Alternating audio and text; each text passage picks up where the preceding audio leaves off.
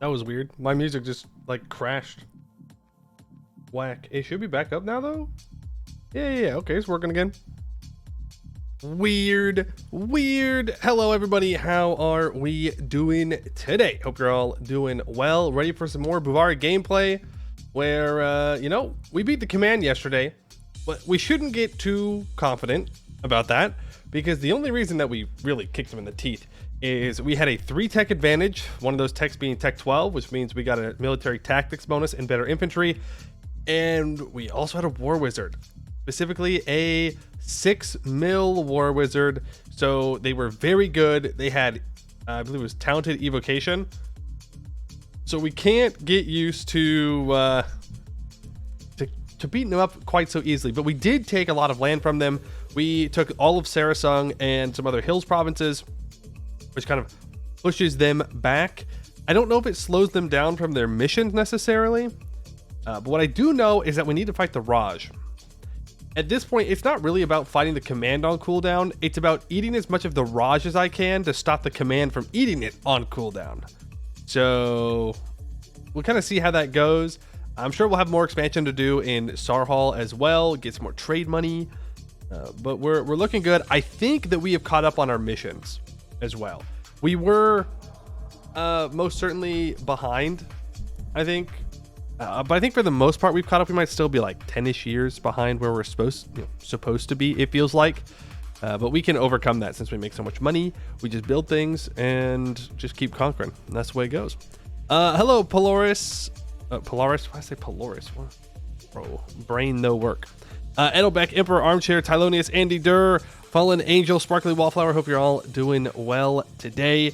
Before we game, we are going to look at the latest Tinto maps because it is a map of the whole world, which is pretty cool to look at. There is one thing about it that is a little bit interesting, I guess you could say, or lack of interesting, maybe more accurate. But it shows us the whole world, which is kind of cool that we can finally see it all put together officially. I know that someone has been compiling them together, right? But this is like their version of it. Hey Moffley, how you doing? But yeah, that's kind of where we're at today. I did promise someone about a Pesto the Penguin update. Unfortunately, I haven't found anything new. He's just been chilling for the last 2 months, which is great. No news is good news, I guess. So that's your Pesto the Penguin update. Still alive, vibing. Wish they made it a real globe. I disagree. I get it, but for this little bit of time that I put into Terra Invicta, is that what it's called? Is that what it's called? It's on my Steam list somewhere here. Yeah, Terra Invicta, it being an actual globe sucks. It just sucks. It makes it more of a pain to move around and see things. The flat map projection is, I think, better for games in general. Yep. But I get the desire to have it be a globe. But let me see here. Tinto talks. Want to looks at it. Want to looksy do. The world, that's what they called it, and they ain't lying. It's just a whole damn thing. Okay, here, put that over there. Boom. Open image in new tab. Boom. All right, we can go here. Ba-dang. All right, so we have the entire map. I can't show you like the whole thing. Well, maybe I can I? Yeah, okay, I can like scroll out a bit. There we go. So this is the whole world of in 1357, right? That's the date, I think. 1357. We get the whole goddamn thing, and it really puts into perspective how empty North South America are, Australia and Africa. There is another photo of the Societies of Pops, but when you look at it, it makes this look real empty. 1337, is that what it is? Is it 1337? Whatever the start date is. But it is cool that we get to see everything kind of put together in general. Look at all that land. It's so free. It's basically asking to be colonized when you really think about it. So this is with the wastelands not filled in. Obviously, the Golden Horde, very big. Delhi and Yuan, very, very large. And it really makes the Holy Roman Empire look very fragmented and small. For sure. But I do like that we can see everything together. But again, it just looks very empty looking at this right here.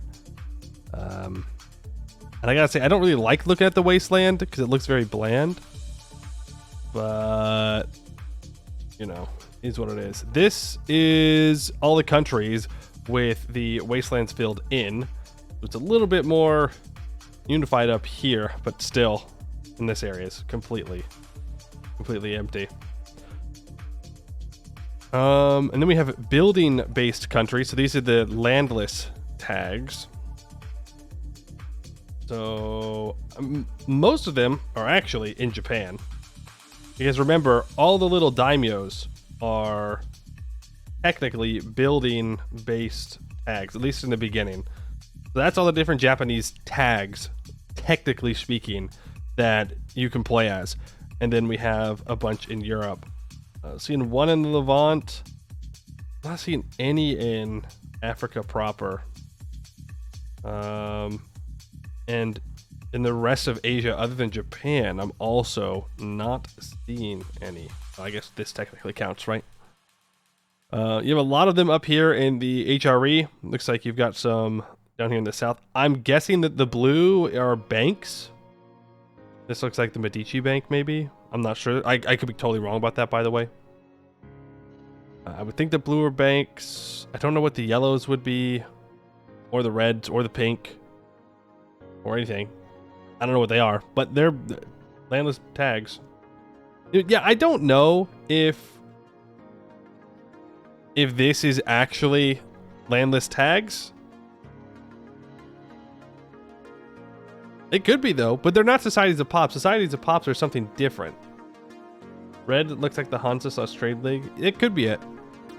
Could be just the Hansa stuff.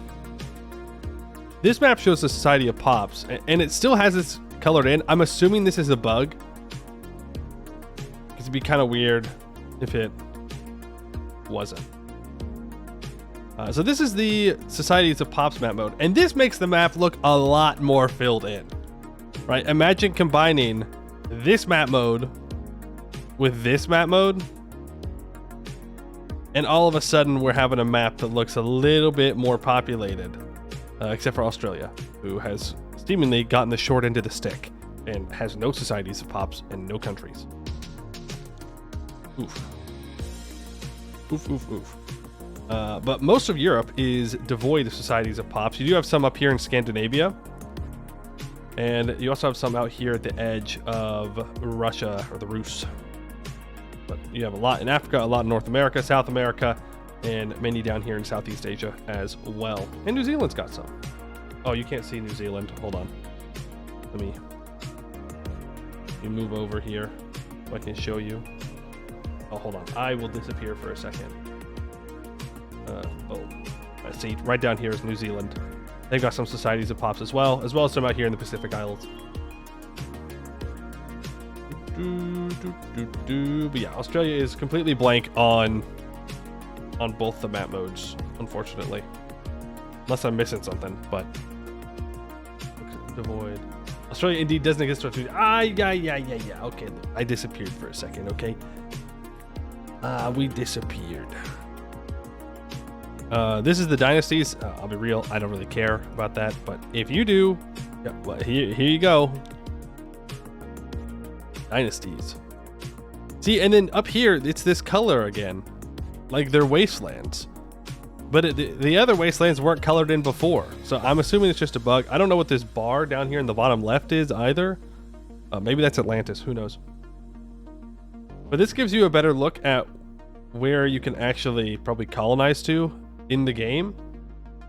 I'm seeing a lot around Australia. I would have figured it'd be a little bit more restrictive, but apparently not. Obviously the Sahara pretty much uncolonizable except for the trade routes. The Congo area uncolonizable, but I mean, large swaths of it you can colonize, so I don't know. We'll see how that goes. I think this is cool. Like the paths up here you can colonize in Siberia. Bar is the terrain test island. Ah, that makes sense. That makes sense. We have country government types that have been shown for across the world. Lots of monarchies. Boo. We hate monarchies. Gross. Disgusting. Imagine. Step hordes. We love step hordes. We have step hordes. We have republics. And I'm only assuming that the white/gray tags are theocracies, which is interesting because I didn't realize that there was theocracy here in Tibet. Kind of cool. Kinda cool. Might be a fun little playthrough there, if playing in the mountains is bearable at all. Let's see. What other map modes do we have here? Court language, again, another one that I don't really care about in the grand scheme of things. We do have some Latin out here for the theocracies and in Hungary. Lots of German, obviously, in Germany. You have French and French. Italian. Nothing too crazy. Again, for me, it doesn't really matter. Locations. I do like this map mode, though. This is all the locations, which are like the EU4 provinces. So the smallest possible measurement of terrain, right? Right.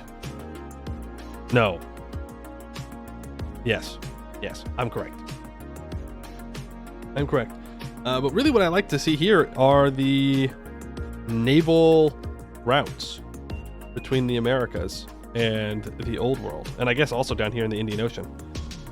So all these areas in black, I'm pretty sure in the ocean are wasteland, same as they are on land. And you can't send your ships there ever. So you're going to have to actually get control of sea lanes in order to get from spot to spot, which I think will inherently make the naval gameplay more interesting, since you can't just like run out and like avoid everybody's navies by going into the middle of the ocean and going around and just taking a little bit of attrition. I think it's going to mean that getting control of these islands at the starts and ends of these paths are going to be very important for like war and holding and taking control of things. But we'll see. We'll see. But I think it looks cool. Oh, there's even one all the way down here. The southern route. Interesting. Interesting. This is the province. So this is like states in EU4, I believe.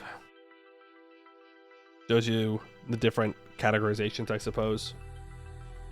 Northwest Passage when? Where is it?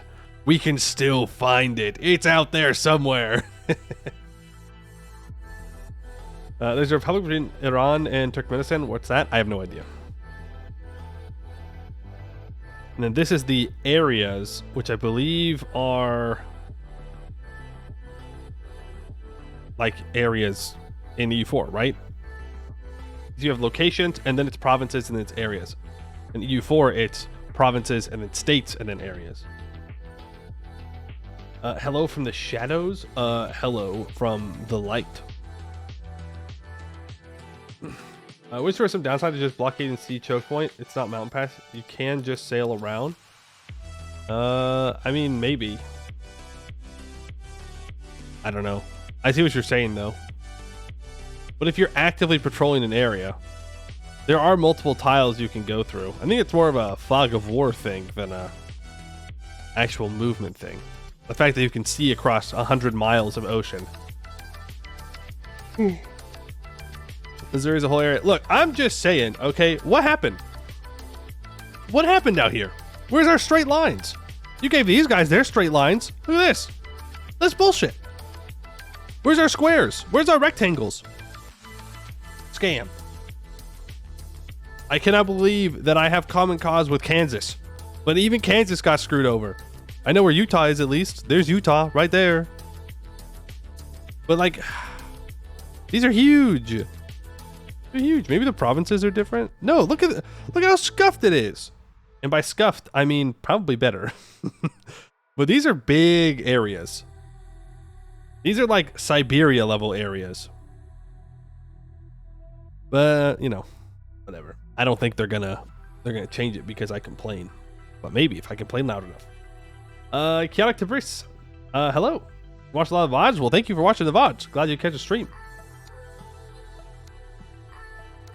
South California should have a lake in that time. Yeah, there is that. But I think that's beyond the scope of the game. Is to I mean, I would love for it to not be beyond the scope, to accurately depict kind of climate changes around the world in the time period. But I can only imagine what that would do to performance, if it's even possible at all. But I think that'd be cool. Right? Like deforestation, mines running out, like those kind of ideas to like push you towards, you know, expansion, to create conflicts would be interesting. Johan did talk about it in a response to the last one, the trade goods post, about like mines depleting, but he said that usually it just becomes very gamey or just feels bad, but they're looking into it. And I don't think it's worth the game feeling bad for, but if it can work, maybe if it's like a game option, I don't know if it's worth doing all the work to make it a game option, but who knows? Maybe. Oklacan, Nebraska. Yeah. Oklacan, Nebraska. Great state. They even got Arkansas in there. Come on, man. You can't put Arkansas in there and then not give like cooler states, objectively just cooler states, their actual borders. What do you mean? Crazy. They also have water freezing as a mechanic. Wonder if deforestation will be possible. I guess it's a good point. They do have water freezing. We do have that. We now have the terrain map mode. A lot of oceanic over in this area, some continental. Gonna have some Arctic up here in the north, lots of arid. You get tropical. I guess this is cold arid here. Don't know if I necessarily agree that this is all cold arid here, but yeah, all right, sure. Like New Mexico's in here. New Mexico's right there. I don't know if I'd classify it as cold arid, but whatever, it don't really matter. I mean, it does matter, but something tells me that changing the stuff around the western half of what would become the United States, not the highest on the priority list. Giuseppe, hello. How you doing?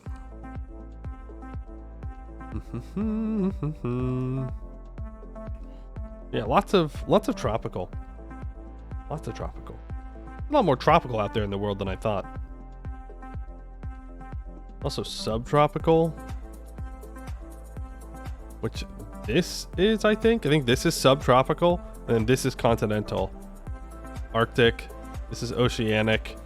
This here is Mediterranean. This yellowish stuff on the side, and then you have cold arid up in the mountains as well.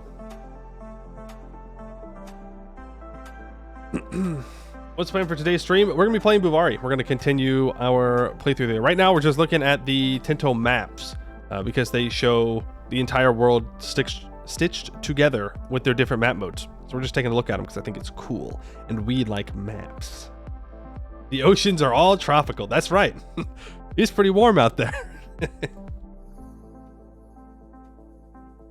Giant sea wastelands should be more even. Well, I just meant the land. I'm not talking about the water. There's a crazy amount of tropical in the world, just not in the part of the world that I am in. Very much no tropical.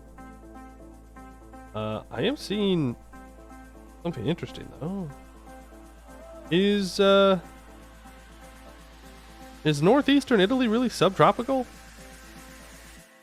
Is that what that is? That's what it looks like. Is it actually like that? No forum post link. I can give you the link. There you go.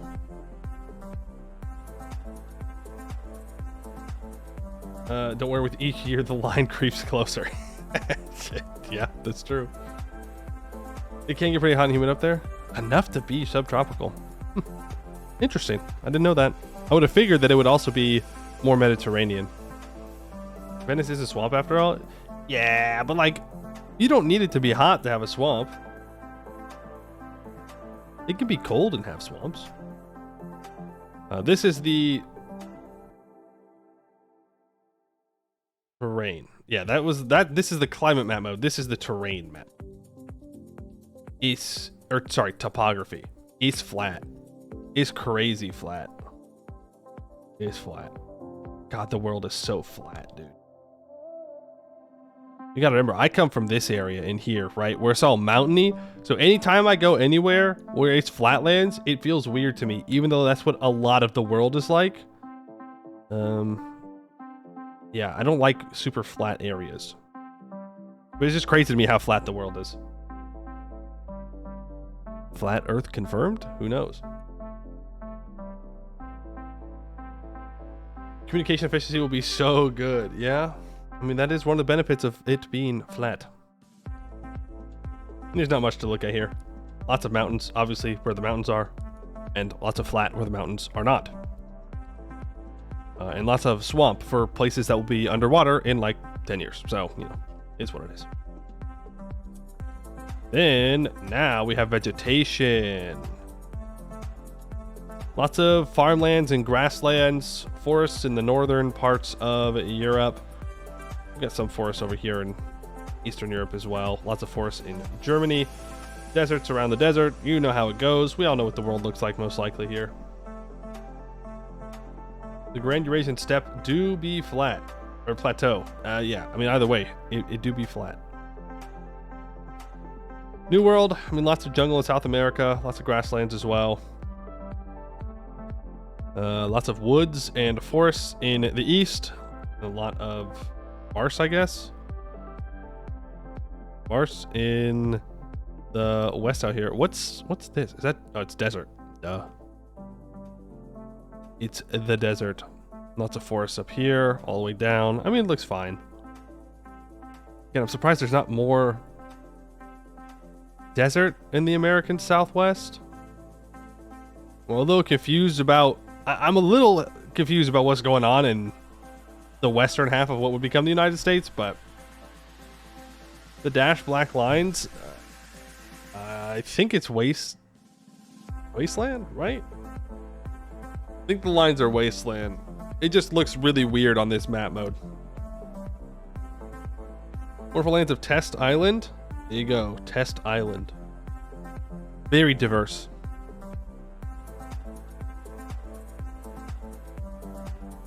There are a lot more trees in the eastern US. No, I know that. I know that. I'm just confused a little bit about how they're categorizing the western US's climate, topography, and vegetation.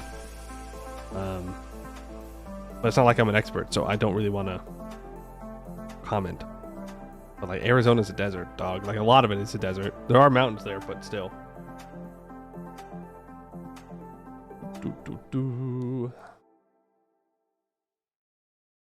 Yeah, I don't know.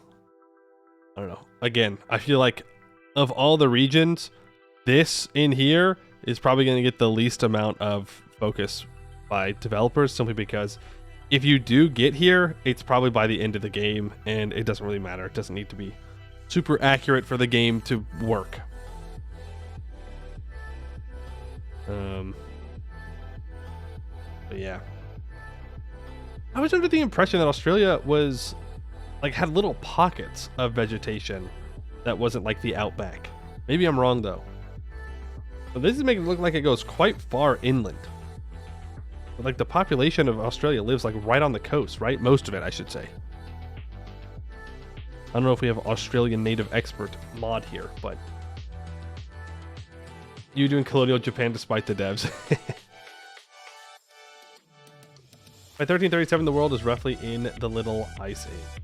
Yeah, but like, I don't know. But again, is that going to change over time? Is the climate going to change over time after coming out of the Little Ice Age? I don't know. That's my question. To get a more accurate look at what it would have been like at the time. when it's the time in the year. You know what I'm saying? They have a pretty strict definition of desert, basically being sand and zero plants. Yeah, I suppose that is a fair way to interpret it. I suppose that means that's why Nevada and parts of Utah are being shown as having desert. Also, if you're ever traveling on Interstate 80, I think it's Interstate 80 into Salt Lake City coming from the west, it is a crazy change as you come down out of the mountains and out of the desert. It's just a desert. You cross the salt flats, and when you get to the other side of Salt Lake City, it does actually start to become like grassy and have some trees and whatnot. But on the other side of the lake, nothing. It's just desert. It's kind of freaky. It also smells bad there. Isn't that Mojave, you know, a desert? Yes, it is. But they do say the Mojave is a desert. This is Nevada right here. Right where I'm circling is Nevada. Wait, is Nevada a wasteland? Not that I disagree. I hate Nevada. It might be my least favorite state. Other than Wyoming. But I don't like Wyoming for different reasons. Mostly because no one lives there. I don't know. I don't have a map that shows the wastelands up anymore. At least not effectively. But whatever. It is what it is. Going from Yellowstone hater? No, I don't count Yellowstone as part of Wyoming. Which I know is not how that works. But in my mind, Yellowstone is its own little thing. Because the rest of Wyoming sucks.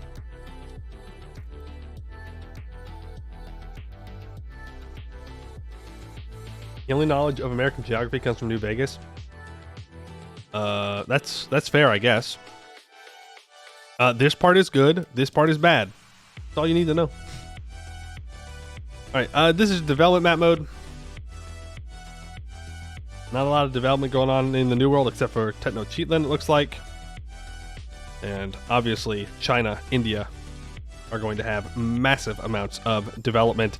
Northern Italy also doing well. Southern Iberia doing well. And the lowlands doing well. I don't remember what development is based off of again. It's been a while since I read that. But, I mean, it makes sense that these two areas specifically would be very green. I question if the lowlands and Italy are actually comparable to these areas in development. But I don't know. So, yeah, there's a good little bit of development down here too. Obviously, along the Nile is developed as well.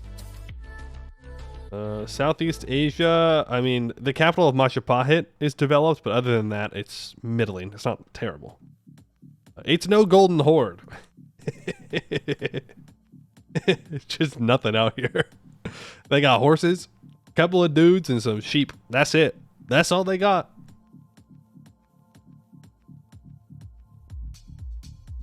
You recently expanded your U.S. knowledge when measuring alcohol consumption per person. Something like 43 of the top 50 counties in the U.S. are all in Wisconsin. I guess if I lived in Wisconsin, I'd drink a lot too. So, you know, it is what it is. What else are you going to do there? Go to Canada, I guess. All right, these are natural harbors. And finally, United States and all of North America in general, we get our representation of how great we are. Look at this. Look at all these fantastic natural harbors. Oh, beautiful. So much green. Remember, the more green it is, the better the harbor can be. Like, the higher the level it can be. And then, yeah, Europe has some too. They have some good ones. Poor Africa. Big continent. Not a lot of good natural harbors. India's got a couple of them as well. Just a couple. China's got a few down here in the south. Looks like there's even one up here in Manchuria. Southeast Asia has a couple in addition. But really, South America has a lot of good ones. Not great ones, but a lot of good ones. It's really North America that just kicks ass. Really does. Good harbors. Are the Great Lakes navigable from the ocean? I believe... I don't know if we're going to be able to build the canals to make that happen. But maybe. But you can definitely build harbors there. For sure. What are we looking at? We're looking at map modes for Tinto Talks. But the whole world is connected in them. Oh, is anything north of Vancouver a better harbor than Rio de Janeiro? El Brazil. No, I think it's because they're just better locations. Like, they're deep water harbors that you can develop to be higher. I don't know about these two spots in particular. I think this is Juneau here. I have no idea what this is. Zero clue. Canada. But they're just good ports. I'm saying this. Look at this. West Coast, Best Coast is almost the entire thing has good ports. That's all I'm saying. There might be more on the totality of the East Coast into the Caribbean, but look at the green over here. Look at the green. But there are lots of good little ports over here in Europe as well, especially Northern Europe. Interesting.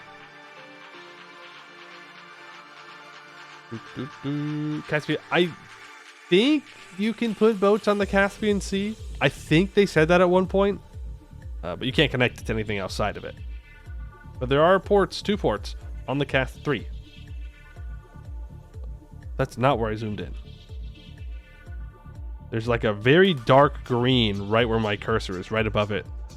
That's 1, 2, 3. I'm not seeing any on the eastern side though. Lower is Juneau. Anchorage is the northern one. Here? That one? That's Juneau? Oh, I guess it's further south than I thought. Guess it's been a while since I looked at a map of Alaska. Not Juneau? Source, you live in Juneau. Okay. Okay. I don't think this is Juneau. I believe. I trust. This seems a little far south for Alaska. You know what? There's a much easier way for me to do this. Map of Alaska. Open in new tab. No, don't open the link. Open the photo. Open image in new tab. You scroll in. This is unreadable. This is unreadable. Open image in new tab. There we go. Okay. Juneau's right here. So yeah, definitely way too far south for the other port. Or, oh, it's the projection that makes it look weird? Ooh. I don't know.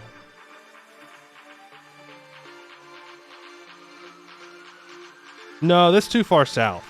It's putting Juneau like here, where my cursor is. That's where it's showing it. Because it's got to be above this little island. Juneau doesn't really have a great harbor. It's on a fjord more than anything. Ah, well, there you go. El Juneau. El Juneau, this place. Anchorage. No, that's not Anchorage. Anchorage is over here to the left. It'd be this one, right where my cursor is hovering. This is like Valdez? I don't know. I gotta admit, my knowledge of Alaska is lacking. Definitely not the state I am most knowledgeable about. But there are lots of harbors up there for when we get there. I hope late in the game. Are you winning, son? No, I'm failing my Alaskan geography test. That is for sure. We can also go through these real quick, and then we can get to gaming. We have cultures. There's no names over here. I don't know why. Or over here. I'm guessing it's a scope thing. Like, even these are starting to fade out. So maybe it's based on where you're centered on? I don't know. But this is what the culture map looks like. The world is full of culture. Just not tags necessarily. Maybe Japan or Manchuria can get there earlier. I guess it depends on the trade winds go and if you can make it across the Pacific, which is a rather large ocean, fun fact. Okay, this is dominant language. Nothing too crazy here. Nothing too crazy. Religions. Again, a lot of the names are not there, which is kind of sad, but we got the big Catholic Orthodox split. I am seeing some purple right there. I don't know what that's all about. I don't know if that's like Waldensian or some other. I mean, it's most likely a Catholic heresy. Could be Cathar. It could just be a visual bug. Like, I'm seeing that there's some other religion up here in Scandinavia. Surely they didn't just put in the Asatru religion for the memes. Things get a little bit more complicated over here, fun fact. A little bit more diverse, which is, you know, good. Bantu. Yeah, I mean, religion map mode, there you go. Raw materials, this is unreadable. This is just colors.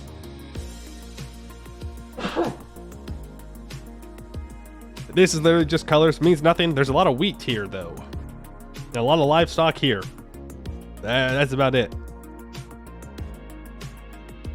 Norse religion did still exist in very small amounts in 1337. Right. Is it enough, though, to show up on the map? This is a map mode I have a problem with. This map mode is way too dark. Way too dark. This is very difficult to read. A lot of these names, even though they have white outlines, which definitely improves the readability of the names, it's still just dark. Like, imagine flipping from your religion map mode to this map mode. Like, that's yeah, it's E for dark mode, true.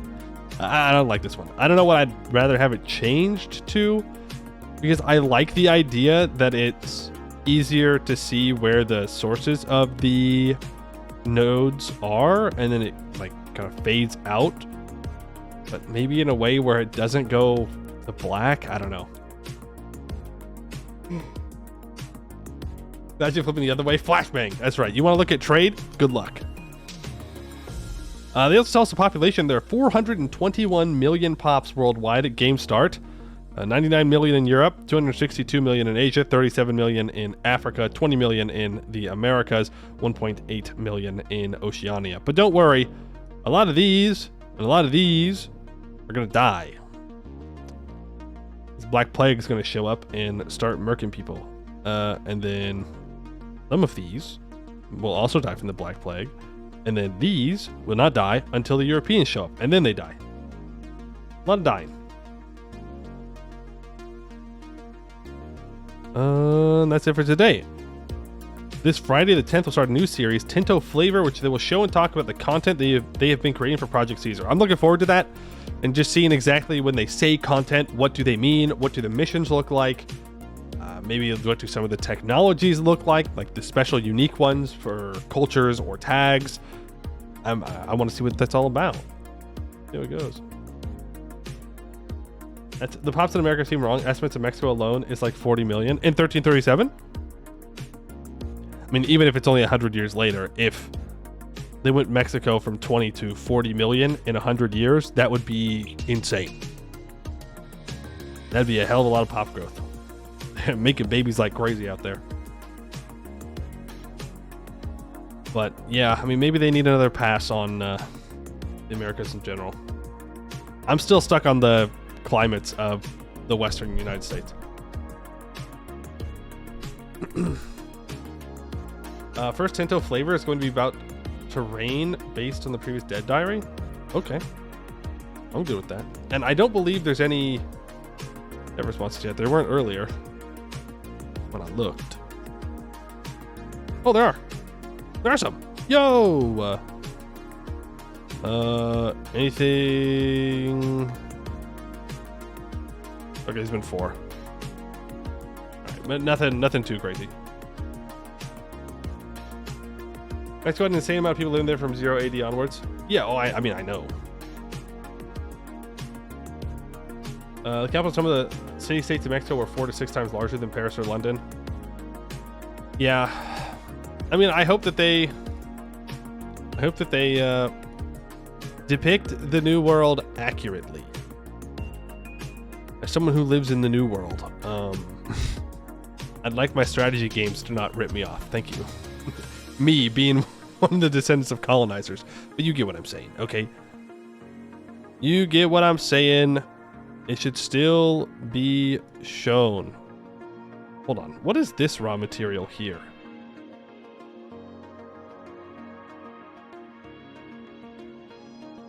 What is that, like, tan color? What is, like, the entirety of the Western United States producing? Is it? No, well, maybe it's grain? It could be grain. But, like, I see it over here. It almost looks like sand. Sand. If it's sand, damn, that's a lot of sand. Didn't know they had sand all over the place. That feels a little weird to me. It might be that it doesn't have a trade good. Let's say wheat. It's wild game. That's what it is. Look, you can see it here in South America. It's wild game. All right. I mean, fair enough, I guess. Sure. Yeah. I mean, I don't know what else is going to be there. Buffalo are still around, so that's good for them. You change trade goods at all? I don't know if you can change RGOs. If they've talked about it, I don't remember. Don't remember. Damn. Yeah, this is nothing. This is just colors. All right. Well, that was the Tinto maps for today. I mean, there's some cool stuff in there. It'd be weird if EU4 you can change trade goods, but EU5 no. Well, you can change trade goods through missions, right? You can't change trade goods in EU4 on your own. I can't just decide to start growing wheat instead of, you know, of raising livestock. Can't do that. Even though it'd be cool. So much of the coming exchange is just torture corn. Like, why waste the resources trying to express that if the moment euros show up, everything and everyone dies when vultures pick the corpses? Wait, what do you mean?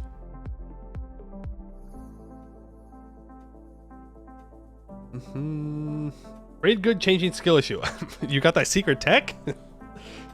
The secret change trade good tech? Because if so, I've got some gold provinces in some farmlands that I'd like to set up, if you don't mind.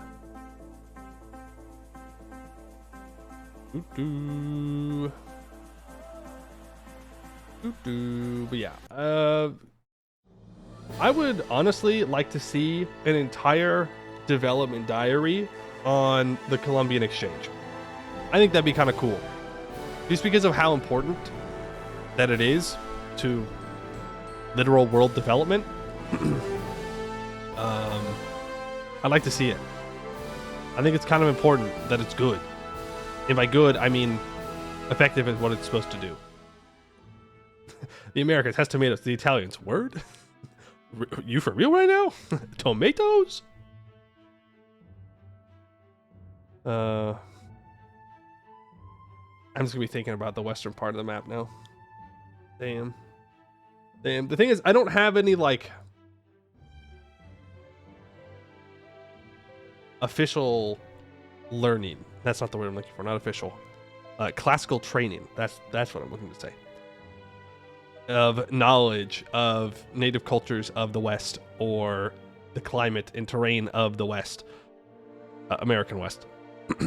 But it did feel a little weird to me how they divided up the terrains, and even the trade goods seem a little odd. Though I suppose the whole idea of trade goods is a little odd. It is simplified, so you just kind of have to pick one. And if you're not going to have any starting tags in the American West, then yeah, wild game would technically be the correct choice. Maybe when you colonize it, it changes the trade good though into something else. I could see that happening. But then I have to ask, why does it have a trade good at all? And why isn't it just a question mark like an EU4? You know? To be fair, the natives of North America didn't write a whole lot. That's true. That's true. They didn't exactly have the Library of Alexandria hanging around.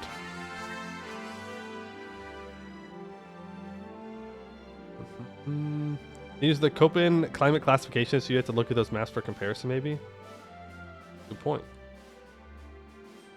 All trade goods change to hops and hazelnuts. Well, they're not changing to multiple kinds of spices, that's for sure.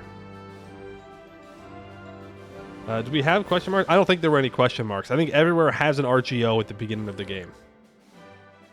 Yeah, there's no random goods. But like, how does colonization work then? Like, am I going to know what I get when I colonize the spot? I think that kind of takes the fun out of it.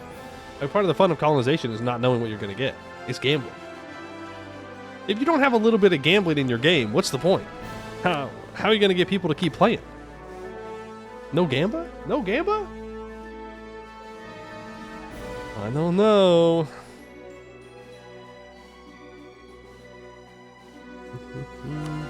The Spanish famously did not colonize Brazil because they didn't want more wild game provinces. True. Their market prices were stable back home, and they're like, you know, we don't really need this, guys. We're being kind of greedy if we go take these wild game provinces. The interaction with natives to get tobacco seeds. I mean, yeah, I guess another thing to think about is, how do you define as something being an RGO versus not being an RGO? Like, do you need large-scale production of a good for it to be the RGO compared to maybe more localized production but enough to sustain the population? Do you need enough to export, or can you just have enough to meet your population needs? How does that work with societies of pops? Do societies of pops have different levels of categorization for what counts as their trade good in their provinces versus not? I don't know.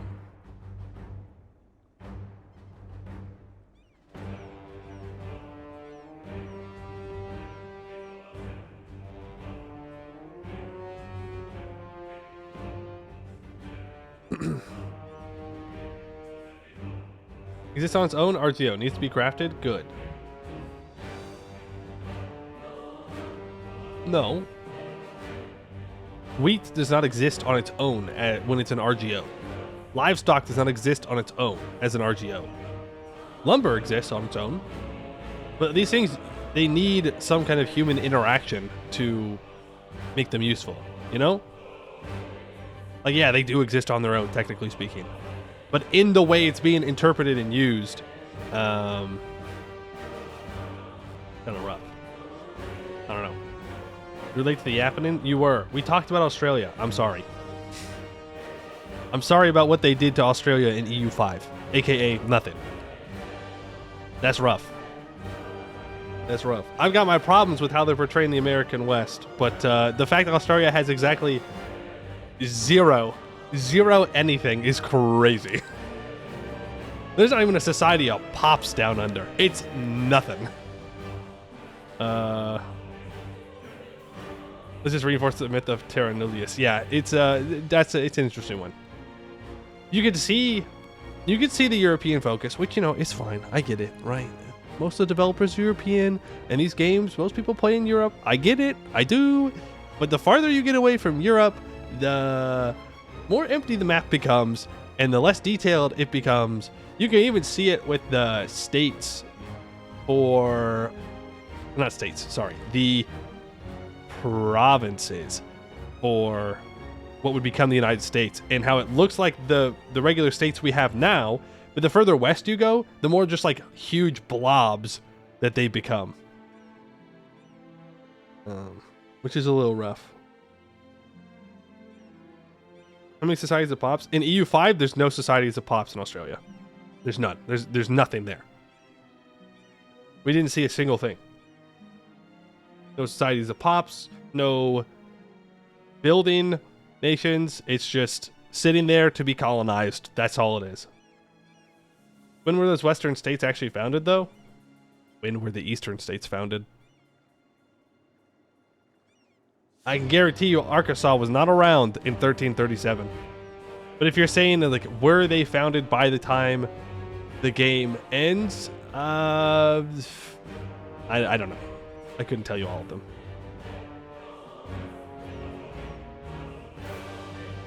You tell that none of them actually bother look at Australian Indigenous society because that's unironically they're like organized taxation away from actually meeting the criteria for full nation states by the criteria they talked about months ago.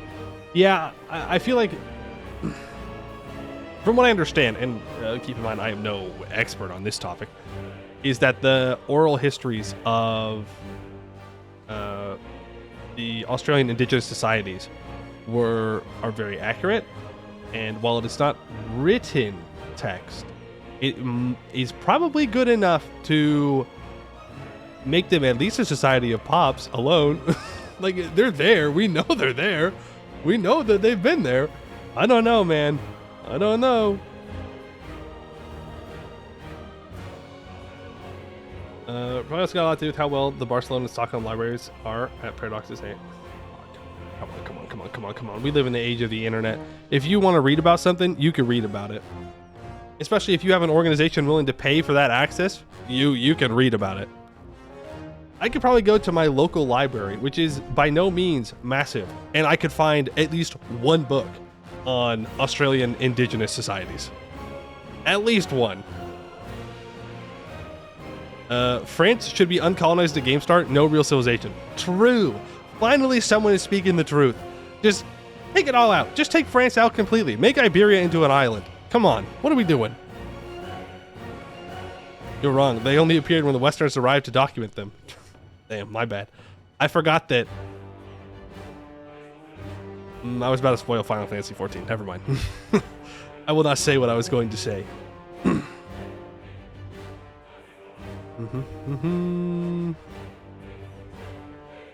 You look like it's almost 10 for free, but they can pay through the nose for digitized material. Yeah, like if you want to get information. I don't think it's a restriction of that. I think it's a restriction of scope and time and money. The unfortunate demons of game development. You can't beat them. You gotta kind of just work with them. And if people don't play in the areas, then they don't make the content. But if you don't make the content, then people don't play in the areas. So it's kind of a bad situation. Really, you haven't already? Technically, I was supposed to already be switching over to the EU4 to our Bhuvauri, but we kept yapping a little bit. But you can still hear EU4 in the background. Final Fantasy 14 is 10 years old. You spoil it? No, I would never do that to someone. Hello there, hour late. Didn't miss anything. Yes, you did, Nurcore. You missed the yapping. What do you mean you didn't miss anything? Kinda rude.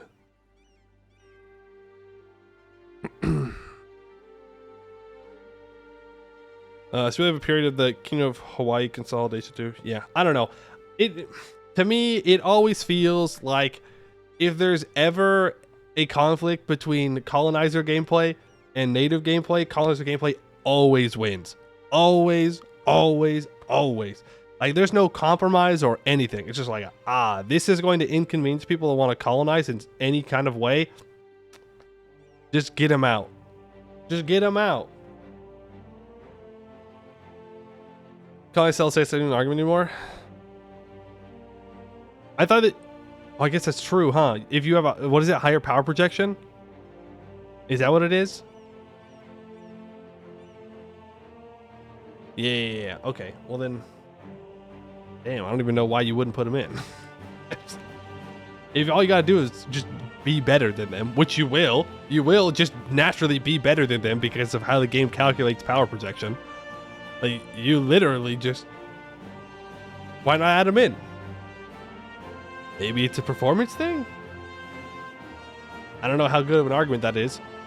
I don't think it's a very good argument. But I'm not saying that's their argument. I don't know.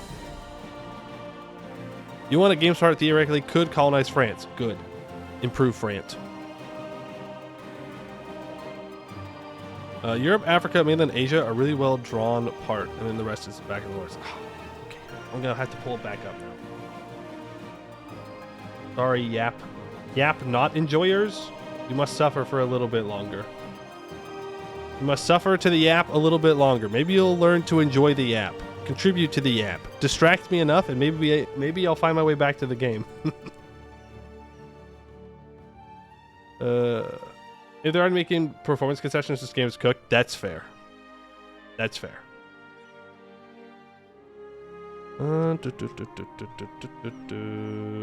You despise yapping, and yet here you are yapping. Interesting. Checkmate. Checkmate. Okay, you're saying that Africa, Europe, and Asia are well drawn, but everything else looks bad. And the rest is the background. Oh, I see what you mean. Okay, yes. The horse drawing. I got you. I was gonna say, I was like, I don't know, I'm looking at it. It looks fine. Like, it looks fine. But yeah, it's the horse. Horse, half good drawing. Well, I guess it's like... Most... The one I'm looking at, the front half is bad and the back half is good. The rest is ass. I thought you were talking about this thing right here. Hold on. Open image in a new tab. I thought you were talking about this. I thought this is what you were referencing. Funny. But it was backwards. It was backwards. But I get what you're saying. Can't wait for the 2 hour of yapping. No, we won't do 2 hours of yapping today. Don't scare the yap haters like that. Give them a damn heart attack. I don't know. I could talk for a long time about some of the stuff in U5, but we're here to game too. But you never know. I could yap with the best of them. I'm going at 14. That gives at least an hour more to yap. At least. I could probably talk for many hours about Final Fantasy 14, but I will not do that to people. I understand not everybody plays. Not everybody wants to hear about Final Fantasy 14, and that's valid. Kind of. You should play, though. Did you know that it's free?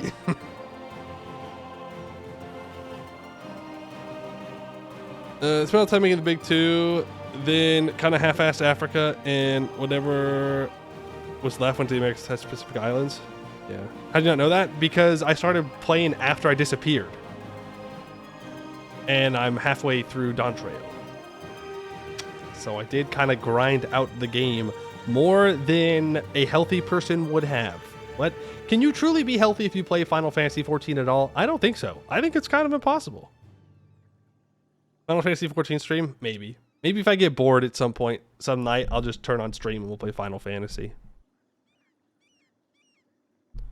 Guild win? I just joined my homies free FC, so I don't know. Are you pretending he didn't disappear due to 14? I mean, it was a contributing factor. There are many contributing factors. Looking at EU5 map, where's Insaya? Bro, Insaya's got more content than Australia does. Just put it in there. Take it out. Take Australia out, put Insaya in. Boom.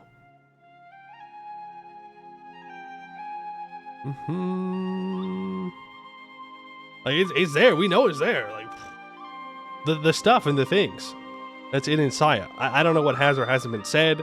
Not like I know a whole bunch about it, but I know some stuff about it. Made more for Insaya than Paradox did for the base game Australia. True. For EU4 Australia and for EU5 Australia. Combined even. All I know is that Insaya has kobolds. That's all that really matters at the end of the day. New continent. Okay, does new continent have kobolds? If yes, I play. If no, I still play, but I'm sad. Well, I'm sad. That's why Sarhol, worst continent. Not from anything except for the pure fact there are no kobold tags at the start. That's it. That's it. Everywhere else has kobolds. Kenor, check. Serpent Spine, check. Hales, check. North Alien Tier gets kobolds. Eventually. South Alien Tier, also bad. No kobolds. Sarhol, no kobolds. Bad. Any questions? I'm pretty sure I've been clear. Insaya will have kobolds.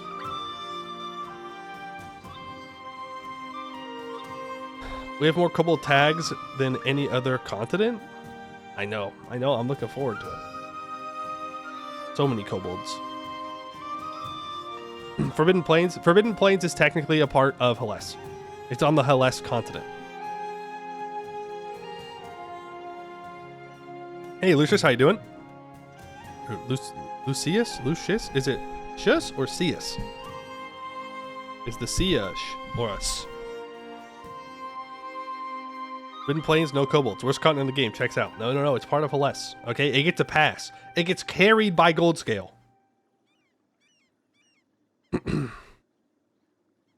Kobold and Joyer got kobold models, but we deserve no harpy models. No. The community does not deserve harpy models at all. Okay? Because here's what's going to happen.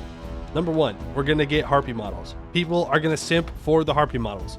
Number two, the harpy models are not going to be hot, and people are going to be upset that the harpies aren't hot. That's kind of what it's going to happen. Eskin is in Canor, yes. Eskin, Eastern Canor. Hierarchy, I sleep. Triarchy, real shit. Goblins and kobolds? Yo. Look in general in my server. Okay. Everywhere. Yeah. Yeah, exactly. Exactly, yes. That is it. It's just the horse photo that we looked at. Yeah. That is kind of how it be. Harpy enjoyers are a weird breed. That's true. But I'm not out here trying to, dissect why people are thinking birds are hot. Ain't none of my business. Okay, you do you. I don't want to know what's going on in your weird little mind. Why do people simp for harpies when there are perfectly good women who have arms and feet? Interesting distinction you've made there.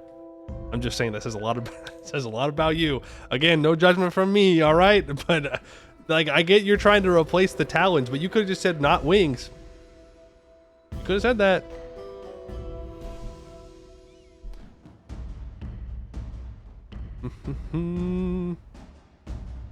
Harpies do have arms, they just also have wings. They got both. Oh, yeah. They got the back wings, right? The wings that come out of the back. Which means the only thing you said that they didn't have were feet. Interesting, I'm just saying. Everyone will play harpies when they have models. Okay, be so totally real. How often do you just sit there and look at models, though? Like, don't get me wrong, it absolutely adds to the feeling of playing a tag. Is it enough to make you play a tag? I don't know. I guess it depends on how horny you are for harpies. If that really pushes you over the edge playing a harpy tag, that's great, I guess. You get to enjoy the content that was made. Harpies are insects confirmed. True. 3 sets of limbs. Insects. Interesting. It's a good point. You need to play Mecha with friends. Can you catch the VOD? Yes. ! VOD will get you to the VOD channel. You could go subscribe to it for free. I usually get them up within a couple of hours sometimes, couple of days sometimes. Who knows? I've been pretty good the last couple of days, though, on getting them up early. It's enough to make you play Orbitrol? That's fair. That's fair. Trolls are cool. Thank you. You're welcome. Penguin or seagull harpy win. Okay. All right. We're gaming now. The Yapping has been officially canceled. The Yapping has been canceled. People are trying to make penguins horny, and that's weird. Europa Universalis 4. Which category? Boom, boom, boom, boom. Which was an option to turn off some of the models. You imagine letting your game run a lot faster? I don't know how much effect models have on performance. I hope not much. Tokamak, thank you for the 19 months. Appreciate that. It'd be weird if models had a performance impact. It's just like a mesh on top of it, right? It's not like actually doing anything. I don't know that much about game development. I'm just talking out of my ass, but it makes sense in my head. What about hornies about swimming harpies? It's an interesting idea. I mean, I guess. I suppose.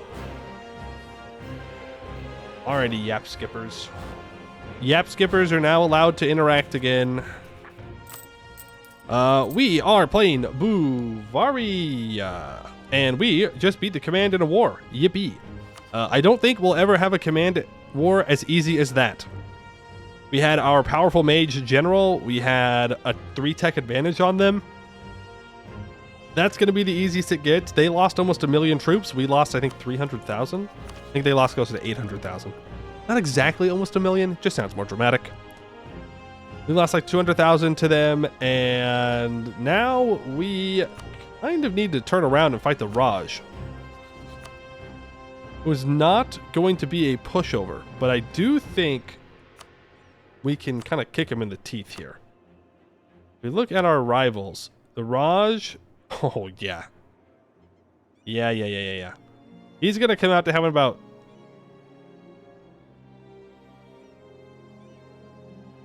Four something? 4.2? I don't know if that's good math. He's going to have less morale than us. His discipline is atrocious compared to ours. We're going to kill him. His troops are going to melt when they touch us. 3.6. Math. Yeah. You know what?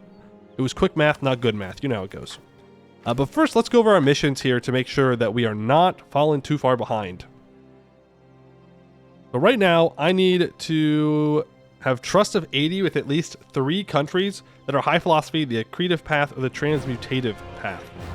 We have allied Chinmen Rung a while ago, and our trust is maxed out. We have allied Beyond Fang for the mission, recurring favors to get our trust up to 100, and we have allied Arakellen, so that way we can get our trust up with them as well through favors. So we are working on that, which is good. Then we just hire a specific advisor. There is smoke on the water, where I need 100 opinion with Kyotodora and Kirasapid, and then I need 40 spy network on the Raj. And then there's a chance that they would become my subject, maybe? So maybe we don't go to war with the Raj? I feel like we should just go to war with the Raj. Because we're going to need, like, all of this if we're going to be able to keep up with the command. We'll see.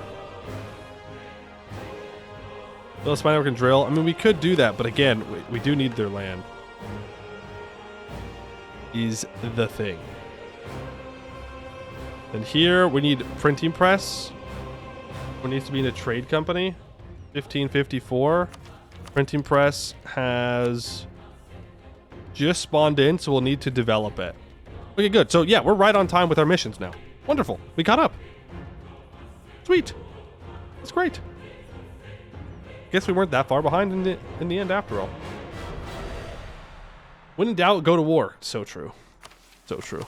Now, do I need to go south at all? Don't know.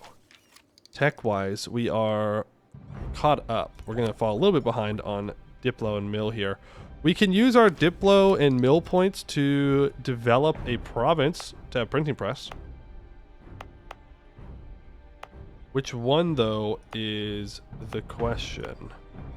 16's not too bad if we want to develop Pruakin, or Prukakin. Yeah, Prukakin.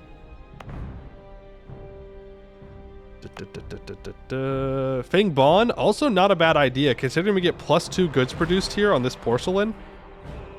We get +1 from the porcelain city, so that's +3 goods produced on this province. That sounds pretty tempting.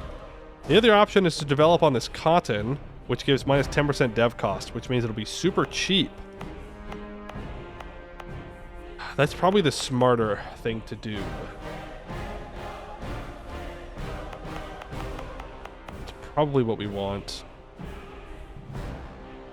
Monsoon, tropical. Our mages are loyal right now. They're not very powerful. That's okay. Dev it all? True. I should just develop everything. We will add this to Parliament, because it will also make me more money. This gets to 15. Make sure we expand. Do 25. 30. Expand again. Oh, there's printing press. It will spread to our capital rather quickly. And then hopefully down into Ishidin relatively quickly as well. And with those 3 provinces, we should have enough to embrace it. We could upgrade Sarasung markets. I think what I want to do first is turn Sarasung into an absolute hell for the command to touch. And just build a fort on every single province. Yeah. Yeah, that's what I want to do. As for my fort lines, I need a fort here in these hills in addition to that. Ramparts. We could do that. We could build a ramparts here. Let's build it at least in Sarasung proper. With this money, we can get another level 3 center of trade.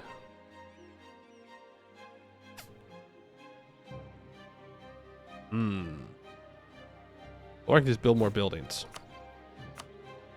We do need schools in every province we own, so let's get those built up. Oh, yes, build that workshop, please. 0.16 is pretty good. Force limit. Very tempted by force limit, but let's get some money. Are we at our force limit, by the way? Yeah, pretty much. The forts of Sarasung, that's right. That's exactly what we're doing here. Right. I was drilling these cannons. You were going to start drilling. Oh, yeah. We stopped because Jad allied the command, but we're in a war against Bois de Kinchi. Right. Okay, I'm caught up now. My brain has caught up with what's going on. So I wanted to move these 40,000 troops down south and not drill them. Move those bad boys down to help out in this war. We had to join it. Our ally called us in, and if we declined it, we would lose trust with everybody. And since we need trust for our mission, we have to join. Had to do it. So what was the other place? Get to Dora and Airship Pit. Get improved relations with them. Then we'll build a spy network up on the Raj, and it will be good and wonderful. Now, Bois is going to be a little scared to fight me. The Raj starts their golden age. I disagree about this being your golden age, Raj. Just want to let you know. Not to be a hater or anything, but I think the command and I are going to just take turns obliterating you. It's nothing personal. Nothing personal, just the way it is. Now, Blah has 50,000 troops. I could send my 10,000 cannons down to take their capital. So, let's do that. The 25 can stay up here and keep sieging. I do have this 4 siege general. Let's put him in charge. Too fast. How's the stressful population malice looking now? That's a good question. Plus 2.5 dev cost. We still have 200% merc maintenance cost. I don't think it's changed since yesterday. Yeah, we need to complete In Search of a Better Life. And in order to do that, we need the trust with everyone. So once that trust goes up and we can get that mission done, we can lower it again. Which would be very good. Very, very good. We have in election. He's a 442. Silver Tongue is nice. Unfortunately, all these guys suck. I guess we go with the 432.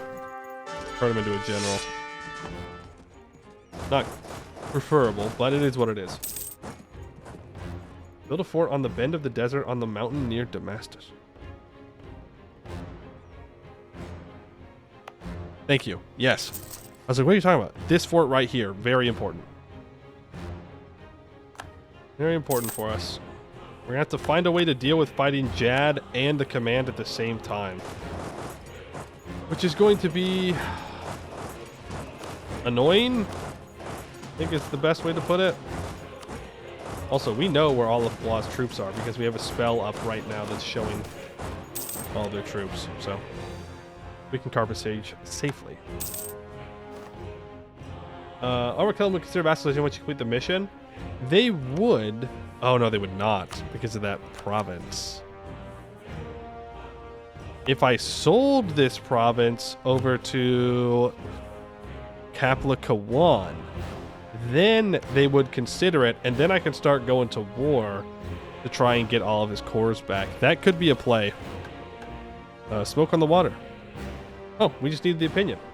Okay.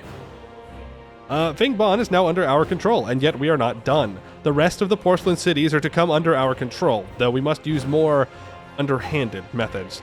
Nevertheless, this plan must start via economic influence. Dromaya gains an elven minority size. The event and offer they can't refuse happens, and Bhuvauri, we gain a bunch of claims on stuff heading up into the Raj.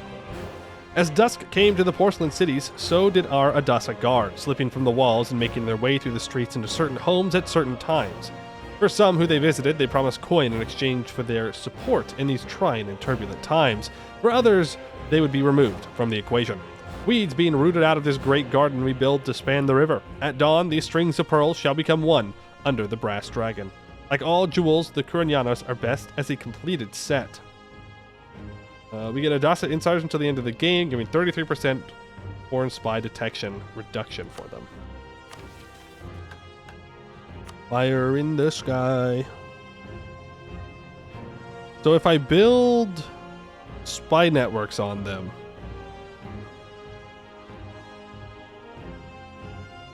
then I can take them as a vassal?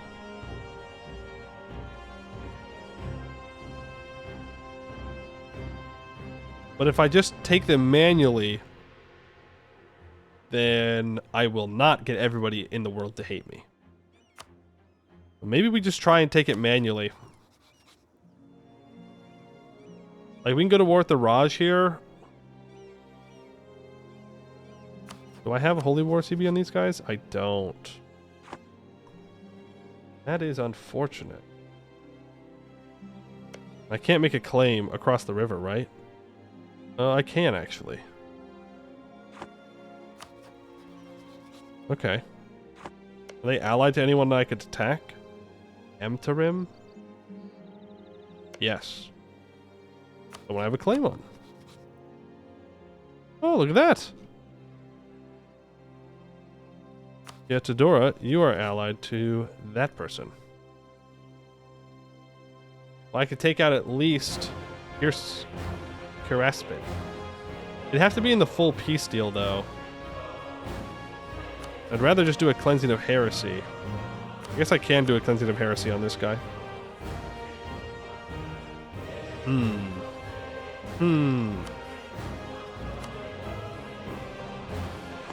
How big of a deal is it if I get this done immediately? It is more money. This requires 7,000 ducats or 3,500 ducats in Tech 16. And then we need to own all of these cities, which we do. And then we get a permanent claim on all provinces in the Kuranyana trade node. I mean, that's pretty good, but only for going to fight the command, really. So it's not a huge deal, but I definitely want to get control over Kiatadora before the command does. For sure. So for now, I think we'll just... And this co-belligerizes him.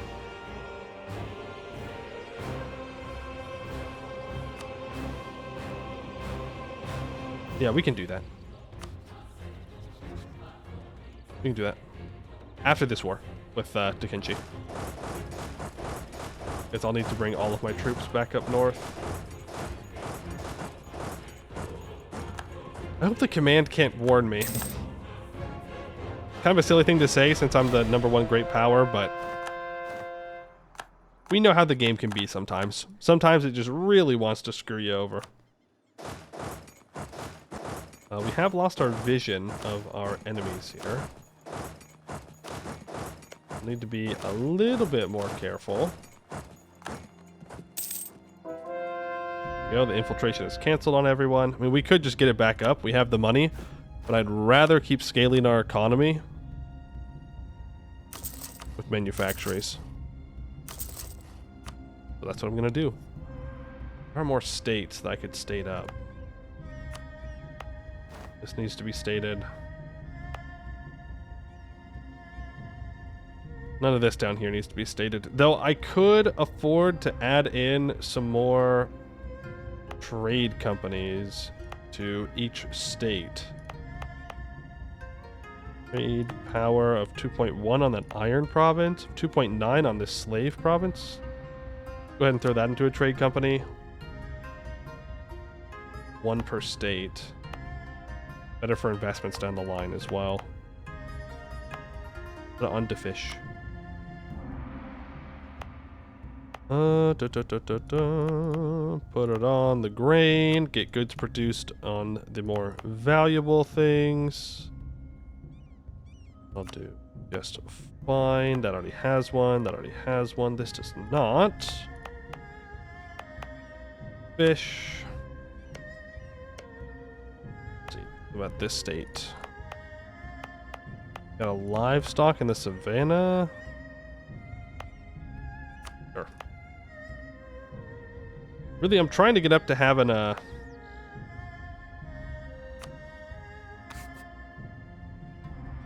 thing here. A merchant from this node.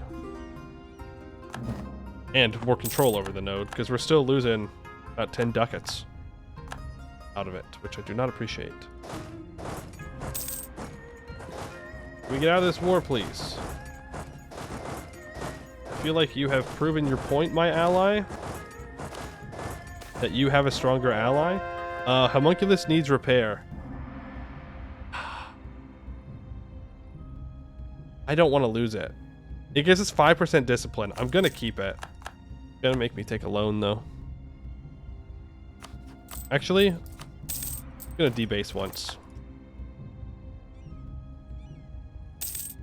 I just took a loan, didn't I? Never mind. Never mind. I was just gonna debase and let our corruption let it bring it down naturally. Takes loan anyways. Funny. Whatever. It don't matter. Alright, we walk down, grab this other fort. We're at 53%.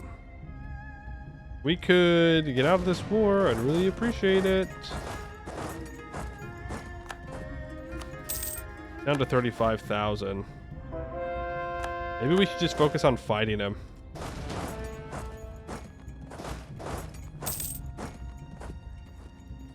If I can kill all of his troops...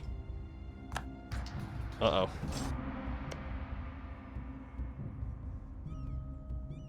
That's not actually that bad. Not preferable, but... that means that we'll just jump on the Raj right after the command is done with their war. Feels bad. Let's make sure we don't max out on favors with these guys. Increase trust. Gets them to 100. Our Kellen. Let's increase trust. Gets you to 90. I've already influenced them. I don't need to curry favors with Beyond Fang anymore. You want to be my vassal?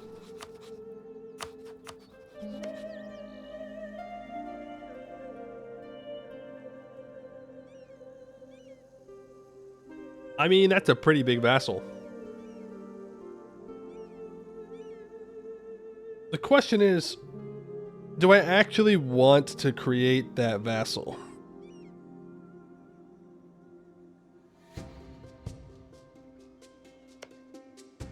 How long do the cores last? Another 100 years or so. Why not? Because I'll never be able to integrate them. That's why not.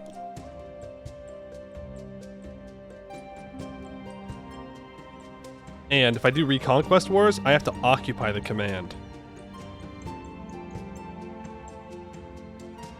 Just integrate him. True. True. Just use commands. Obviously. Use commands and win.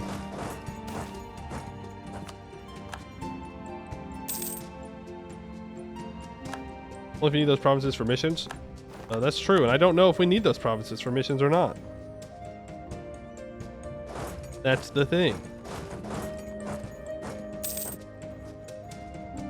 Oh, do you need to occupy? Can't you just return? No. If I do a reconquest war, it is war score based off of occupations. That's what I mean.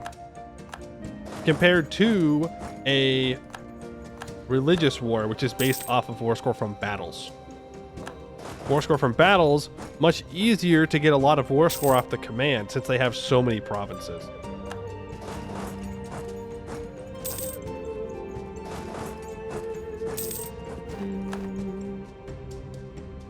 You didn't give me anything, right? Good. I didn't want anything.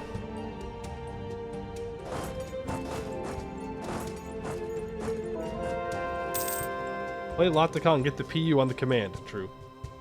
Alt F4 and Beyond Pain will be gone in an instant? I mean, that is true.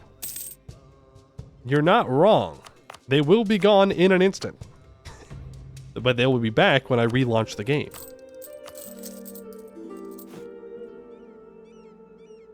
I'm afraid. I'll tell you. What's the deal with these Elmora? What do you mean, what's the deal? They're big. Mind on tech, sure, but still big. No way I can fight Jad without fighting the command. That is going to be one huge pain in the ass. Ugh. Blech. Feel about that. I need to save up money so I can upgrade all my ships. The Canorians are going to be here, so I need to make sure that my navy is actually ready to fight them. Should also have some more heavies. We have the money for it.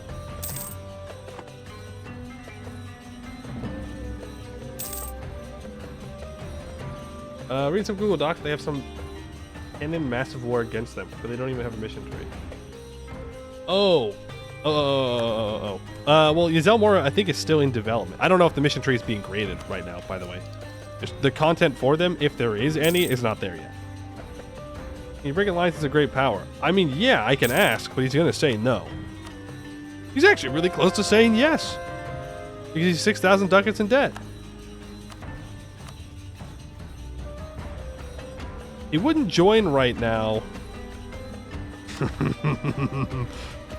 I don't think breaking truce is the correct play. But it's only in 63 that the command war is up.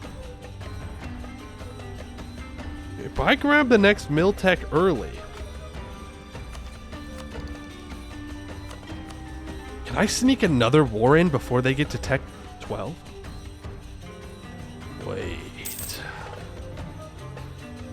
Wait a second. Where am I getting? Okay, just raise the autonomy down here. Come on. I don't want to deal with those rebels. I don't care.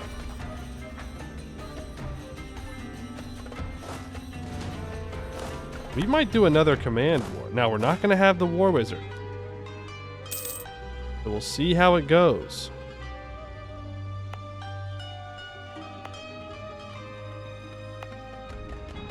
But sell our Kellen and vassalize.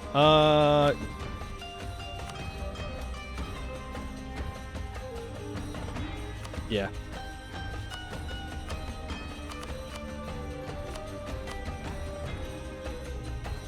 Probably a good idea.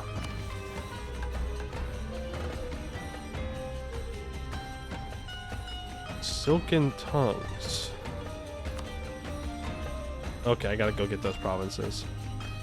Need a diplomat, theologian, or a statesman?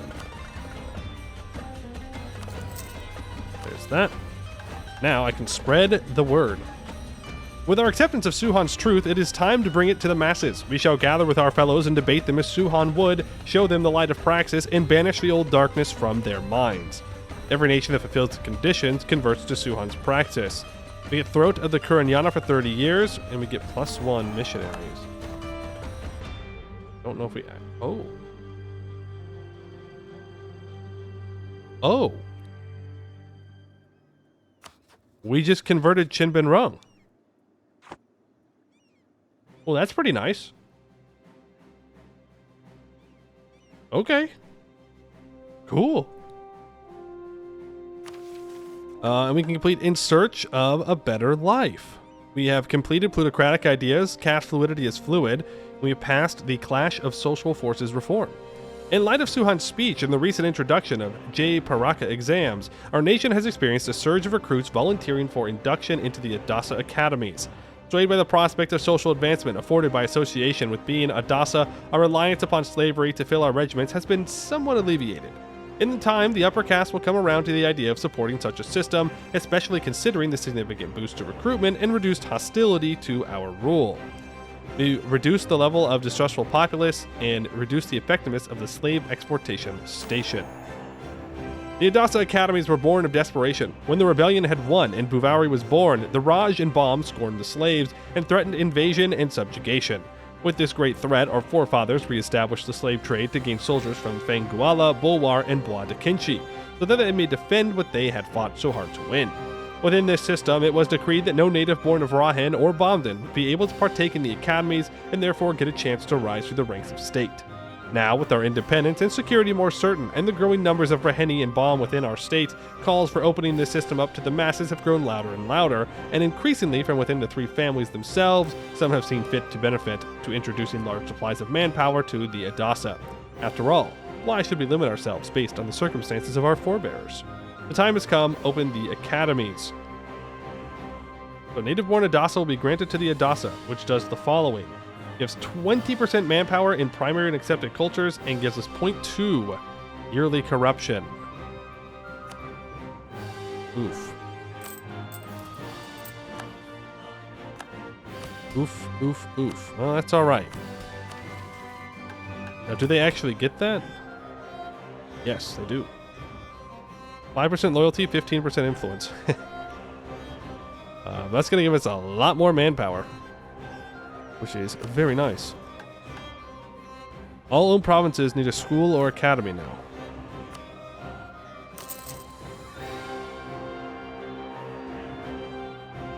Oh, I had one province up here that didn't have one. Wait, no, that's a 53%.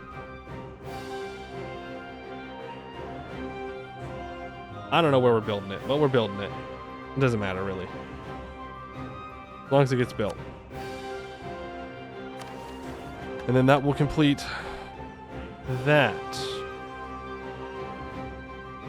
Schools and academies will also give the following effects. +1 possible number of buildings. Oh my god. So it actually does give us an additional building slot. That's crazy. Let's see. What did our distrustful populace go to now?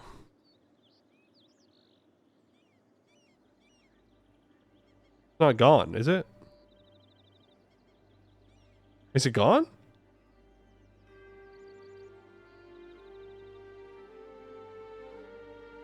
Maybe we need to wait a month. We may have fucked over Chinbin wrong. I don't know. They just started their golden age. But we may... we may have just taken their prestige and their religious unity into the ground. So it's possible we just killed our ally. But that's okay. They don't need to be strong anyways. They have us to protect them. I'm not seeing it. Oh, there it is. Distrustful populace 4. Minus 15% national manpower, plus 100% merc maintenance and cost, 20% cost of reducing war exhaustion, 15% advisor cost. We still have +5 minimum autonomy. Damn. Damn. And now we have to embrace printing press everywhere. That's not in a trade company. Let's save up the money to do that. Bring these 25,000 troops back on over. Our force limit is 162. Combat width is going to increase by 2 here. Build another cannon. let's just go to 30 cannons just to make sure. You go to 36 infantry just to make sure that we're good with our front line. You can start drilling. Save up, embrace, then we'll upgrade our ships. Plus 100% merc cost. That's basically free when you think about it. We also get an additional missionary. Yeah. We'll do this. We'll gain a little bit more missionary strength so we can convert faster. These Jad provinces. We can get an age ability. Let's go for institution spread and true faith provinces. We will embrace said institution. We can take admin tech and diplotech.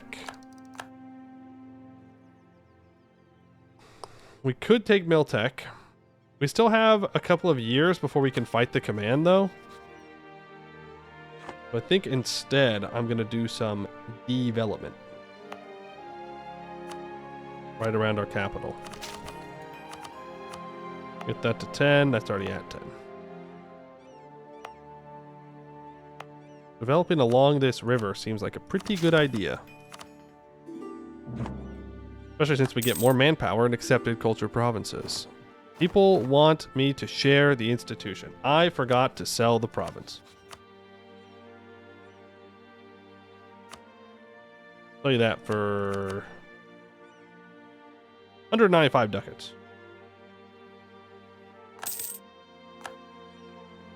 Then, Arkellen, you will become my vassal. I am over my Diplo relations right now. Abu Dubaka. Yeah, I don't need this alliance anymore. Beyond Fang.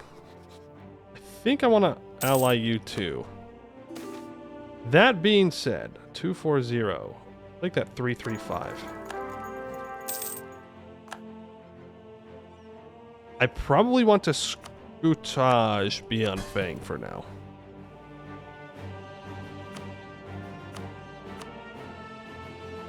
Yes, for sure. I don't want Beyond Fang being involved in my wars against the command. Command takes a bunch of land off of the Raj. That's fine. I mean, it's not. I'd rather them not do that, but beggars cannot be choosers. Let's start building a spy network up against the command. Get ready for that. I could go and do a quick war against Shia here. Again, not defendable though, if I take it. Cannot defend that land from the command. I wish. I wish we could do Reconquest, but they're gonna hate us too much. Yes, I've vassalized both of them. And I could ask my ally to break their alliance, and I can do a Reconquest here for our Kellen in the meantime. I'm not against the idea. Get these boats upgraded. How many forts do they have? Not many. Certainly help make our Kellen stronger. I'm just not sure how much it does for us specifically. Good for my army tradition if nothing else. I mean, that's true.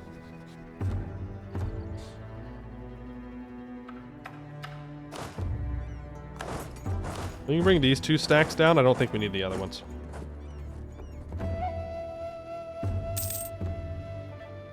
Rahen is not India? Yeah, pretty much.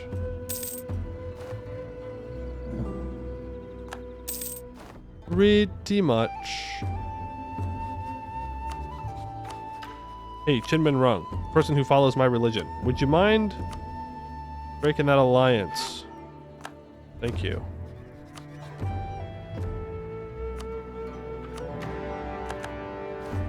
Appreciate that. Keep drilling. I just gotta make sure we keep an eye on them so they don't get stack wiped. That would be very...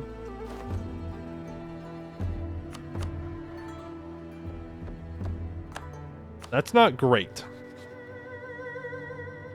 That's going to help the command catch up on tech, which we don't want. Very much do not want that to happen.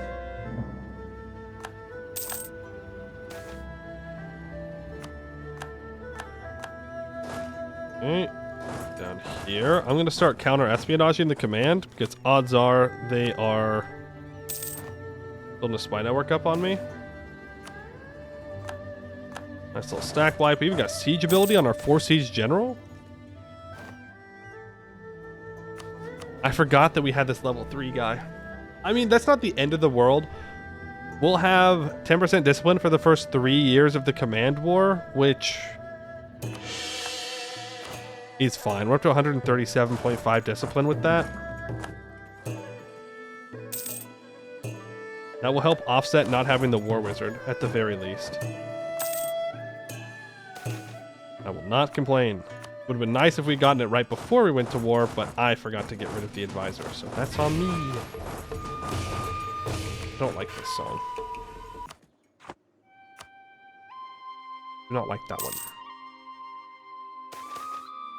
Half-orc recruitment drive. I'll do the half-price one. Printing press gives benefits. Very good. About to max out on mill points. I'm going to take it and upgrade our northern forts.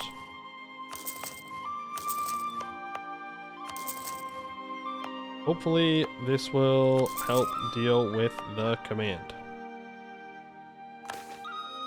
Magic syllabus needs updating. How about no? What if I simply don't do that? 954. How many trips does he have left? 18? And split into 10k stacks. Should be fine. Right now we're just waiting for printing press to spread everywhere and for those schools to be built.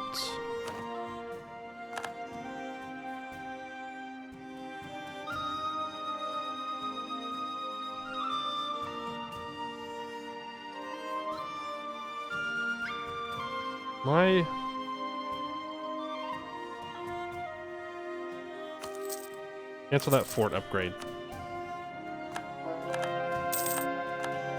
Build the temple. We need the temples for the mission. Stay focused. We can choose a parliament debate. What do we want? Don't we get a special parliament from this next one? That's a privilege. Unlocks establish allowance parliament debate. Yeah, we'll hold on to the parliament then. It's a little bit more corruption, but we have the money to pay it off. Always kind of funny to think about that. How do we deal with corruption? We pay it off. You know, just kind of seems like we're making the problem worse. If you ask me, but whatever.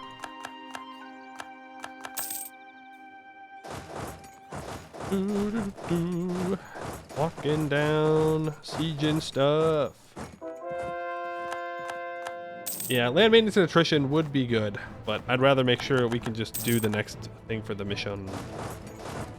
The missions. These occupations, we should be good.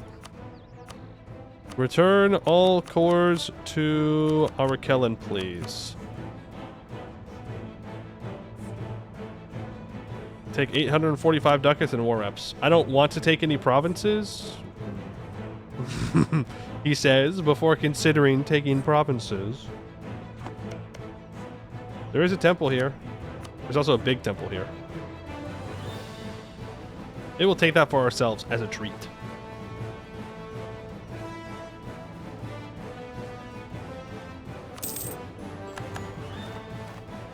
Go, and all these troops are going to be stuck down here because I'm very smart. Right, we can get them out by boat. We can core up the provinces. More corruption, huge. I do not need to influence our Keller anymore. They're going to love me forever. We can save up a bit of money here, so that way we can get vision on the command. Not build the ramparts there. I do want to upgrade the fort, though. Looks like our level 4 forts will not be ready for the war. Is what it is. But we can accommodate new students. Every day, more and more students arrive at our schools, and for the first time ever, we are running out of places to put them in. This obviously cannot stand, so we must construct more places of learning and pass reforms to streamline this process. Whether labor or knowledge, any who can and want to serve Bhuvauri must be able to do so unimpeded. We lose the school in Sirmaya and gain an academy.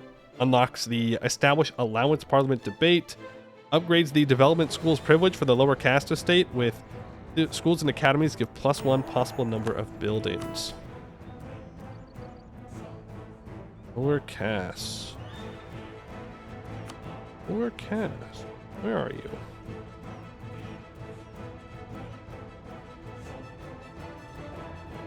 Development of schools. Does not lose crown land from developing provinces. Well, considering the lower classes don't really have much crown land, I don't care. And it would give every province that has a school minus 5% dev cost and +1 possible number of buildings. I feel like it'd be real dumb not to click that. Because that just means that we have schools for free. Does Qin have any of Beyond Fang or Arakellan's cores? Yes, Qin has some Beyond Fang cores and 1 Arakellan core. I suppose it wouldn't harm to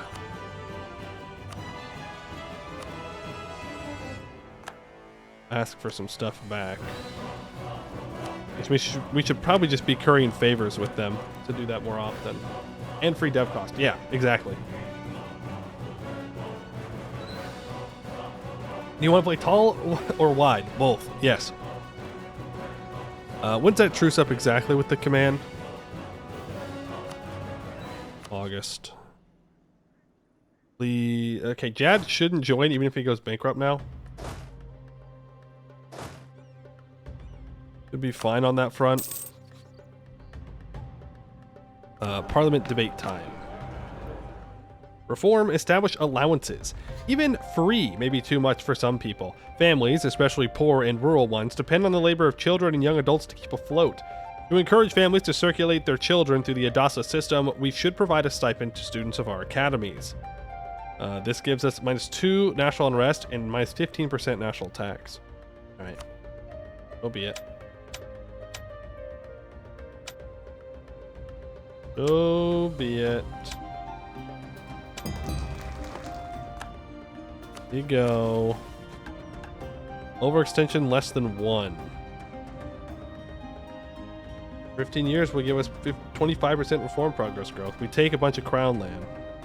And we can adopt brown orcs into the 3 families in 15 years. This one, we need to go own Ramirta from the Raj. I think work on that. Far and wide. We need to embrace printing press everywhere. We need to do stuff with temples. Okay. Got it. Reject slavery. Embrace socialism. That's right.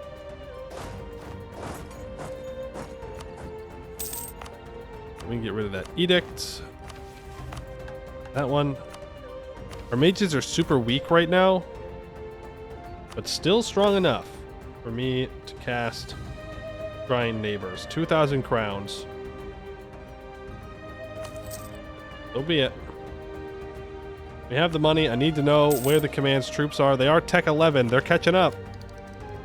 Do we wait for Tech 15? Do we wait for Tech 15 and just go after the Raj right now?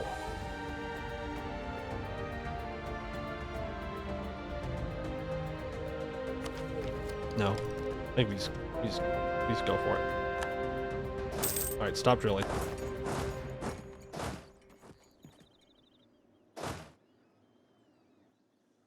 I think we just gotta go for it. Let's not seize land. We'll keep this 5% morale of armies here. No, we have the 10% discipline. Why would I wait?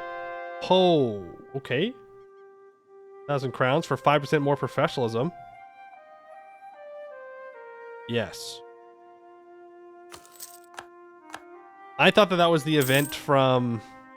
Oh, what's that? From... Is it general staff ideas? In the expanded idea groups? That gives you like 30% professionalism or whatever? Yeah, we've got the discipline, might as well use it.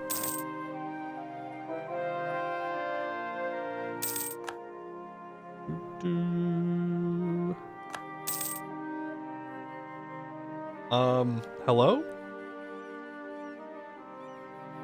7 fire pips?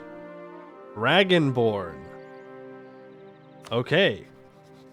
So I think that means that the command has access to the 3 other commands. Which means they should go boom at some point in the future. Right? Am I right about that? I think I'm right about that. They have access to currently 2 of 3. Ah, frick. I need more of the Raj to get the tiger. So what you're saying is I should let them eat the Raj. I should just let them have it. So that way they go boom. The disaster is not disabled, no. Not anymore. Your half-elf heir is plane touched? Shadow plane touched? I mean, isn't that all elves? Sorry. Why is that a bad thing? That seems like a good thing. Alright, I need 2 more generals. Who wants to be a general?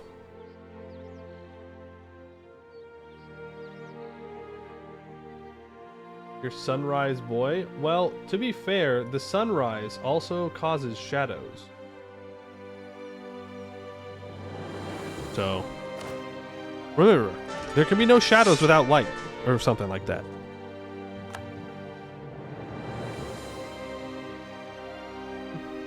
Always first? You are always first. You're just sitting there waiting to hit the button. I respect that. The darkness inherent to dark roast coffee. Exactly. Well, Averton's going to be our combat general. It's a 5-4. No war wizard, but... Alright. That's alright. It is what it is. Keep that. I don't need to take Diplotech early. Our truce is up next month. Alright, command.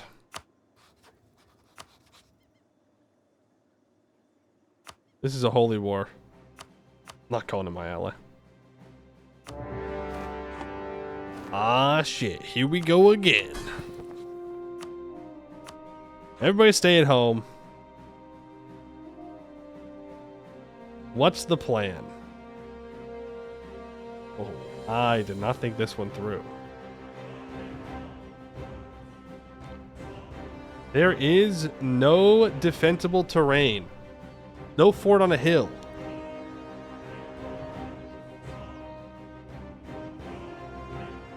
Oh boy. I could back off and let him move into me first. I don't know if he'd take that bait. We can try.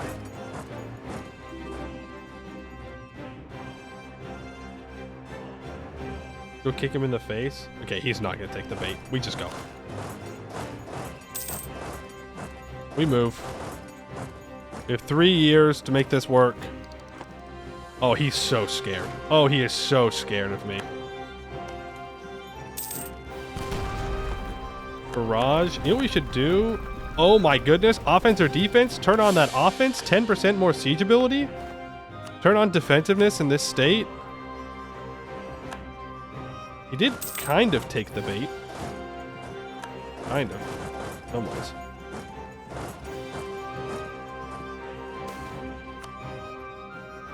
Oh, can I actually come back down from above? This is farmlands? We just fight him? I'm so naturally against fighting the command on open ground. This stack, they all leave on the 22nd at the latest, and I arrive on the 25th. It's just going to be fighting these 73.4k guys. Trust in the discipline? I gotta trust. I gotta trust in my soldiers. They're no longer slave soldiers, so they're like trained and capable.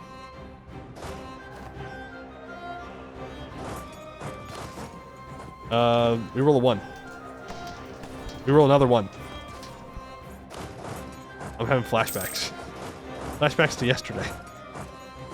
What the fuck, man? We take somewhat even losses. Come on, man. You gotta do more for me than that. That's crazy.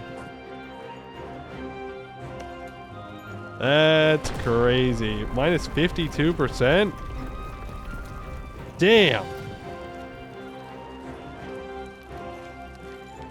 Yeah, 10% defensiveness from luck, by the way. Wait, can I trap him down there? Can we trap him?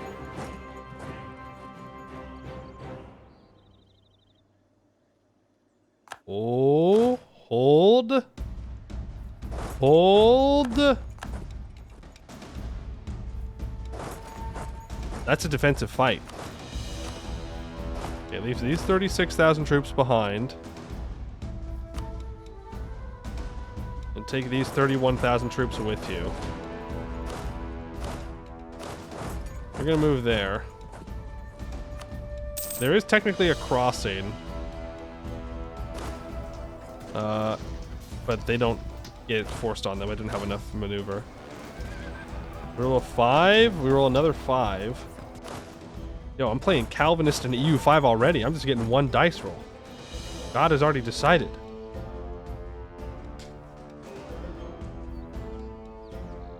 Now that's a lot of damage. That's quite a few dead hobgoblins. I'll be the first to admit it. Emotional damage. That's generational damage right there. Their great-great-great-grandchildren are going to feel that one. We lose Xiao Dou, but it doesn't really matter.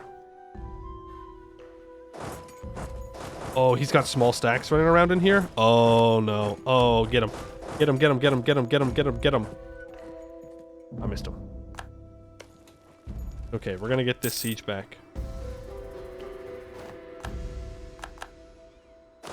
You go grab Ungoen. I'm about to max out on Diplo points. I could take Admin Tech early. Feels bad when I say it. So that way I can take my next Diplo idea. We probably want trade, though there is an argument for diplomatic for the province war score cost.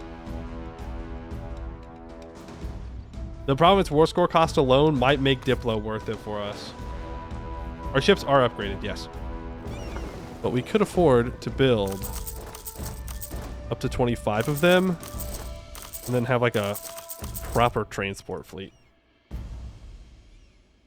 Already making bank? Yeah, but imagine if I could make more bank. You could always make more. Like another merchant, more caravan power, and trade steering? 10% more trade efficiency?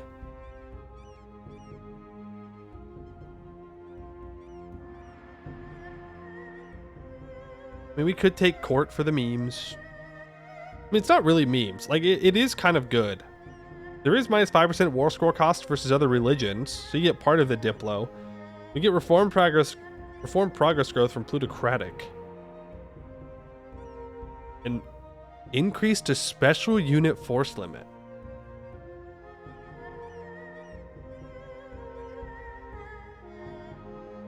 I think our second Diplo idea might be court. If we go for artificers. I wasn't thinking about Marines, I was thinking about artificers.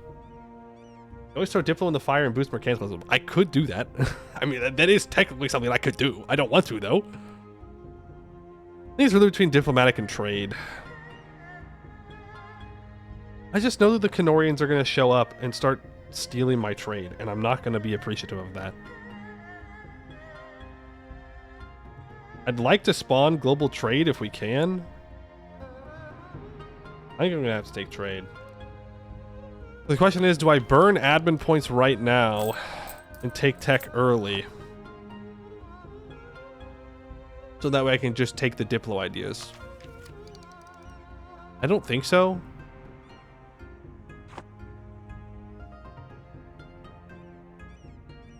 This is all trade company, right? Yeah.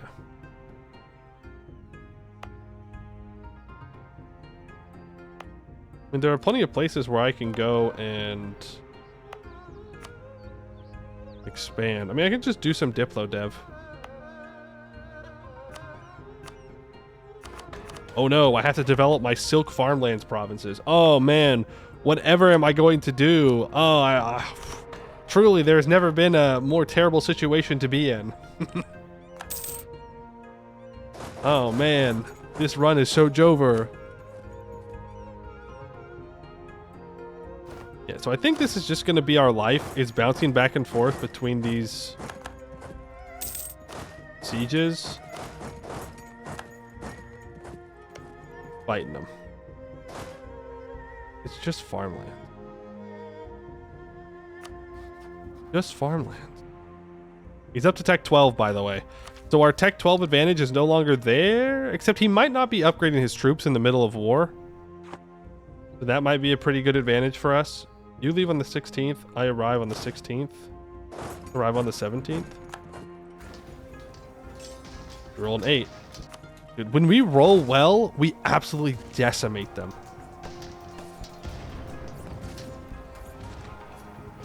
4,000 losses. When do they need to retreat by? The 28th? We overstack this, we might... Oh, they're done. That's a stack wipe. They're done. Oh, they didn't have a full front line. That's why. It was all cannons. 24 tact advance goes crazy. It does. It does. All right, there goes all those troops. We did give them some manpower back, though. You're welcome, Command. We lost, like, what, 4,000 guys? Something like that? Not too shabby. Getting rid of cannons is great. It is. I don't even know what I want from this war, by the way. I just knew that we needed to fight them. And that was literally the extent of this war. I was like, we have discipline. So, we fight.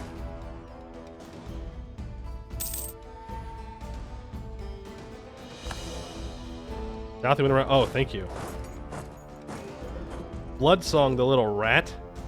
Jade March, the rat. Frick you, Chin Bin Rung. Oh, it's my vassals that probably got access through them. Oh, I really wish that I could just be like, my vassals cannot ask for access in this war. I need that button. He also went down here. Relieve this first, then we'll move over here. It's not a huge deal. As for what I'm spending my money on, let's just upgrade our forts. Help with army tradition as well. We don't have forced march yet. That's a hill. We don't want to take bad fights.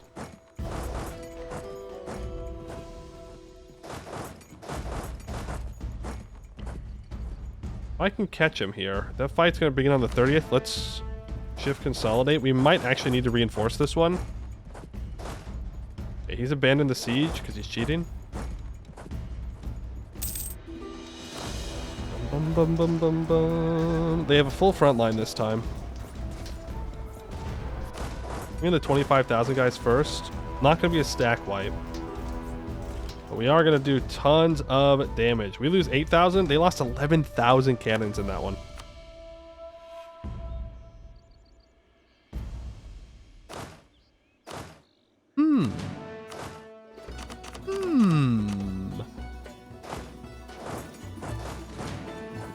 Is that perhaps a stack with too many cannons just sitting around?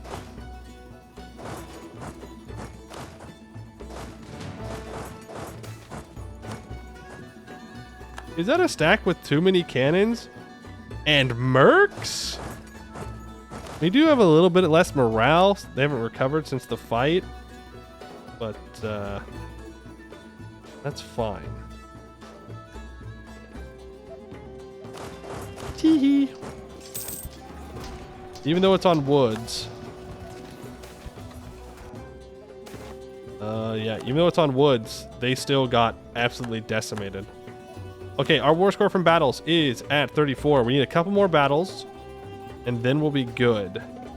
Let's back up a bit here. Or we just double down and go for Seer. That's the other option.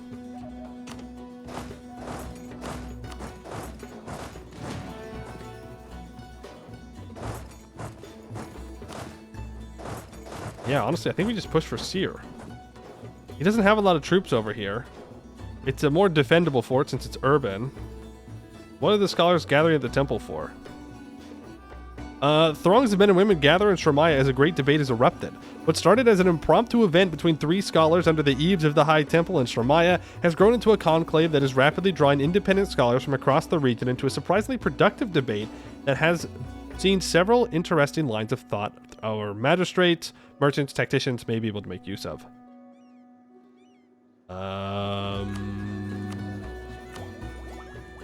Mill points. Sure. Never say no to some mill points. We're all armies enemies though. Oh my goodness. Thank you for saying that. I don't even have our zeal up and going. We have even more morale of armies. The kobolds are causing things to go bad. You know what? I forgive them. They could do no wrong. Those silly little guys, sure, their tunnels collapsed, but maybe the people living above the tunnels should have considered not being there. Should have considered not getting there.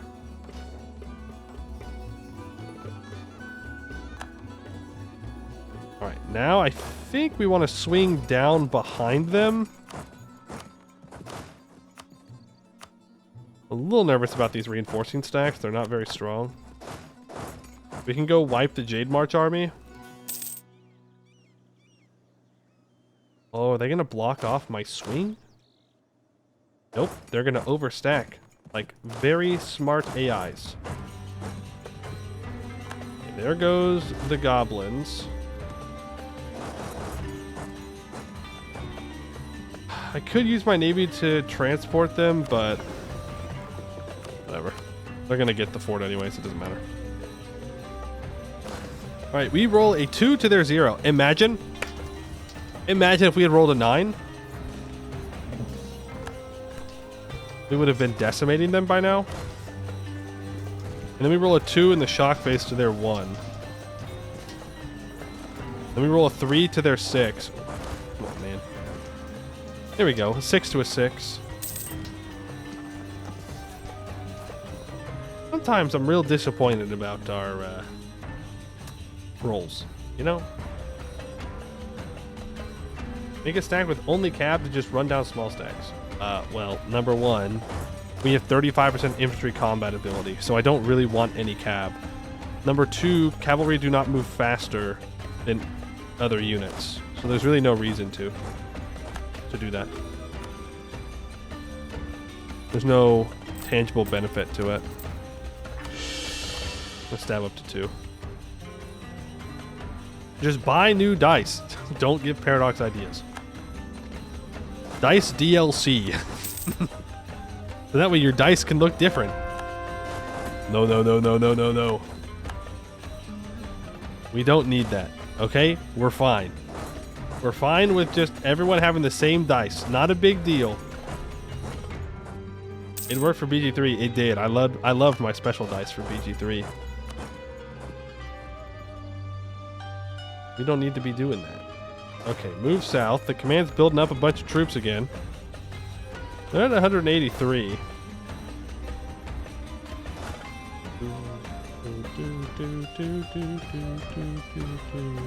I'm almost tempted to let them keep that siege. 2.6 war score though, so I'll get it unsieged. Now imagine if Jad had actually joined this war. How much of a pain in the ass that would have been. You guys gotta start moving south. Immediately. Do you have any Harpy vassals can recruit in their provinces for their Uber units? No, I do not. But it is an interesting idea.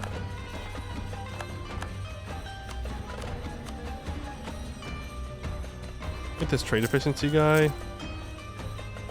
Still have not gotten radical reforms, by the way. Unless I did and don't remember.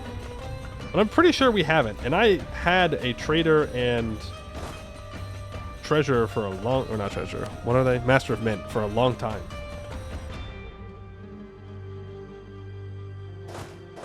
Right, let's get in there. Reinforcements are on the way.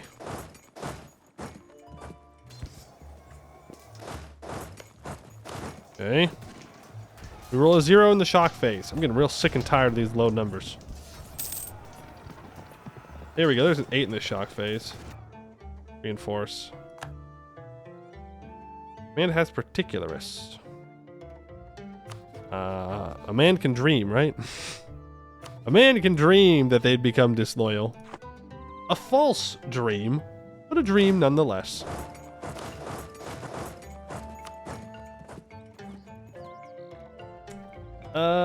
Hey, Senor Momoti. Do I know I can get different races into the cast? I don't. All of mine have gotten in through events. I honestly don't know how to do it manually. I don't know if you can do it manually. They're sieging Seer down. I'm kind of tempted just to let them take Seer back.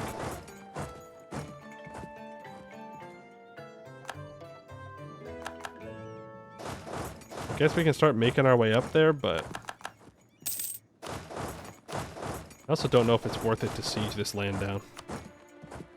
They're just going to unsiege it.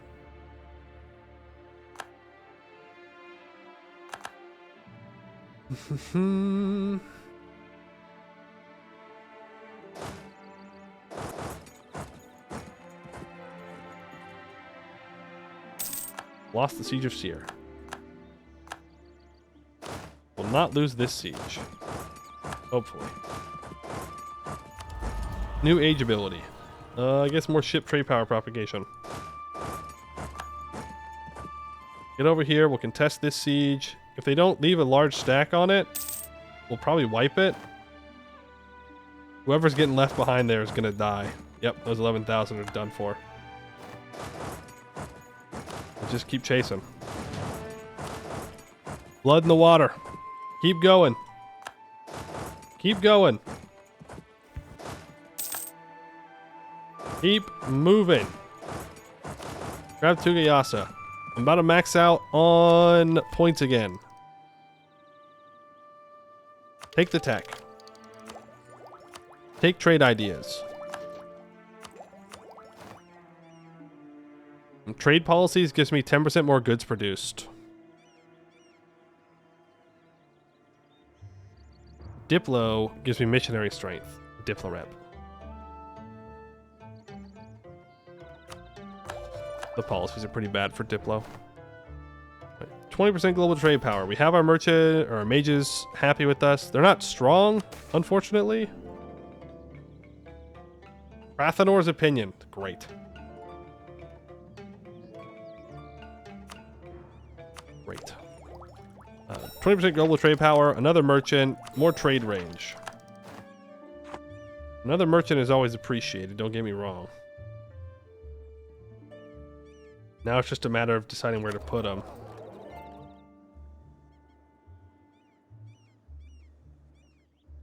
I think down in the Arakellan node makes the most amount of sense. Try and pull as much north as possible. Not seeing any Canorians yet in this area. That doesn't mean they're not down there, though.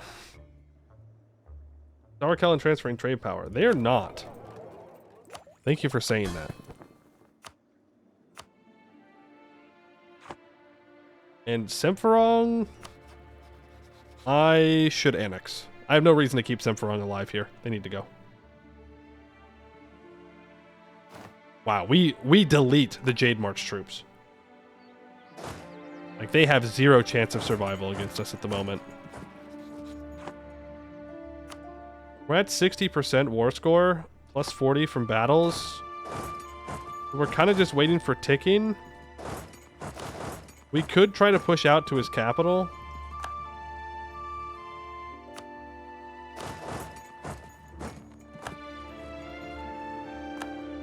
I think is probably a decent idea. Palace Intrigue. Man, you're gonna make me give up my... This is like the 3rd or 4th time I've gotten this event. I don't want to keep losing all my guys. Just fire both of these. Keep the mill advisor. Then rehire him. Scam. The never-ending command war. True. Our peace deals are more just like breaks in the conflict. We're gonna swing around. We're gonna hit them. Meanwhile, we're gonna take their capital at the same time. If consolidate, reinforcements will be here. Don't know if we're gonna need him though, because he's not reinforcing. Another 0. I'm gonna take a break and read this. A white shore in an ocean of tears. The morning comes with little splendor this morning as Adesadatta Ruman rides upon a ferry and looks out towards the sea.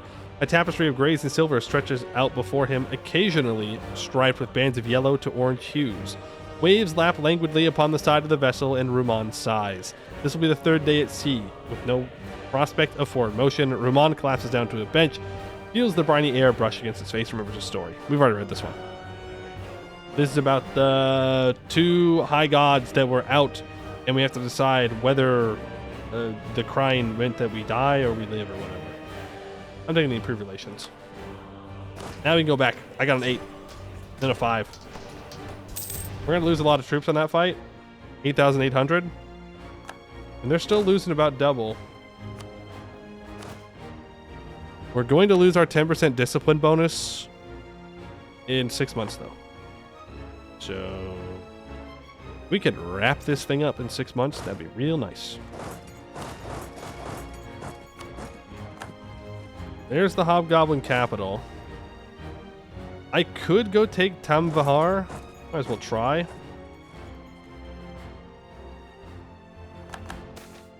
The only thing is, these troops are very isolated up there. Yeah, forget these provinces. We're going to take forts.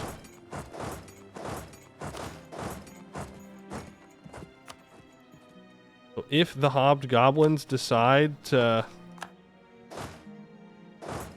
contest these 40,000 troops, they would be able to. Do we peace out with 69% war score? Might be a good idea. Average command war. They've lost 427,000 troops, but I can't peace out because I can't get enough land fast enough. Oh, my silk turbines are gone.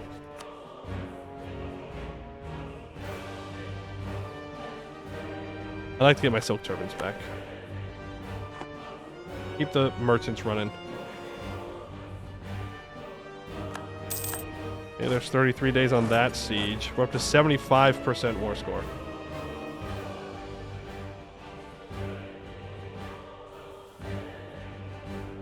So what's the peace deal? What do we do to the command? What do we do that's going to be effective? We break their overlordship of the Oni and the Gabos. That's true. That's like 100% war score though, right?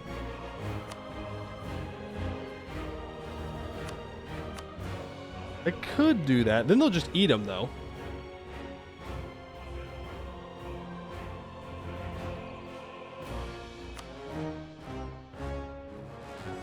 The Jade March may go independent if they get the Great Insubordination.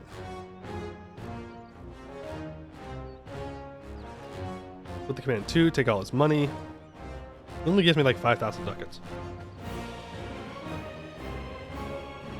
Jade March is demonsterized? Yeah. I don't know what that means to us. I don't know what that means either. I was hoping you had some secret information. The other option could be this.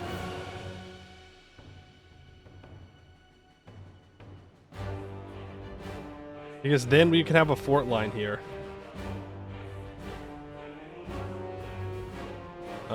We could try and push up for the Dames tier. That's true. There's also this gold mine. So I'm not as concerned with the gold mine. I definitely want war reps though. It's just so much money if I don't take it. We could do this. I don't want to give cores back to Beyond to be honest with you. I can do that whenever. Because remember, all I have to do is unscootage him, call him into a worth of command, and those cores will automatically reset their timer. To another 100 years or whatever. So, we don't need to worry about it too much. Hey, Miss Donnie, how you doing? I feel like the Dames tier puts us in a really weird defensive position.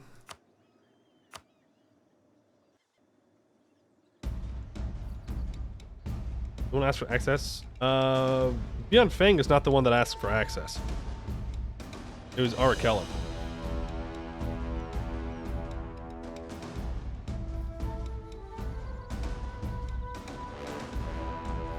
We'll do that.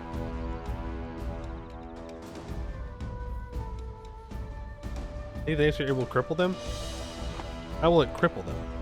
Oh, right! Black Dames tier. They're Karashi. It's also a temple. Governed by the Elephant Command. Okay, so they have the Elephant Command. They have the Dragon Command. I just need to let them eat more of the Raj so they can get the Tiger Command.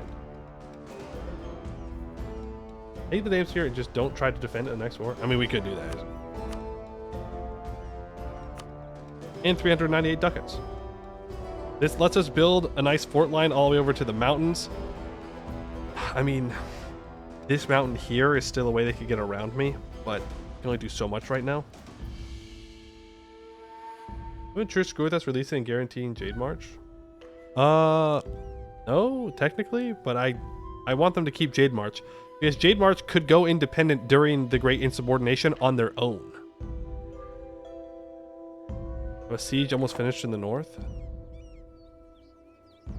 I mean, yeah.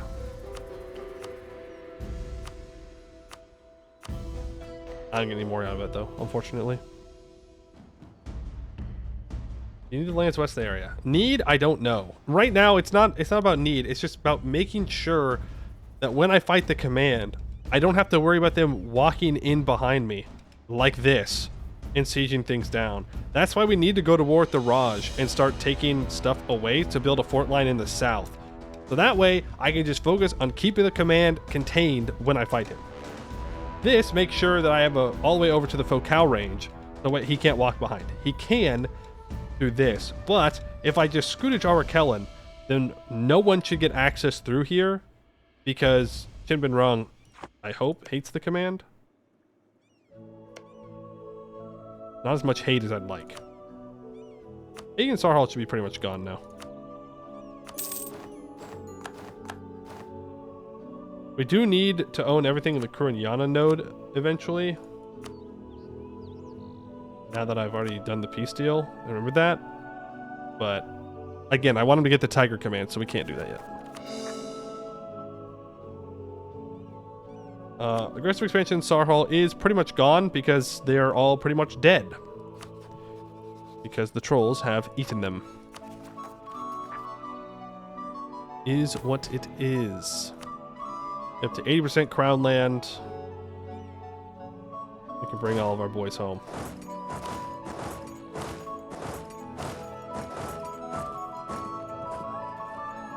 Now we can't expand to Shia. Exactly. And now it's safe for me to go eat Shia. Chinbin Rung will not fight against the religious brethren in a holy war, which is us. We can eat Shia for free after we're done with all these cores. Now let's go ahead and put on that improved relations. Make sure command does not stay in a coalition for too long. You can go back up to Kuranyana.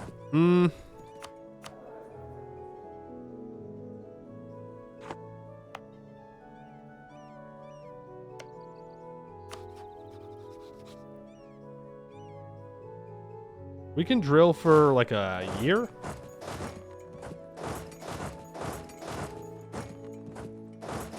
We can drill for a year, but then we need to go fight the Raj. We do not need to counter spy the command. That's correct. I do want to build a spy network up on the Raj, though. We should just decimate the Raj. It really shouldn't be a competition. In fact, we might not even need to wait for manpower. The only thing is, we will not have admin for our claims. I do need to own... What was it? Or with an S. What was it I need to own for mission?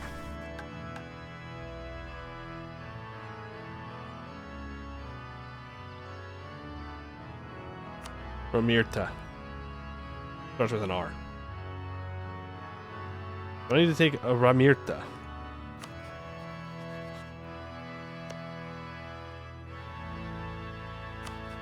And if I do declare war on them, cleansing of heresy, it doesn't say anyone will join, but they will.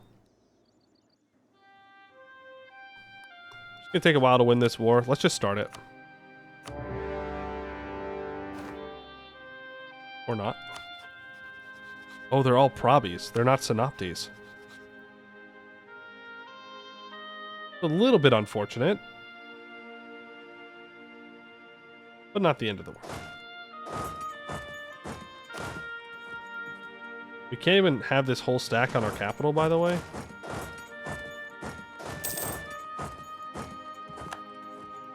Not enough, Oh! Overflowing chi. It happened during a routine patrol by the local temple guard, which are usually done by soldiers in pairs and are normally uneventful.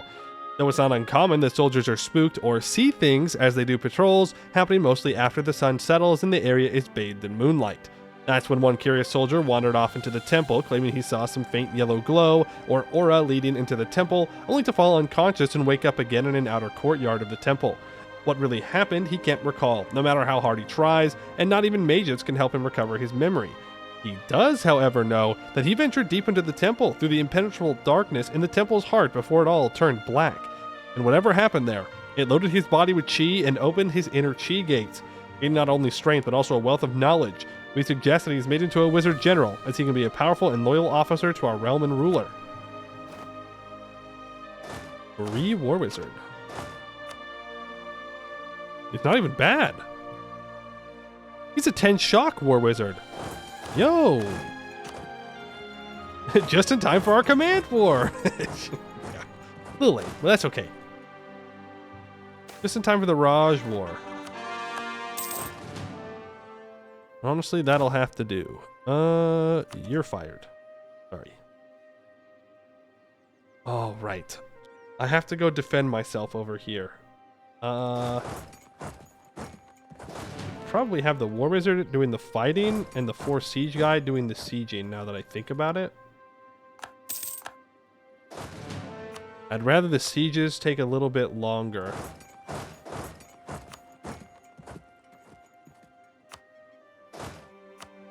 And we go stack wipe. We shouldn't need reinforcements. We should be fine. Upgrade forts. Really, all the forts? I forgot to scoutage. Rippy dippy. Alright, it's not like we're gonna annex people right now anyways. Not while we are, Uh-oh. Uh-oh. I messed the stacks up. Story Mew, back at it again. This should be 1815. I'm Glad I noticed that before I sent them into battle. That would have been unfortunate. Very, very, very unfortunate. We'll lose this siege for it probably, but whatever.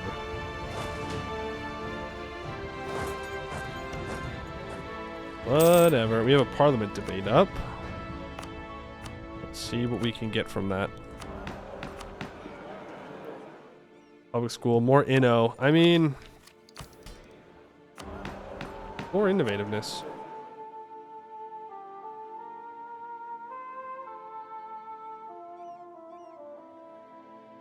We built manufactories. I have not built the new ones from tech, no.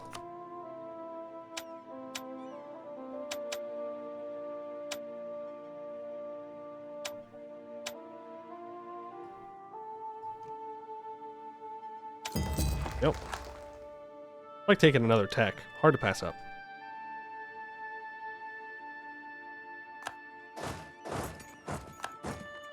Now,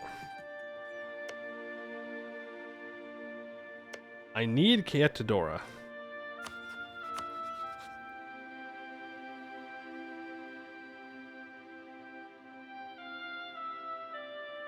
Hopefully the command just declares war on this guy first.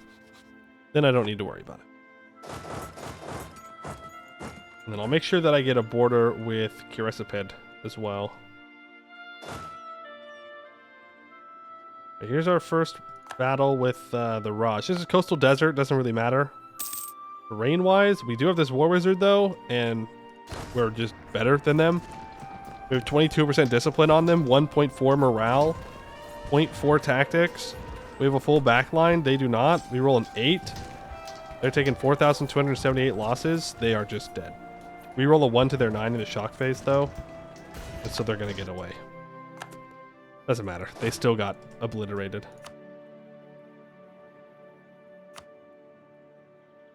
Well, that's good to know. These 24,000 are going to stick around for rebels.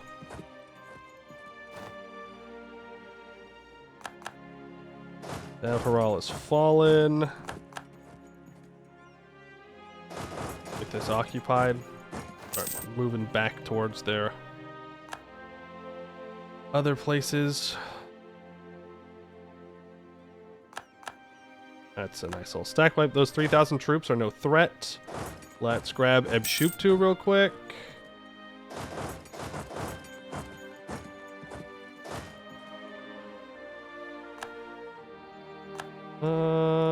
We can probably fight with this stack.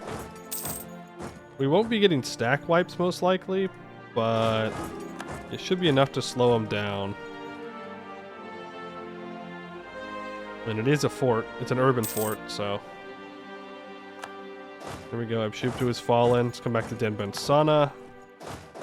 I don't even think these reinforcements would get here in time. No, they're not. It's still a stack wipe. Our military is just too good for the Raj, unfortunately for them. It's probably too much for most people on the planet right now. The command probably being the one person, obviously, who can still kind of go toe-to-toe with us. I already read that one. We did have that 10% discipline, though. Both of the times we fought the command were with some kind of big bonus, which is what you want to do. We haven't really done an even fight yet.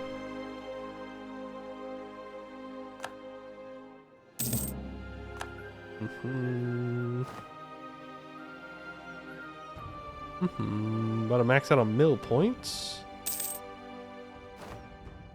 What's the fun in having an even fight? True. True. I'll get that 10% trade efficiency. Thank you very much. The next government reform.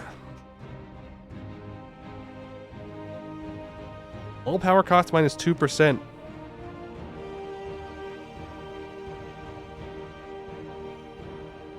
New min gives +1 random candidate bonus. -1 length of election term. Does that even matter for us? Does that apply to us? Would we actually get the +1?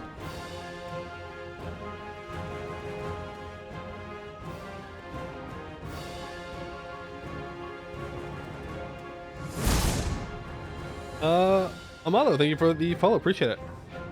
Or Amoyo, if it's Spanish double L.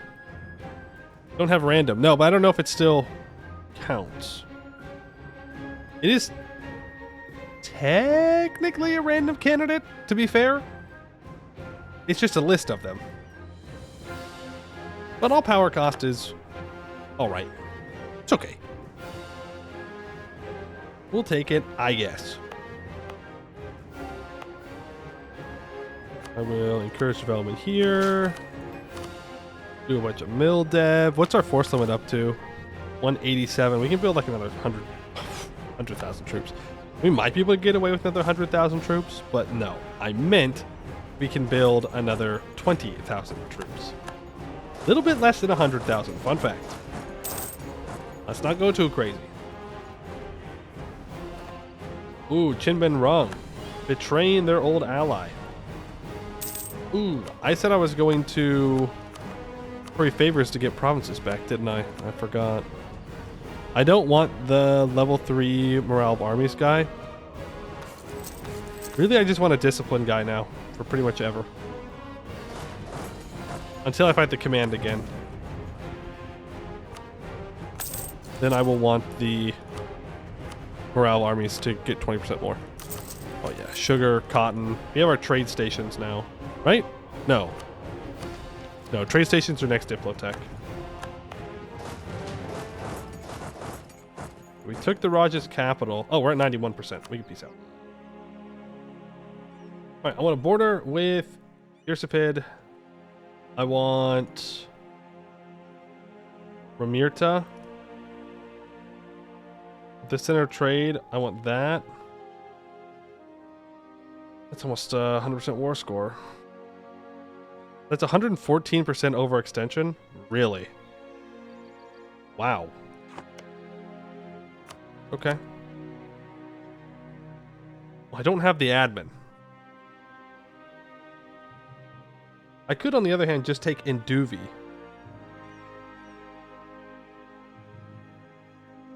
And that gives me a border with both Kyotodora and with Kirsipit. So that's just better.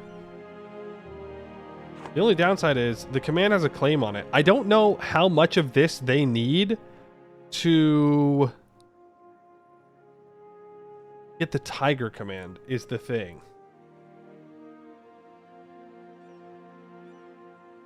Just don't really care about coalitions? No. I don't care as long as I can keep these two guys on a truce timer. It doesn't matter. There's no one else left in Hellas. Like, there's no one else. Everyone else is either a subject of the Raj, my ally, or irrelevant. I think they'll need another campaign in the Raj for Tiger. Oh, really?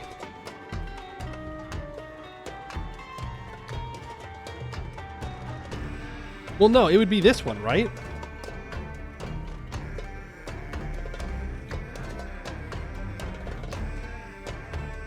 It would be this. Once they complete this campaign, they should get the Elephant Raj, or the Tiger Raj. Because they did one up here already. And they did one here already, I think? This might have been Albin 1. This is number 2. They did 2 against the Shia. And I think they did 2 against Yensha. So this should be the second one they just need to complete. I just don't know how many of these provinces they need to do it. Like, maybe I shouldn't take Induvi. Maybe they need Induvi. I don't remember. I don't remember. Rick.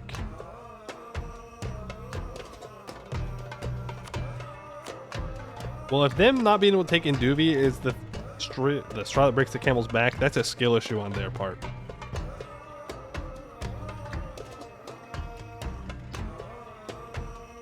What do I want? What else do I want? I can take war reps. But you need more important than what they need, homie? No, incorrect. Because if I give the command what they need, then they split into 3 different tags, which makes my life a hell of a lot easier. But I can't exactly throw my game for them to succeed, so there is that. Or I don't take Induvi and I take the Raj's capital. Doesn't that break the Raj?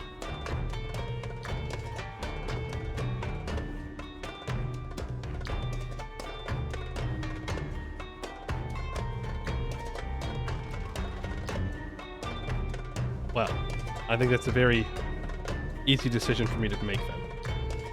I take their capital, I take Induvi, and then I just start killing all the small guys.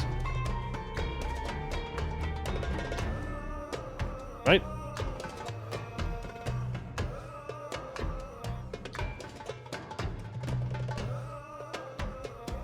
Make sure that I take Ramirta. Must be an 88% overextension, 358 admin. Once these are all done, then I can do that. For now, I guess just loot. And then I can start killing all the small tags much faster.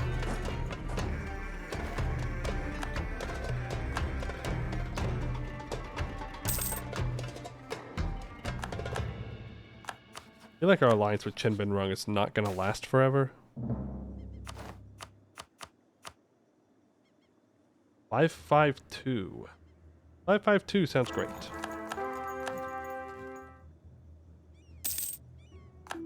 National Unrest +2 does not sound great. All power cost. Not an accepted culture. Guess production efficiency guy. Go up to level 3. I shouldn't have this. I should have a level 3 advisor for sure. Don't need the discipline right now. We're just kind of chilling. Waiting for our cores to finish.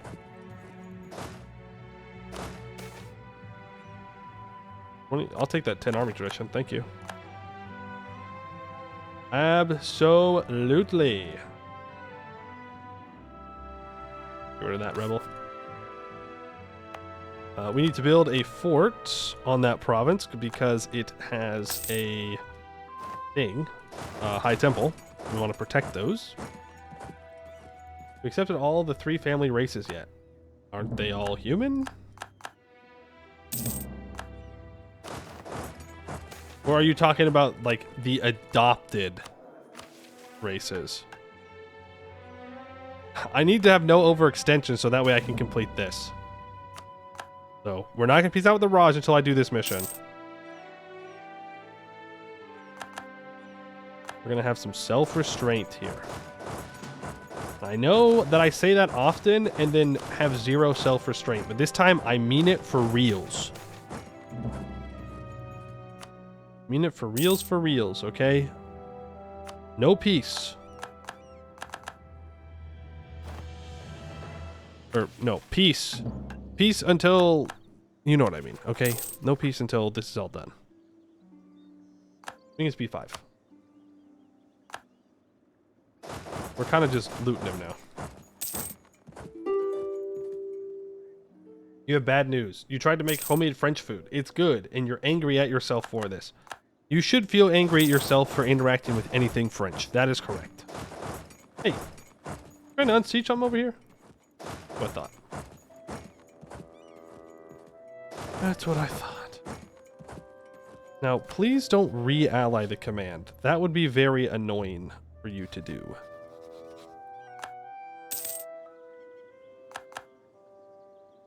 The only good French food is French fries and French bread. And French's mustard. See, I'm not a really big mustard kind of guy, so you lost me there. You lost me at the end of it.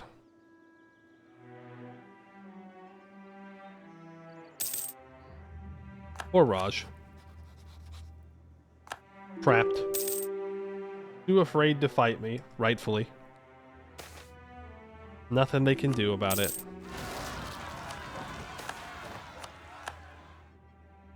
Need this one core. Thank you. Advance the administration. It is time to go one step further. Not only will we ensure locals can represent themselves in government, we will allow other races to enter the upper castes, in accordance with their ability.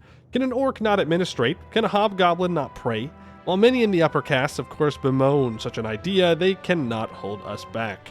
For 15 years, we gained 0.1 yearly corruption and 25% reform progress growth. Brown Arcs will be adopted into the 3 families in 15 years, and for right now, we gain a bunch of crown land. Which is at 88%. Which is pretty good. Ooh. Can I grab that in this peace deal? No. That's fine.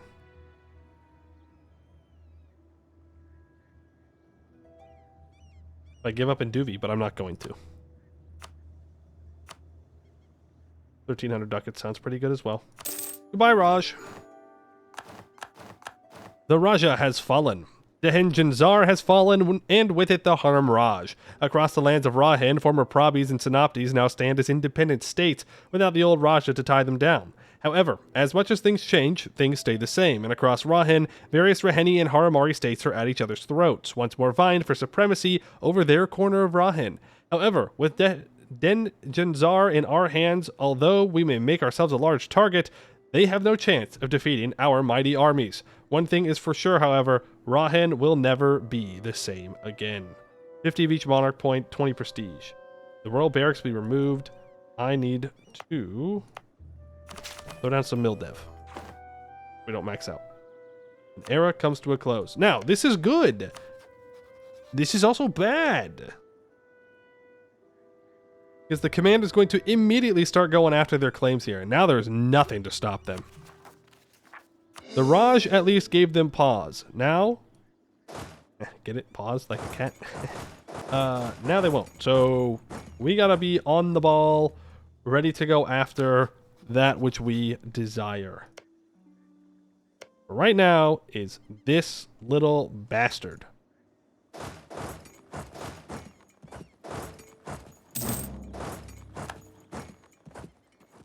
Or anyone else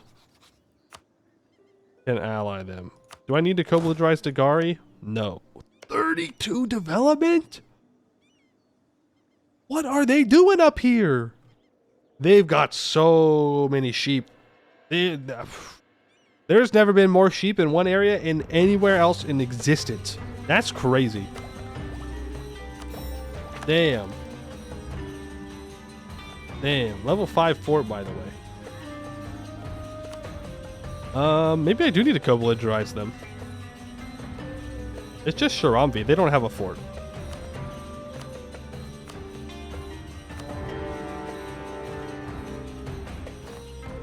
Let's just get to it. You're gonna go here. We can split this stack up. The commander's attacking.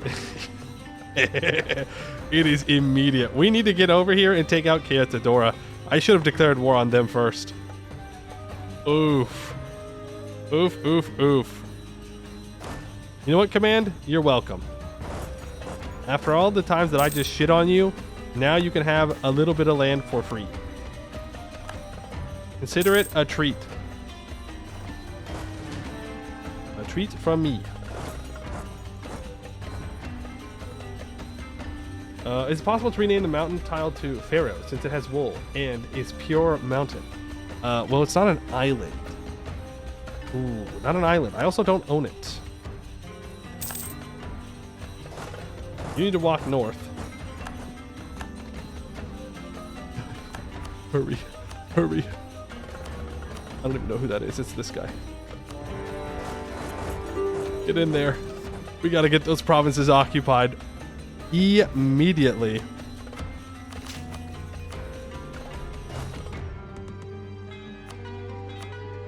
I can't peace out yet. Right? 53% overextension. Dang. That's a lot. That's a lot of overextension for 2 provinces. It is what it is, though. It is what it is. Element of Veneering, apparently. Come on, get this occupation, please. Thank you.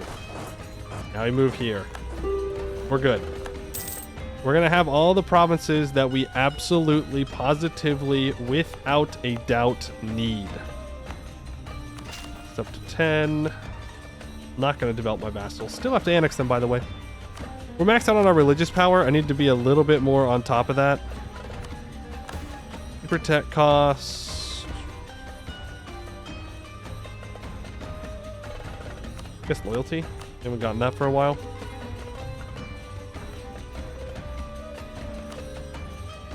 I don't even want access necessarily. An Iron Fist. Adasiddata Tumbo has been displeased with the latest reports from our province, Kabas Panam. He is certain that the worthless peasants are to blame. Perhaps we shall make an example of some of them in order to encourage the rest to work harder. Yeah, you know what? Kill those stupid, stinky peasants. How dare they not work harder? Somehow. Wait, is the Raj at war with these guys now? So much for wanting to protect them. Spreading hobgoblins. Nice.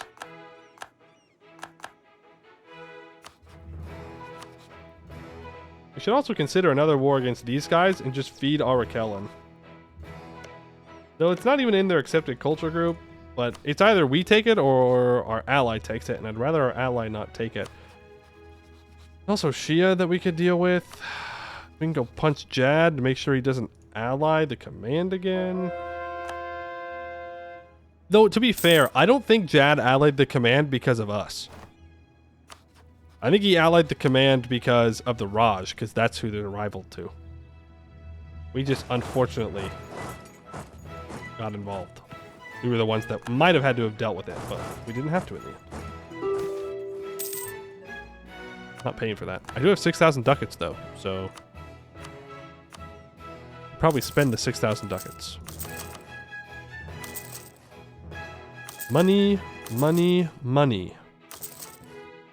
Ooh, I love money. What's our income at right now? Okay, well, ignore that. It's not actually 71 ducats from the command. We're making 216 from trade currently.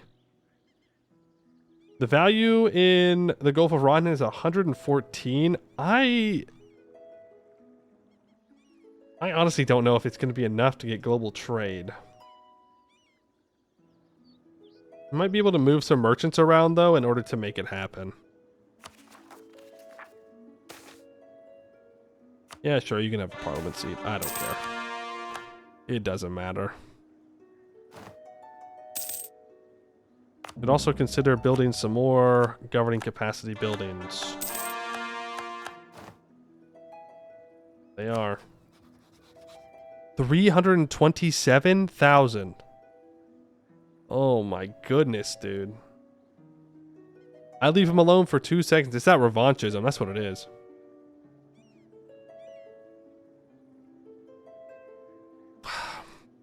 Oof, but we're going to have Tech 15. If we can just keep that tech advantage, it won't matter. That's +1 land morale, 0.25 tactics, and better infantry. We just got to stay a little bit ahead of them. That's it. That's it. Those 2 spots taken. Boom. Pour them up. Both very expensive. Quantity plus influence helps a little bit with their force limit.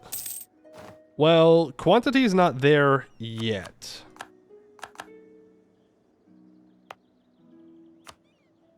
Fort here on the temple, before I forget. Their quantity isn't giving them force limit yet. Well, let's give them more manpower, though.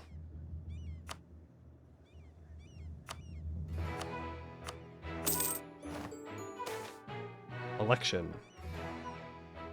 They're all absolute trash.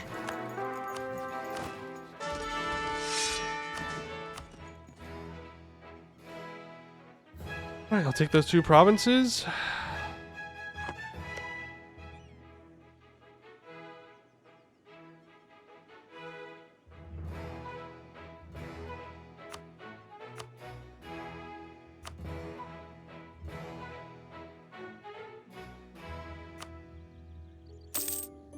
Yeah, just do it. We just hope that it doesn't screw over the command too much. Weird thing to say, but the truth. The truth of things. Temple restoration. Is it done being cored up? It is. Yep, go ahead and do that. Restore that temple. It won't. They'll get a new campaign soon enough. Alright, I just want to make sure that they have their disaster, because I haven't seen the AI get the disaster yet, so I want to see it. You return home. You can be out here to deal with rebels that pop up. It'll be great. Grand. Glorious. Why do I have unrest in my capital? Oh. Because people are, like, being oppressed or something. I don't want to fight Bois de Kinchi again. I don't want to have to do this again, man.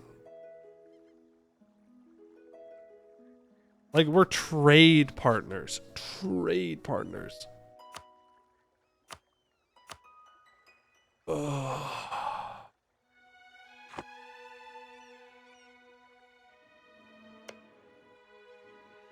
You're dragging me into a whole regional war, man. Improve relations with him. Let's get this stack down there.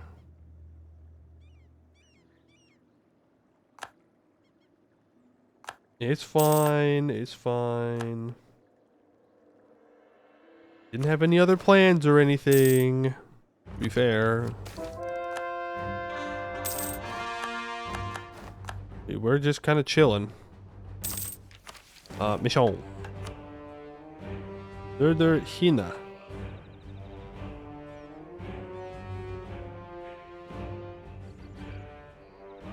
I probably want to wait for this mission until I own that province.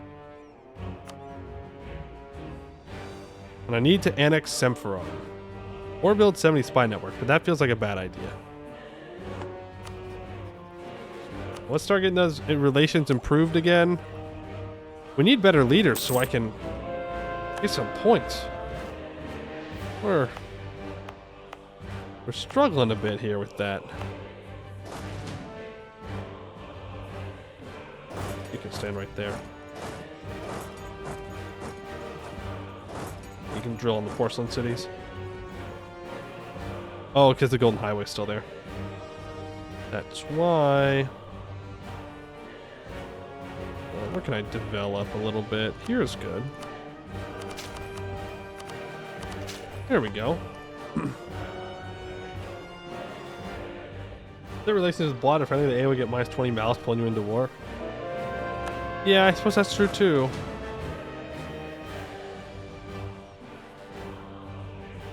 Okay, we're just gonna... They have a war wizard? It doesn't matter. It doesn't matter. We're gonna walk down and occupy their capital. Am I really that overextended? 5%, by the way. Okay. That does count. I'll give them that. 25% more trade steering. Very close to finishing this. Economic decisions. Our parliament is constantly exploring different ways to bring more money into our state treasury. Eat the rich or something.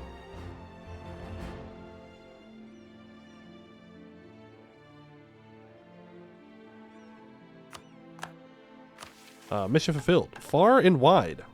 At least 40 provinces in the Bomden region, or the other two regions, are Suen's practice, and all the provinces that we own have printing press in them, or they're a trade company.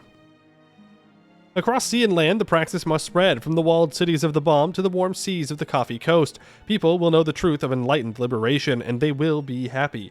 We shall too bring the knowledge of the printing press, so the words of the great Suhan can be immortalized. 2% missionary strength versus heathens till the end of the game. And now, perfect praxis. At most, 10 countries in Rahen, in the Rahen subcontinent, can follow a state religion other than Suhan praxis. And all owned provinces cannot have the temple complex damaged, derelict, or corrupted. Wait, I thought I couldn't fix the derelict ones, or the corrupted ones.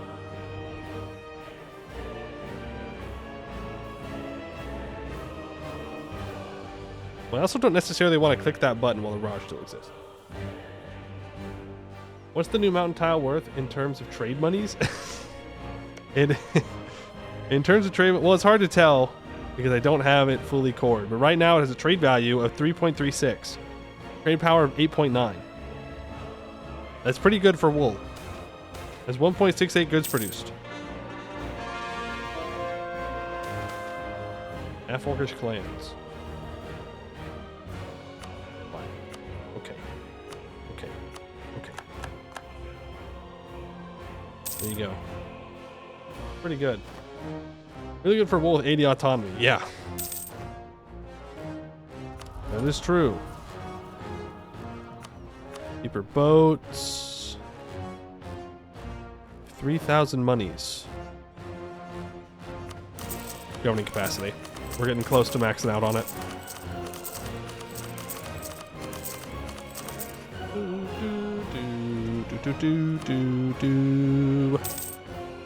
192,000 max manpower. Truce with the command is up in 1579.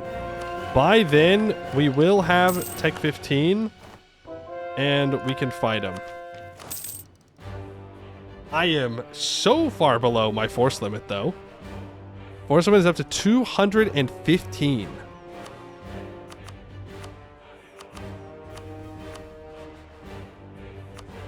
So let's go ahead and build another 40,000 troops. The Raj is about to kill the dwarves. Sorry, dwarves. My bad. We're good to keep expanding.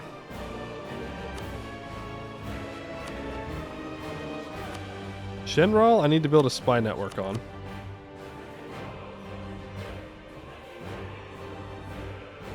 Let's get to work on that.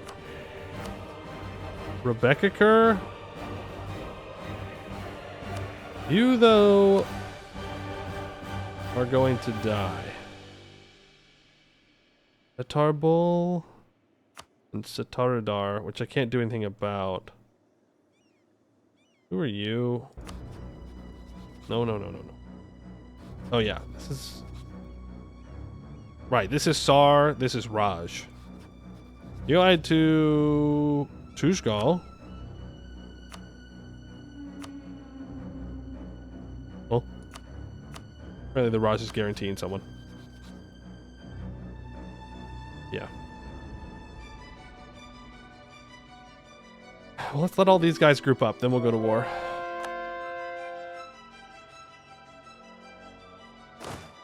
I wasn't even drilling my stack that I meant to drill. Oops. Oopsies. We'll promise to give you a total of 10 extra force limit. You know what? I will not fact check that. That way it's true. No one can deny it. Because we don't know. We can't see it. I need more development. More mill development.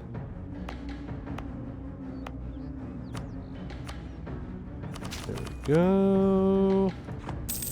Oh yeah, it's all coming together. Command is slandering the names of my merchants. Huge.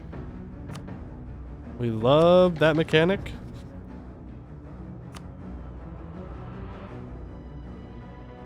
Bekiker, Umdaj, Setarbul.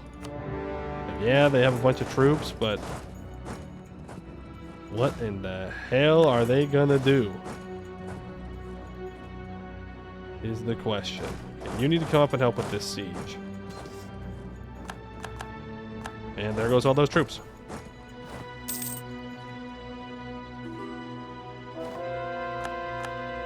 Umdaj has fallen. You need to go fight down here. Time to declare total war on every Rahen, like OPM? Yeah, for sure. I mean, it's either we eat them or the Raj eats them, and I didn't kill the Raj just for them to benefit, so they gots to go. Also, Semferong, you can help me. Yes, I know, I would love to annex Semferong. Ooh. Yeah, I suppose that's what I get for not being aggressive enough. I should have gone after Shia first, knowing that this was going to happen. Crazy, though, that I got called into this war when I'm in, like, multiple other wars. But that's okay. Shia's going to have 8,000 troops. They're in their capital right now. The only place they could be hiding. I think even if I send out 3k stacks, they're going to be too scared to fight me. We're going to test that theory.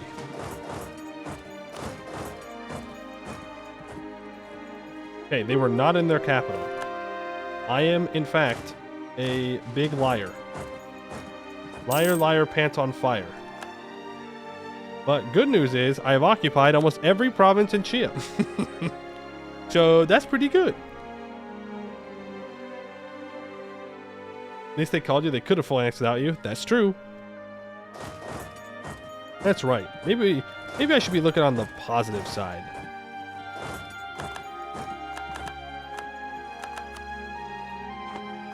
Okay, all those troops are dying. They're only going to be able to take one province. Losers.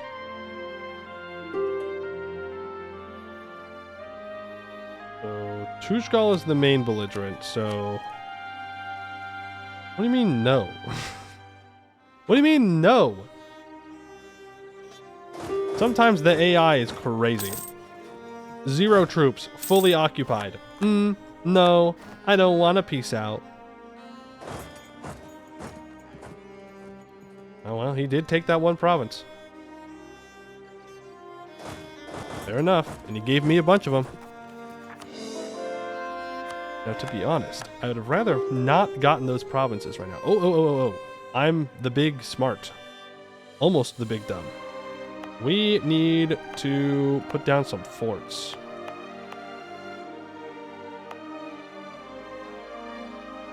I guess it doesn't really matter which of these I build it on.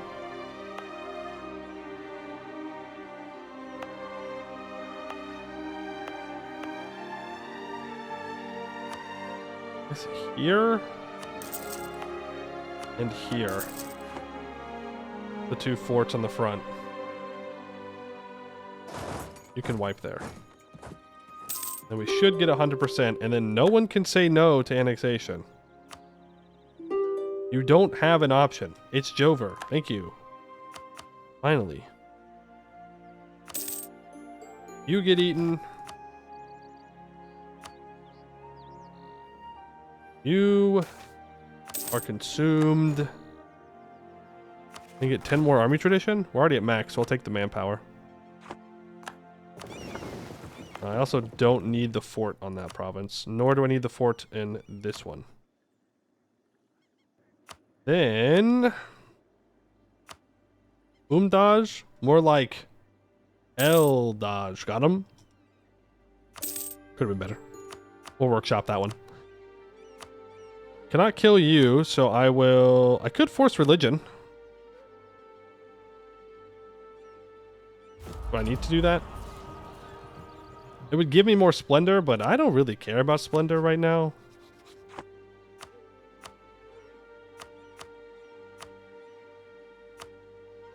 I can still take max money, so sure, why not? Funny. It helps us get closer to completing the mission as well.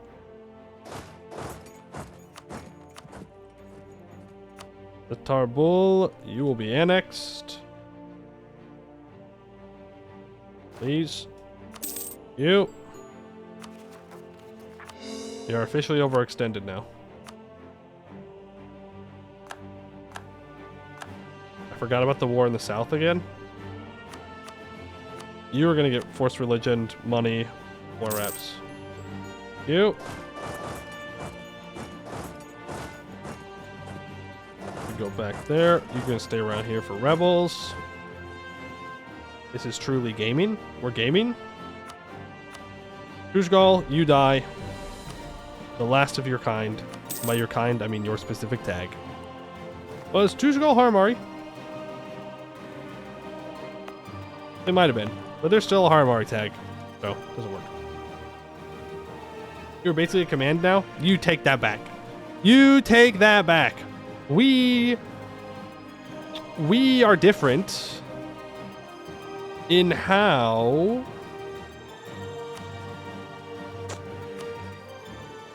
we think it's fine to do magic. Command doesn't use interns. That's not true. That is straight up not true. The brown orcs are not exactly free.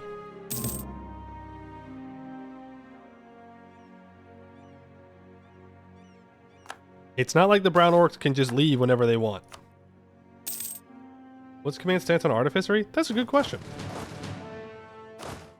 They're probably against it. They're a totalitarian regime, so a lot of artificery is about giving knowledge to the people. Not exactly what I think of when I think of things totalitarian regimes enjoy. Not exactly high up on the list.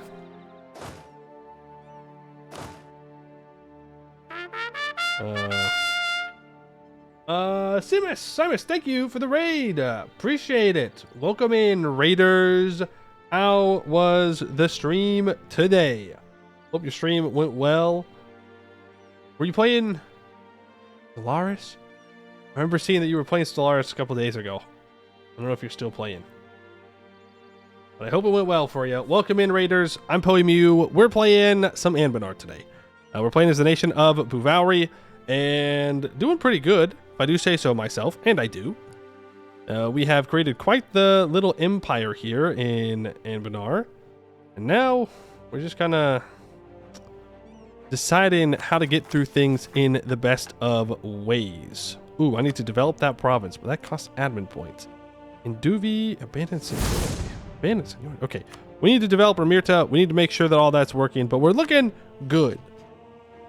We're looking good. I don't know if our mission tree expands, but we make a lot of money from trade, and we beat up the command multiple times. We're definitely the strongest tag in the world, but that doesn't mean that the command wars will necessarily be easy. Wait. How? Are the centaurs catching up on tech? Ayo? Yo? You have to give up on your solo challenge. The game crashes for the absurd numbers in the game right now. What is the solo challenge? You know what? I will go watch the VODs. That's what I will do. Gian Morosati, thank you for the follow. Appreciate it. Gotta have to stream here. Yeah, fair enough. Fair enough. Have a good one. The command is against artificery. Doing all 4 25 times crisis. Oh. Yeah, that sounds painful. That sounds very painful. Which is why the pro artificery dragon command rebel from them. Oh, yeah. That makes sense. That makes sense. Each crisis doubles in difficulty. Oof. I don't think I'm good enough at Stellaris for that. I like the first 50 to maybe 70 years of Stellaris, and then I get bored, and then I restart. That's just that's what I do. 200 times by the end? Is that even possible? You know what? I'm sure it is possible. You'll do it. And I'll be like, yeah, that's right. I knew the guy that did that. Oh, frick. They're killing my next target. Dang it. Rude. I wanted to eat him. Oh. Getting real desperate, huh, Command? Getting kind of scared of me, I think. Funny. You were close to finding out to get crashed my PC. Truly the strongest of any Paradox game. The attack directly on your PC. The worst. Very few ways around that one. 100% needs to be annexed. Not until I take the last trade idea. Remember, we have a 330 ruler right now. That's 33. Ugh. Drill. Drill and kill. That is the goal of that one. These 40,000 troops can also drill. We're still in this war down in the south, by the way. I keep forgetting about it. I've got other priorities, man. All right, Silken Tongues. Sardifadine is owned by me, which it's not. Or we have a spy network of at least 50. And Durd Hinana, also owned by me, or have a spy network. Well, I can complete it, so I'm going to click it. With the growth of wealth from commerce over the years, perhaps it's time to use this to convince neighbors of our way of things. Those along the Denbansana, a sister river to our own great Kuranyana, would be a great place to begin. A few kind words here and there, and with a large supply of coins, we could come to an arrangement, giving us immense military and economic influence over them. Cool. All provinces in the middle Denbansana area are owned by me. In the lower Denbansana area, owned by me. And in the Satarsaya area, owned by me, and they have barracks and regimental camps and marketplaces. All of them? Okay, alright. So be it. Global trade power 15% for 50 years is going to be kind of nice. I'll give you that. Well, unfortunately, I have a feeling the command might take something of what I need. The good news is, we can just kick the command in the teeth and take it back for ourselves. And then, problem solved.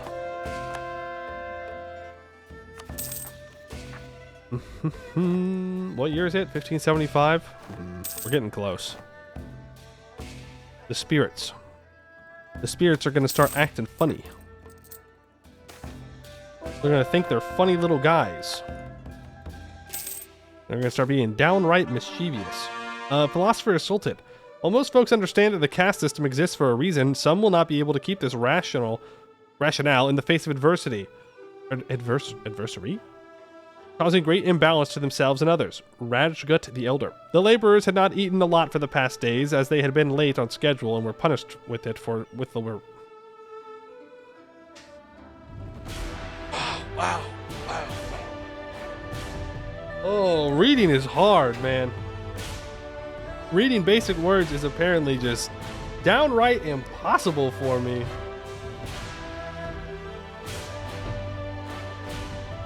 The laborers had not eaten a lot for the past days, as they had been late on schedule and were punished for it with lowered rations.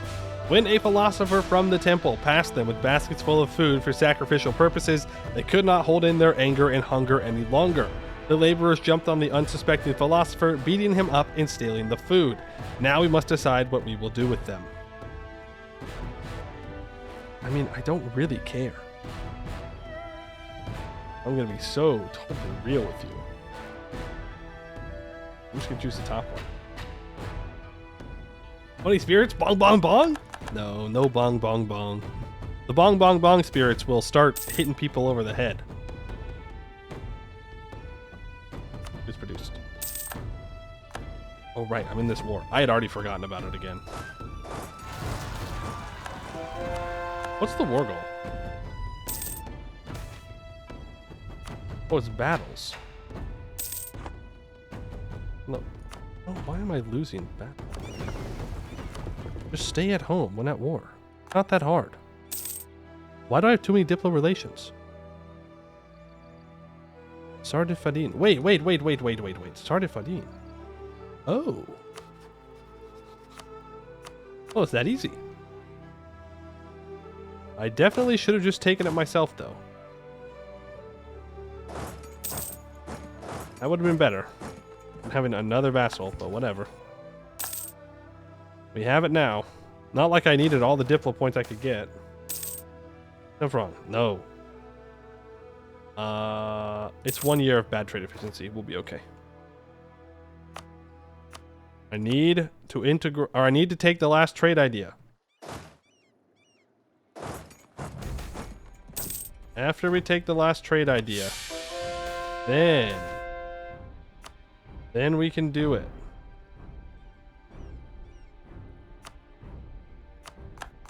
I also need to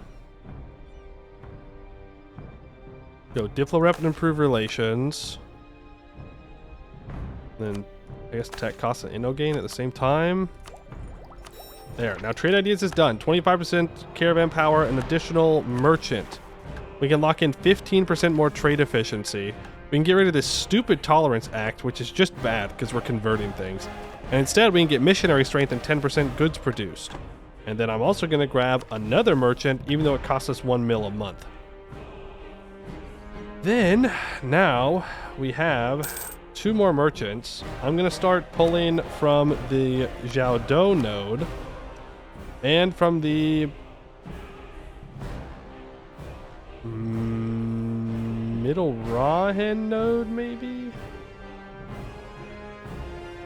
Yeah. Wait, where does this pull down into? Ah, not a rush. Okay.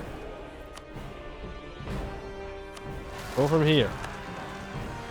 That will hopefully make us a little bit more money. We need to make this the most valuable trade node in the world.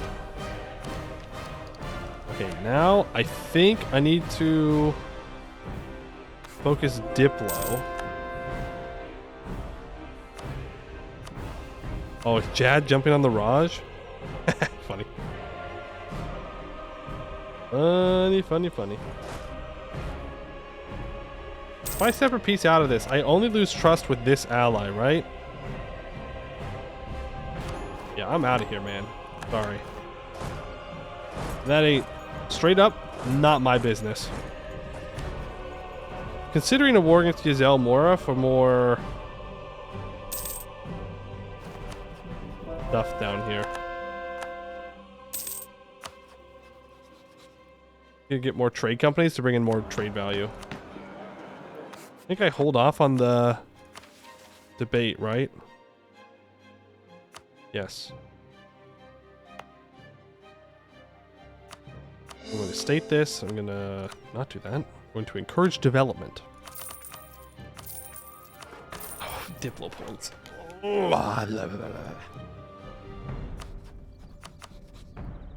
Annex. 1588. Start it. Go ahead and scoutage Semferon. Then I'm going to seize Crown Land to get to 97% because I'm built different. Then I'm going to build something. A temple. Build a temple. And then we can get the next Parliament debate and keep doing our missions. How long are you going to stream for? A while. The command enters a golden age. And our golden age is going to be done soon.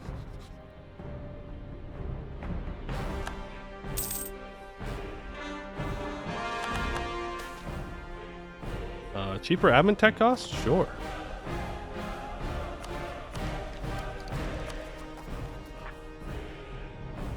You can also get up to 2 stab. I can state all this up.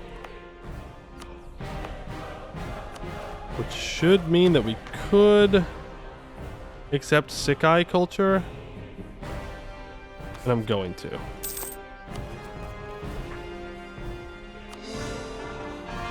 We really need to take Diplotech for these trade stations. We'll get it in time, but we need it. We need our trade stations built before global trade can spawn.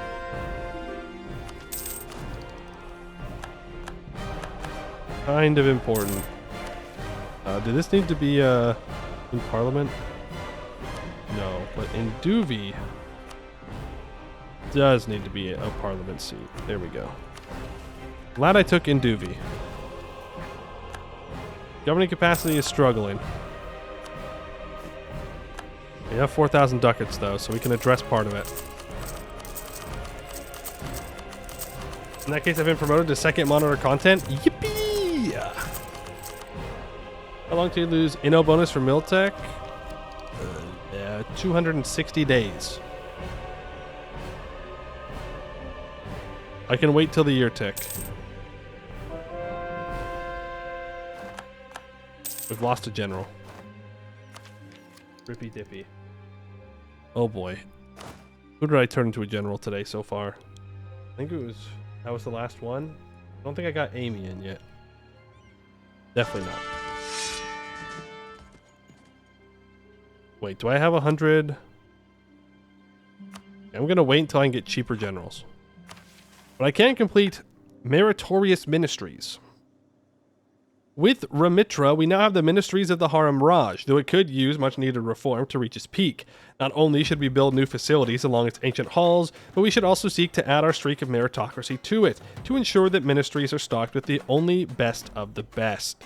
Gain access to the ministry's estate, but disable the bureaucratic confusion event. Every owned province with a courthouse or town hall building will gain 1 tax. Unlock the abandoned seniority parliament debate. Start construction of an academy in Ramitra. We get 10% institution spread. Well, hold on. Hold on then. Okay, most of our provinces have them anyways. A courthouse? I mean, this is one of those situations where I want to wait to build the courthouses to get all the development, but is it really worth it to do so? Like, I can get 5% cheaper dev cost, minus 10% idea cost. Cheaper expand infrastructure cost, unlocks a new rise of new democracy parliament debate. That's true, I could just take a loan.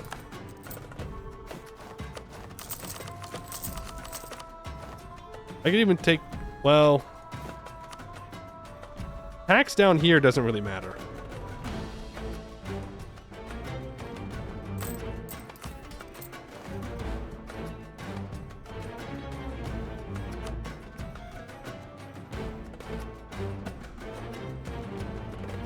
Yeah, tax down here doesn't really matter because we don't have autonomy.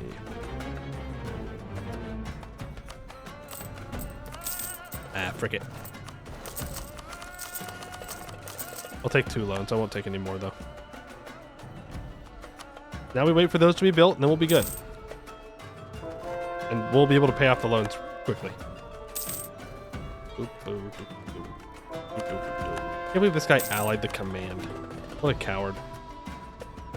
Right. We'll be able to kill him quickly. Been wrong?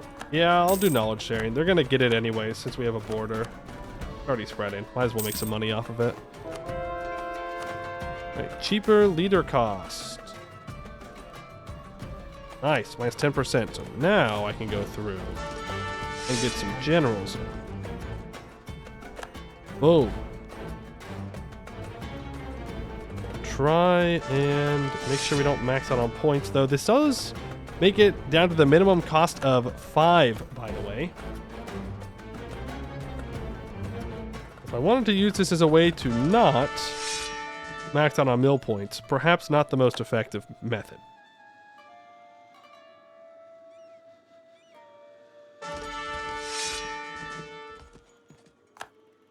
Oh, okay.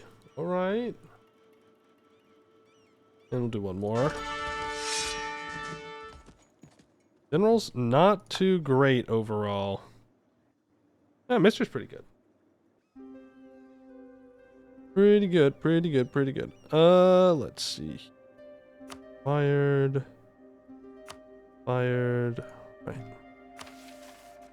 Waiting on the mission. Death of a merchant. That pays off a loan. Pays off both loans. Arms of the Ancestor. The Moon! An ordinarily unobtrusive wall within the High Temple of Mindanan bears carvings that have endured the passage of epochs. During a visit to the High Temple, our esteemed ruler paused, contemplative. What could that semicircle symbolize? It is an empty vessel, evoking hunger's grip. Does it encapsulate the moon's sway over the tides? Might it form part of a ritual, a vestige of a bygone custom enshrouded in the midst of antiquity? Or does it harbor an altogether distinct significance, a riddle yet unsolved? Its import cannot be denied. Casting a discerning gaze around, they sought the insights of a groundskeeper, an individual deeply attuned to the temple's essence. As the groundskeeper's gaze alights upon the carving, a moment of contemplative silence passes, and then, with a sudden burst of certainty, they exclaim, "Well, the fruit, that's the moon." Siege, a beetle. It's a gong? Bong bong bong? Or it's a semicircle for 1 stability. Yeah, I'm gonna go with the beetle because I want Diplo points specifically. But it's a gong for sure. Bong bong bong. You get rid of those rebels, please. Bong bong bong bong bong. I'm gonna need to build a fort up here.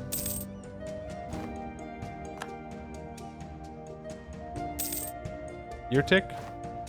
Do I need to do something on the year tick? Did I forgar? Did I forgar something?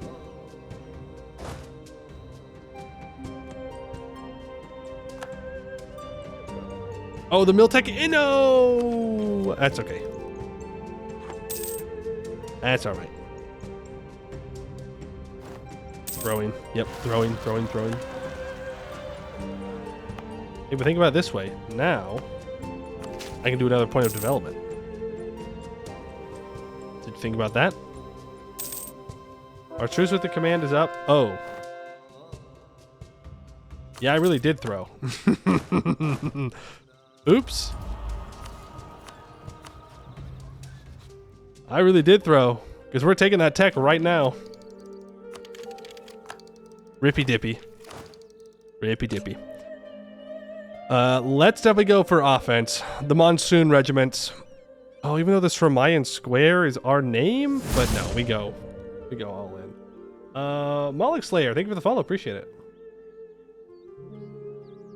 The torrential downpours that plague South Rahen, though the great peril they present, provide perhaps the ideal conditions for turning the common soldier into a veteran hardened not by battle, but by nature itself. By conducting primary military training in the jungles of South Rahen, many Raheni states managed to capitalize on their unique conditions to create a top-quality corps of infantry adept at utilizing the rugged terrain to establish designated killing zones to concentrate fire upon. The jungles, they're speaking to me. I could full state that, but I don't really want to. And we're good to do this next mission. So, every province with a courthouse or town hall gains 1 base tax. Then we can go to the parliament and immediately...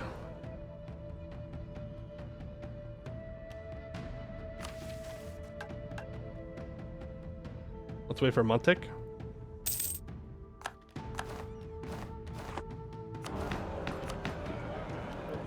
There we go. Abandoned seniority. Traditionally, we have been ruled by the senior members of the 3 families.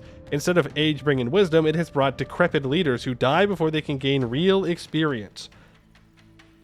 Replace rules prioritizing past achievements with one prioritizing current ability. Rulers will start younger. Reduce the level of distrustful populace. Ooh. I will give you whatever you want for this. Pressment. Sides. Diplo support even. Diplo support. Admin support. Diplo support. Admin support. Meritocracy. Government reform progress. Beautiful. Okay, so now our distrustful populace is even lower. We'll check it next month. We do have that new estate, the ministries.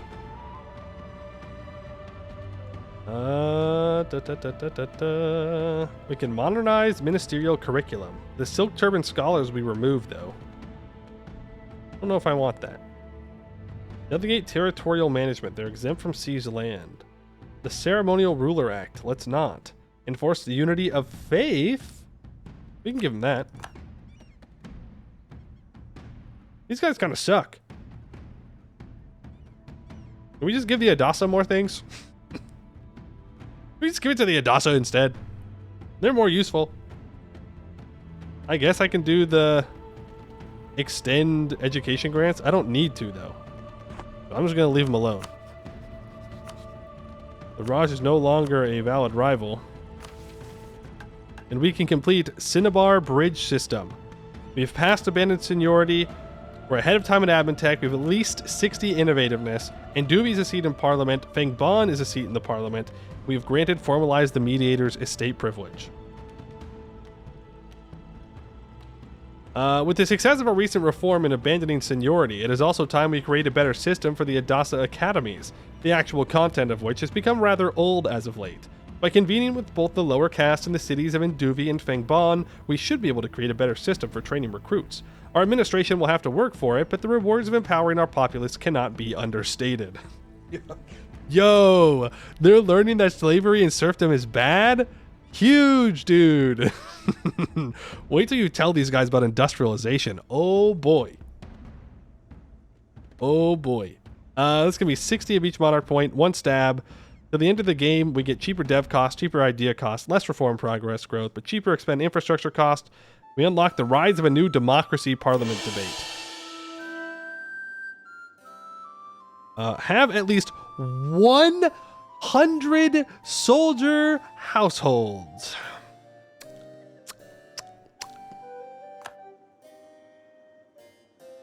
Thanks. That's for you. That's for you. So we aren't the baddies. No, we are the good guys. Okay, well, I guess we're gonna be building a lot of soldier households.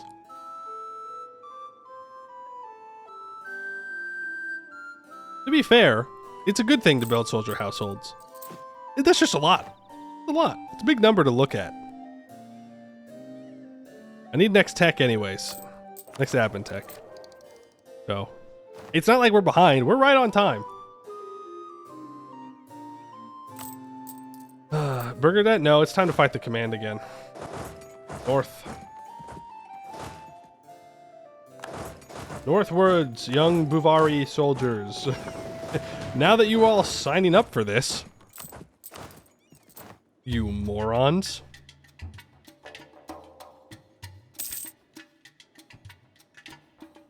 I need to get loyalty from the Adasa. I need to let their loyalty get up to 100% because I don't think I have the artillery combat ability yet. I do not. I need to trade out something to get artillery combat ability. For the funny. They're all so good though. They're all so damn good though. I can probably get rid of the tradition one. Another 40k stack or no? No. We're going for another like fighty stack. Well, I guess we can do both.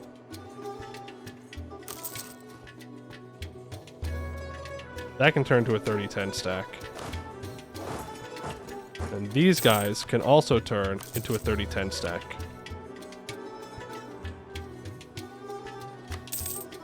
Better watch out, Command. I think you're about to have a real bad day. Oh!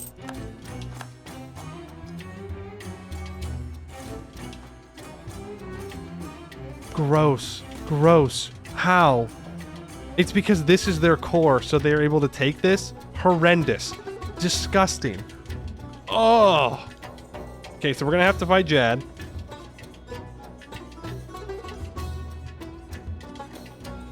You're at 9 out of 10, so wouldn't you have to trade out 2?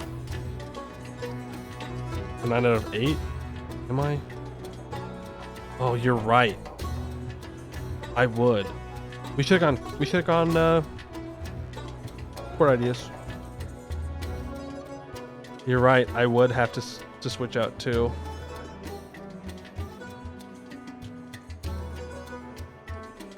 We can get rid of Adasa administrators. I mean, admin efficiency is nice, but it's not the end of the world.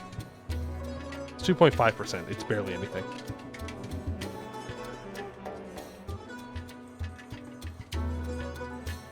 This gives Marines force limit national sailors, but I don't really care. Yearly Army and Navy 0.47 is really good, but having artillery combat ability is better. I'm shocked Jad is still alive. Me too. I thought they would have been jumped on a while ago.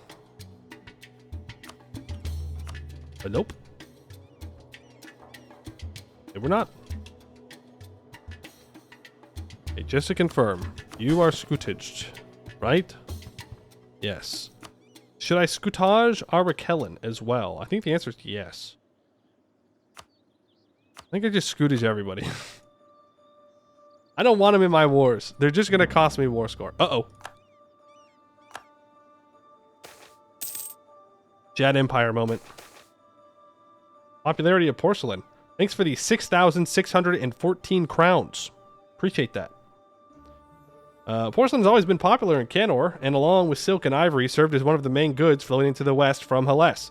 The new adventurer kingdoms of Eskin, settled in the aftermath of the Green Tide, seem to be loving it far more than anyone else, as is the way with the newly rich. Combined with easier access to Rahen through the new trade routes of the Dwarvar, the demand for porcelain has never been higher.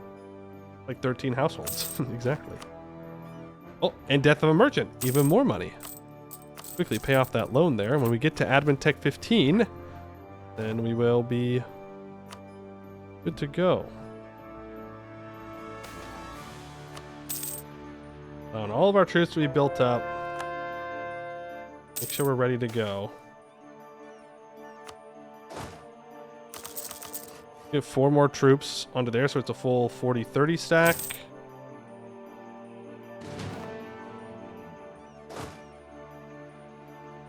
Then our war against the command will begin.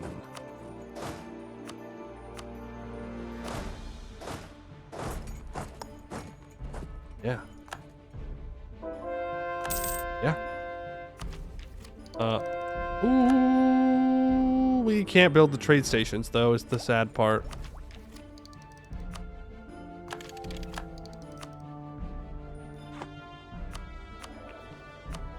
Let's get this discipline advisor back up. That does put us over our force limit, but we can afford it. It doesn't matter. In fact, you know what? I'll delete 2 troops. Don't have any troops anywhere else? No? Okay. That needs to be upgraded. Yeah, I mean, I want trade stations, but like...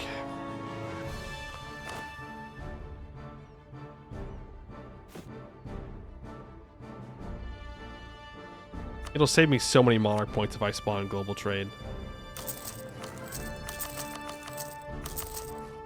I'm sorry. I'm sorry, soldier household enjoyers. We must build the spices up. Call me Paul Atreides the way I'm after the spices. Okay. Holy War. Right? The spice must flow. Exactly. I'm going to send this stack down south to fight our enemies. I kind of forgot about them. I won't lie. You're going to Zhao Do. Actually, they're level 2 forts.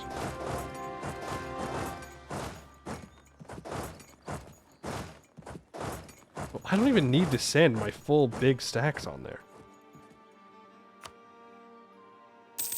Like, 80,000 troops will be enough to keep them scared off. I would... Oh. Wait, come back. Come back. Wait, come back again. Look at these. Ooh, defensive edict? Please. Oh, I didn't build a spy network up. Uh-oh. I'm slipping. It's fine to slip in smaller wars, but against the command, I can't be slipping around.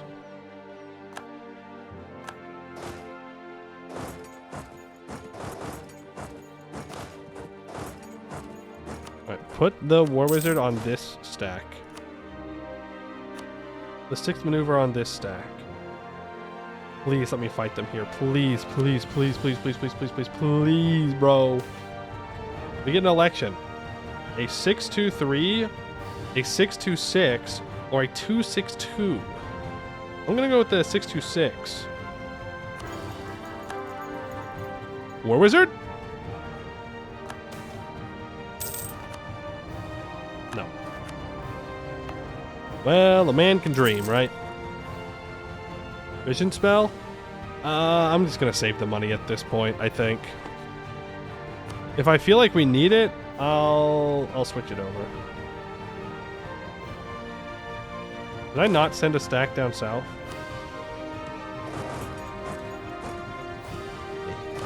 My bad.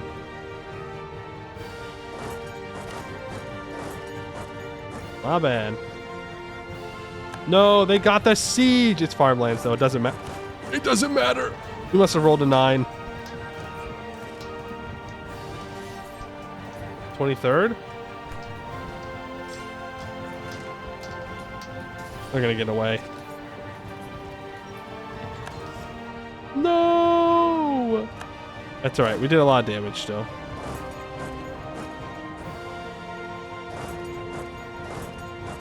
Can I just do a quick little one of those? Switch my war wizard here. We can go contest this siege. Please and thank you. Now south to deal with them. Zhao Do has been secured. Don't care about Republican tradition right now.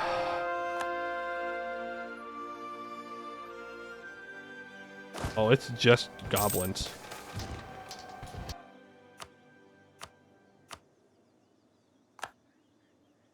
Right? I was really hoping we get a stack wipe there. Oh no, there were also command troops.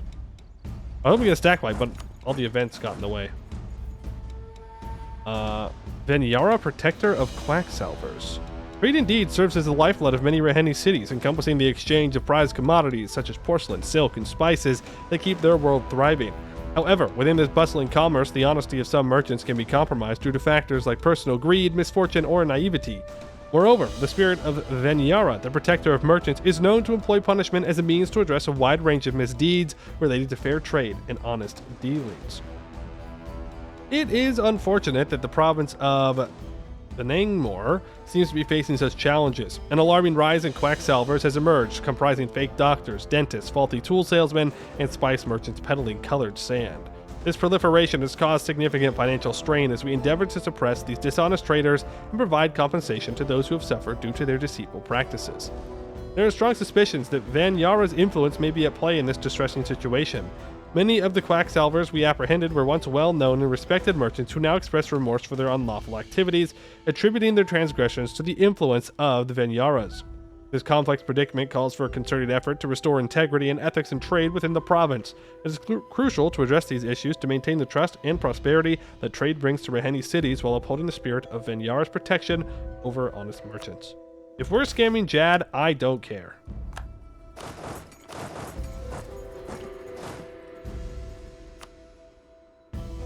The answer is no. Tim Rung is not giving access, and I don't want him to.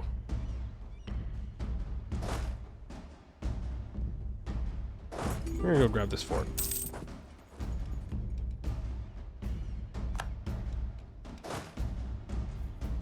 Don't want him to. I don't need him to. Then the command will start walking through here. That will be very annoying. What? I'm just gonna send these 80,000 troops to start sniping sieges to confuse the command. But first, we're gonna walk back and deal with rebels.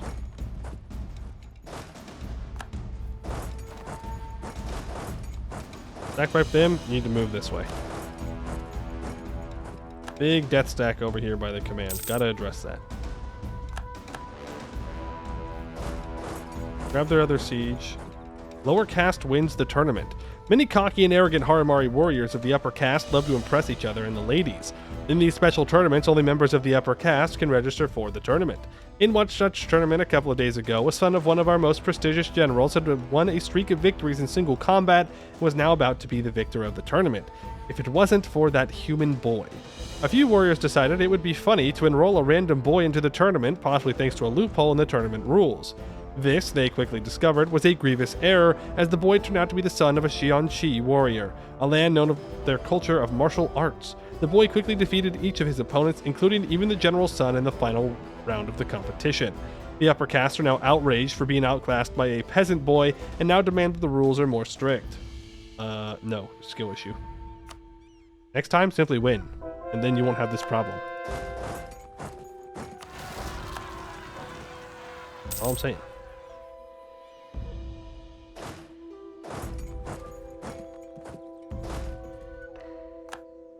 All that I'm saying. Bring this 40,000 over in case we need to reinforce.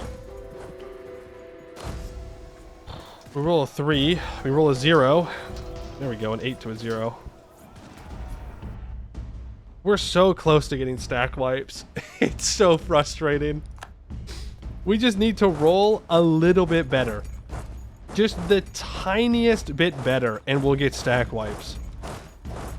How many times there's the word meritocracy in the mission tree? I don't know. Oops, I'm gonna overstack this.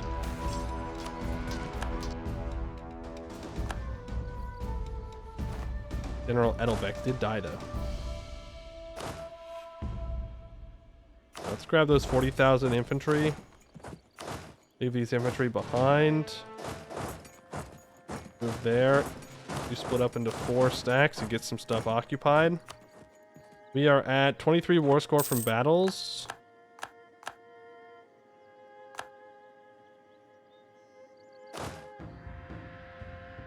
I almost just threw away 30,000 cannons.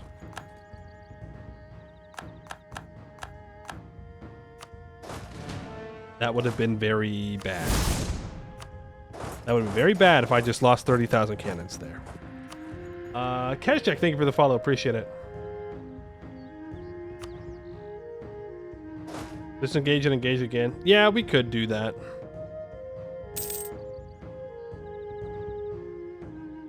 Then I have to, like, lose battles.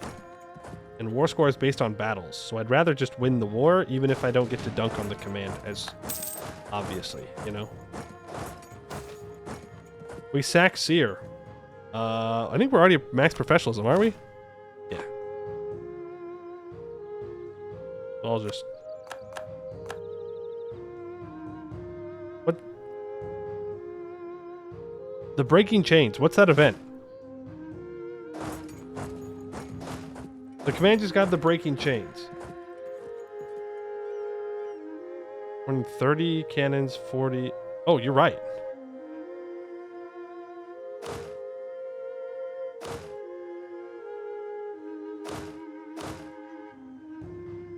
You're so right.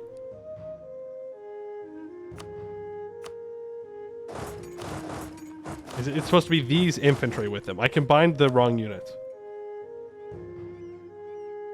That's a Karashi event. Seer is a chain workshop. When you siege it down, they lose Karashi. Okay. That's a good thing for us. What you're saying is that I should just let them... I should just farm that. Let them unsiege it, resiege it. There's probably a cooldown for balancing or whatever.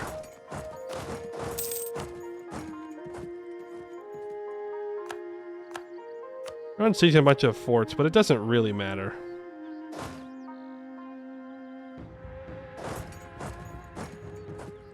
Like, we'll just instantly get them back.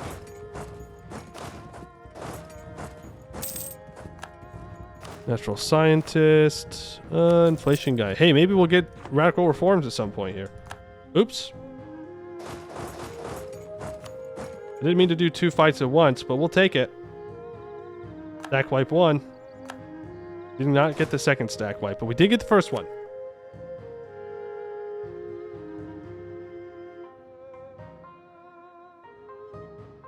Disable fort there? I don't know if it actually works like that. If it does actually work like that, then yeah, that'd be a great idea. But if it doesn't, then I'm just letting them take it for no reason. I want to fight these goblins so bad. I want to watch these goblins get turned into mist by my cannons. Seer is urban. We want to fight. We want to fight on Seer. Let me at him. Let me at him. This is it. No, he's going to get away. Oh, man. Yeah, of course we stack wipe that many troops. There's like nobody there. No fun allowed. We grab this hill. It's another fort they'll have to siege. Oh, how am I doing down here against these guys? Break your lines with the command, please. Thank you. I forgot about them. Are they defending against Jad or attacking? They're attacking Jad. Sure, if you want access, that's fine with me. You have consumed soup? Congratulations. Hope the soup was good. Oh. Goblin spotted.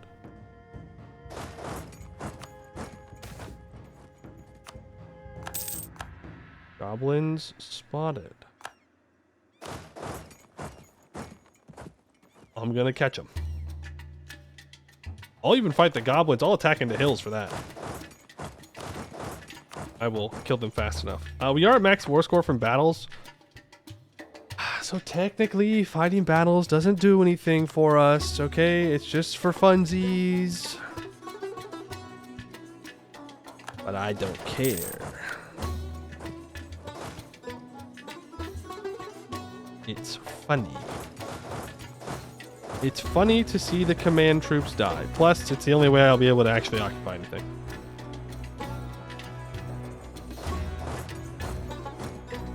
Probably reinforce. Oh, it's a good thing I reinforced because that war wizard just died. Ooh, I'm glad I did not get cocky with that. That would have been unfortunate. My troops would have started getting blasted. I need another war wizard now. Game, please provide me an extra war wizard. Thank you. You can make your way up now since you're here. You really trying to liberate Seer again? How many times do I have to stop you from doing that? I'm trying to free the people of Seer. You have oppressed them for too long. Way too long. Liberate is a strong word. No, it's not. That's what I'm trying to do. Well, it's like the extra motive. You know, it's not the main motive, but it is a motive that we can claim. I want to stack like this so badly, dude. 52,000 cannons. The glorious 52,000 cannon stack wipe. That would be very satisfying. Okay, we're going to go for another 80,000, sieging down everything in Yanshan. We're going to stay focused on, well, making sure they can't stop. For that, I'm going to need these 100,000 troops up here. Please, do not leave. Do not leave. Do not leave. Yes! Say goodbye to those troops. Immediately move north. Shift consolidate after the month tick. Boom. Say goodbye to those troops. Huge stack wipes. Come here. Where'd you go? Get your asses back here. Die like men. Uh-oh. The consequences of my actions? I think we're going to be fine. Never punished? Never punished? There are no consequences for my actions? Even though I just did an offensive fight onto an urban province, I think? We're just built different? You swing south to occupy that? And now we hold them. We now have vision on all of the command's land if they try and cross back down over into this area. What happens if you steal the orcs? Do I get those mechanics now? No, they just disappear. What kind of rebels are these? Ah. Okay, peace deal. I need everything in the Kuranyana trade node, I believe. I'd like Tugayasa. Okay, let's chill out a little bit.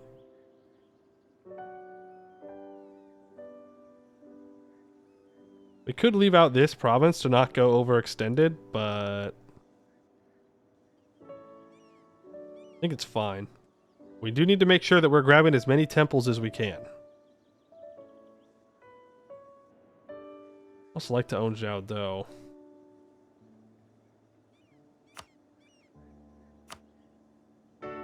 We're close to war reps. If I go take his capital, I can probably get war reps, and then we can just leave. Give it to vassal to avoid overextension? No, I need to annex them. It's fine.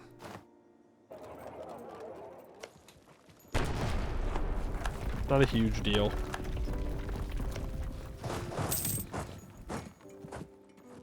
Not a huge deal. We brought the command back down to 136,000 troops.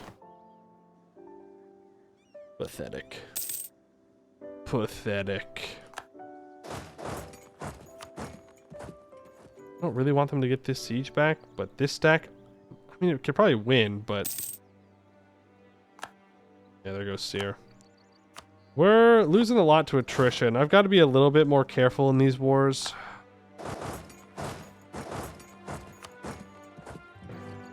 Thing is, it's very hard to be careful when I don't have to deal with an AI who doesn't take attrition. You know? Like, yeah, I can move my troops in smaller stacks, but then I have to move all of them together to fight him, but by then he's already gone, because he can just leave with, you know, 200,000 troops or whatever. Raj in the mountain? Yeah. Raj in the mountain. Still -5? Oh, I haven't taken the capital yet. Please, take it. Oh, I didn't even need to do this fight. Wasn't even a particularly good fight to take. If I take his capital, I can take another province or two. There it is. Oh, right. The burning of the RPU headquarters. The Ranpunyo Ura headquarters just got burned down. Oh no.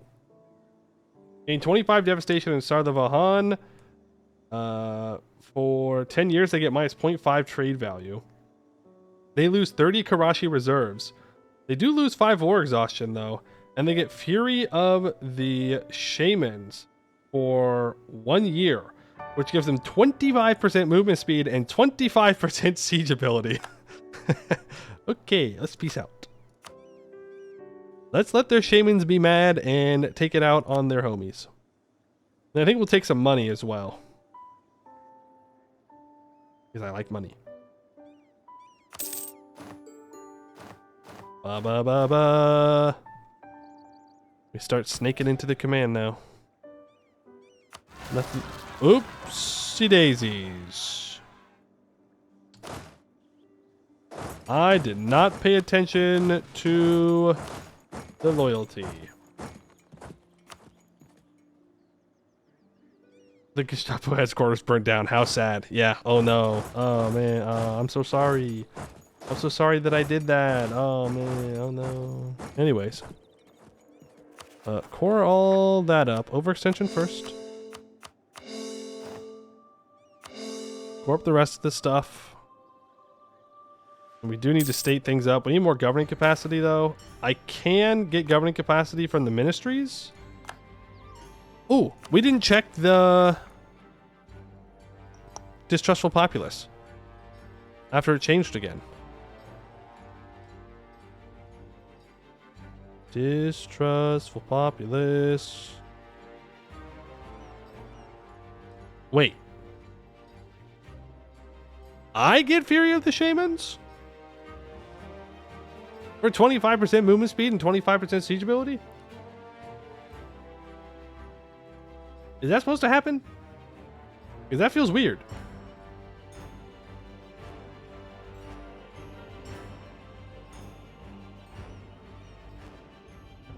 Also, I'm not finding... Oh, I do have the Throat of the Kuranyanas. Oh, no, sorry. That's not what I'm looking at. Don't I get something for owning the mountain? Did I just see that? Maybe not.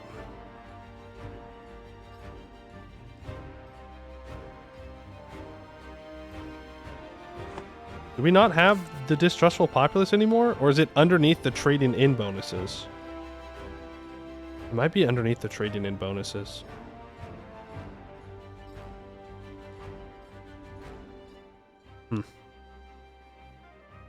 If you have autonomy? I don't. There's no autonomy anymore. Yo! We're free! Hope EU5 is a better interface check modifiers. Yeah, I hope so too. E2. No! The autonomy! You bastards. Sorry, it's just one spot. Not a big deal. Check merc cost and the modifiers screen. Mercenary maintenance is still 50% more. So we're at Distrustful Populace 3.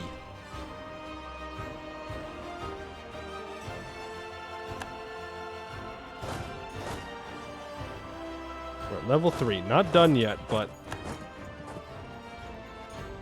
weakened for sure. Just make sure I get that Diplo rep going. Make sure my casts are all happy with me. And what's the next thing I need to do? Right, I need to go eat some more stuff from the Raj. Ah, this guy. Orusad Bola. We should... These two stacks need to recombine. You over here. You up here. This fort, deleted. This fort, deleted. This fort stays. We'll need to build a fort on Tugayasa. We're saving up our money now for the soldier households, which we will get with admin tech. And we just need to develop with our mill points. Which, hey, fine with me.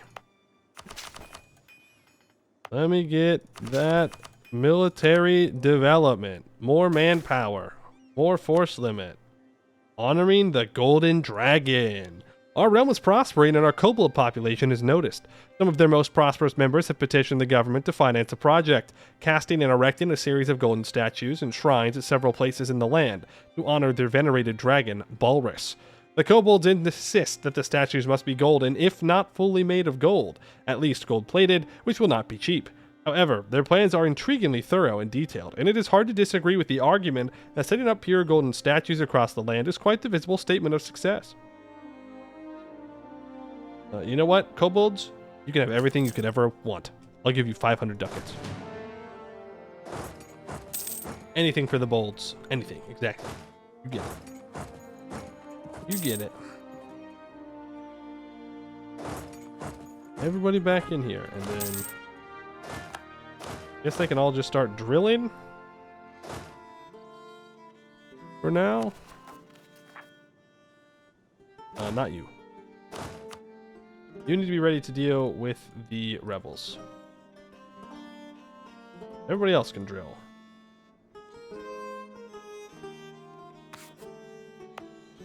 A lot of unrest in our capital. It's like a small little Anbennar cost, except it has less development than Anbennar cost does at the beginning of the game. Okay, the command gets printing press.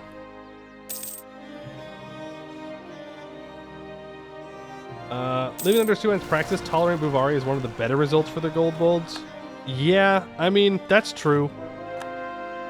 Preferably they'd have their own little state so they can go find Balrus. Second would be Azkare. Third is, apparently we're going to do a democracy soon or something.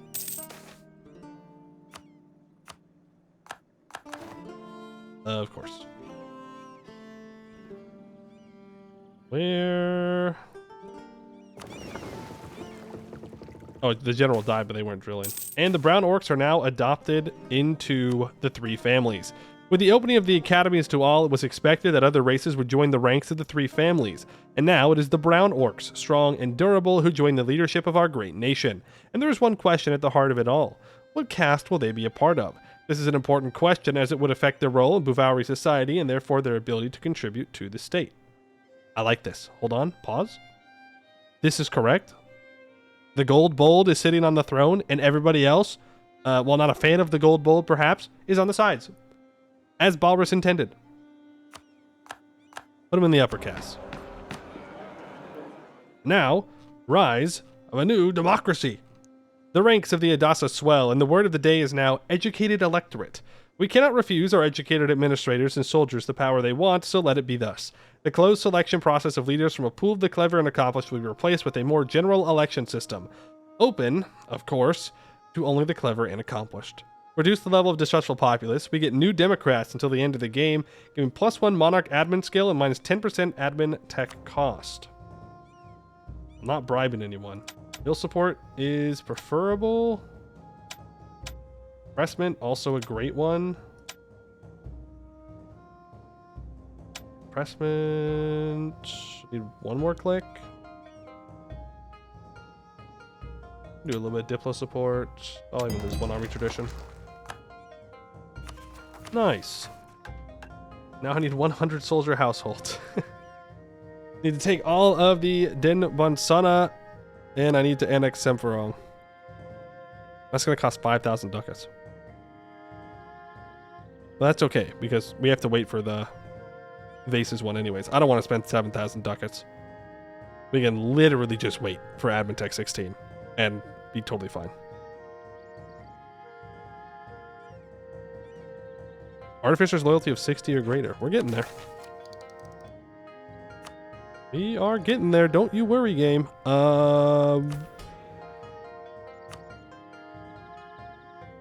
Do I have the cheaper tech cost from the gurus? No. I do not. One Shia, Kobold, or nothing? I feel like that's a throw, though, right? Come on. If you're going to do one Shia, you want to be the strongest Shia you can possibly be, and I feel like Kobolds is not the answer. Did you change the government type? No. It's more of the internal arrangement of the Adasa is more democratic now. There we go. Now we can get the tech cost. Now we can take admin tech for 225. Not bad. We can also take Diplotech. Look at that. We're all caught up on technologies. Okay. It's time. It's time for the soldier households.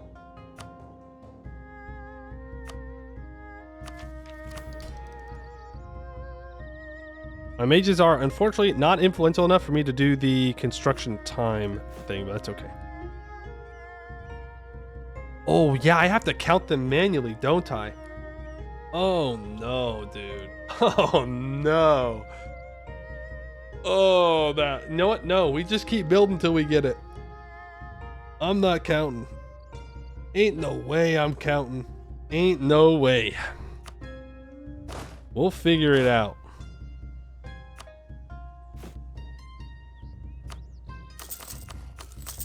Oh, boy. Oh, boy. This is just like developing Helles again. Oh, man. Oh, man. I can trust chat to keep counting. Okay, how many did I just click? How many did I just click right there? And we get 377 from trade. Like 32. All right, 32. We're almost there. We're basically halfway there. Huge. At least 100. You know what? You guys are great at counting. I'm sure if you add all of those together, divide them by 3, and then like average the number out by the number of chatters, we'd be at the correct number.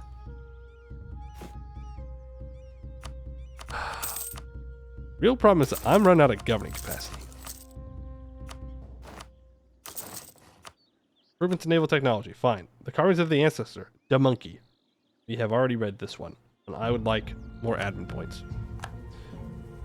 We're 93% way of annexing Semferong, by the way. I'm going to go to the ministries, and I am going to give them governing capacity. The middle castes, governing capacity. You already have it. You already have it. Loss of prestige. Okay. How much do soldier households cost? For us, $4.91 on average. On the meaning of life, I can become a scholar. Sure. No. It's fine. Just keep class fluidity at the maxed out level. Truce with the Raj is up, so why am I sitting here at peace? I don't know. That's a great question that I don't have an answer to. Stop drilling. Oh. My generals all disappeared. Right, Sparkly Wallflower, you're up. Let's see what you got. Still only costs 5, by the way. Not bad. I really need a 5-6. Technically, 5-6 is the best general we can get, combat-wise, because we lose one fire pip. Just the way it is. Okay, a 3-6-6-2 is not bad. Royo, don't you dare give me 2 fire. I need more than that. I need more than 2. Don't be greedy. Okay, well, yesterday you had 0 fire, today you had 1. You're getting back into the swing of things. Fairwees, you thought you were going to get a leader by asking me to hydrate or dihydrate? Nuh-uh, not this time. I was paying attention. I was paying attention.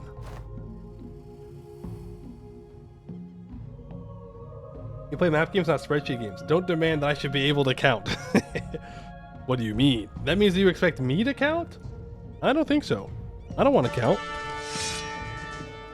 90 tradition, by the way. Yeah, 90 tradition, by the way. This is rough. This is a rough one.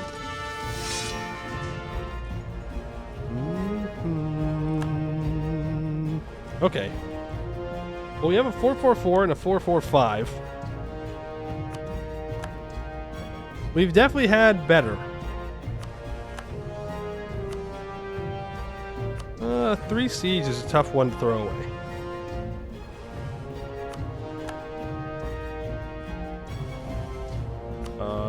My ally is losing.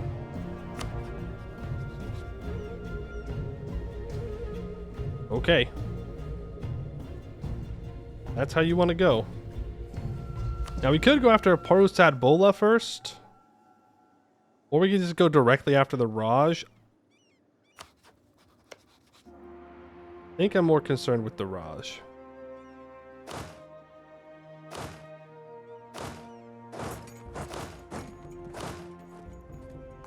Move our troops down. We'll get to it. Right, there's Semferong annexed. I will state that up. It's a really good state. Global minority grows. You might just delete that whole stack. I'll get the manpower back from it. Next tier. Admin possible policies, Diplo possible policies, Mill possible policies, or Republican tradition from winning the wars. -5 years of separatism. I think we might just go with that. Because it's not free policies, it's just possible policies. I don't really want to give up my 5% infantry combat ability. I could trade 5% infantry combat ability for 5% artillery combat ability. Is that worth it? Let's wait till we get artificery and then we'll see what we do with all that. New policies? Yeah, but I don't have that many policies yet. Is the thing. Like, it's just possible policies. I mean, eventually we probably want mill possible policies.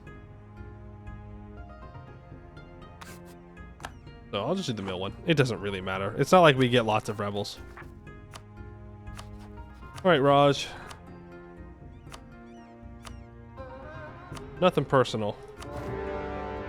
You're just a heretic. so I have to purge you from existence. Just kind of one of them things, you know? One of them there things.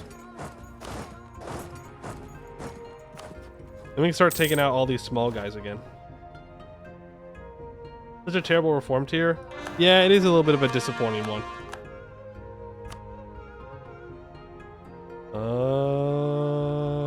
Piercing Fang? The huh? 10% movement speed, minus 10% morale damage received? The final paradigm? Minus 10% war score cost versus different religions? What? How do I switch to that one? For now, though, we keep the merchant up. Global trade, baby, global trade.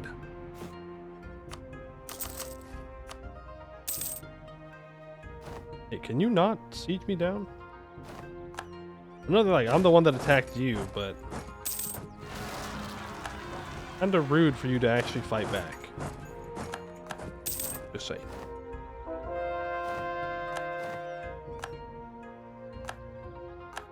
Alright, both sieges have been won. You have an absolutely trash general, no offense. Sorry, Nurkor, but your general was really bad. I don't know how I haven't fired you yet. I guess you're just avoiding it. Somehow you're a duck in the administration for getting rid of you. Respect. Alright, parliaments. If you had the burger loans, you'd be at 60-ish households right now. Oh, is that so? Is that so? You've been doing the math, huh? The lizard folk multiply. They do be doing that. They do be doing that.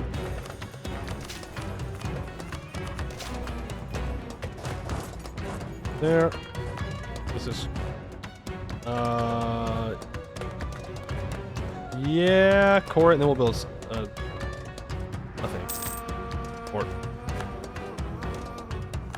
Bum, bum, bum. Reading stack wipe there? A little weird. Melting raw scripts never gets old. No, it doesn't. What was that? What did I just see pop up? Huh? What?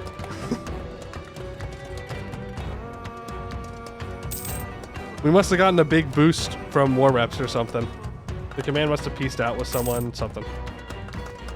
The funny hegemon button.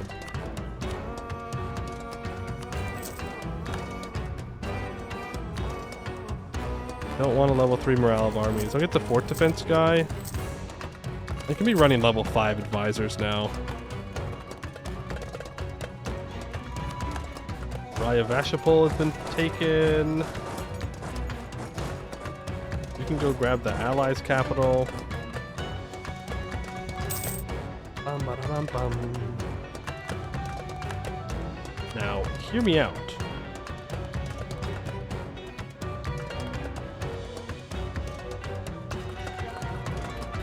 Ah, we can't cut him off from the command yet.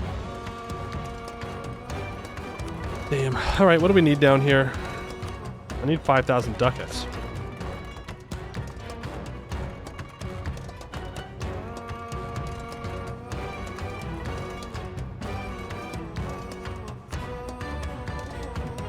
We need all of these.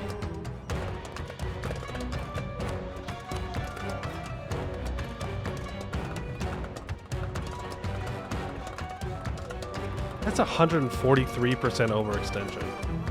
Are we really at that point where I need to start doing that? Of putting myself through that kind of pain and suffering? No, but you're going to anyways? You're damn right. Has the command got the tiger then? I did just see Tiger Hobgoblin. Advisor. That's a Tiger Hobgoblin province. So I think that's a yes. I think they can now get the insubordination.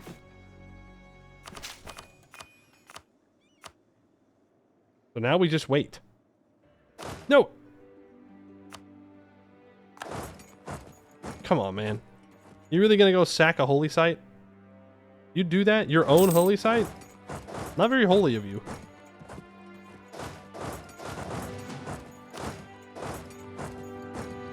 Hungry, hungry hip boy. Yeah, I guess that's a good way to say it. Hungry, hungry hip boy.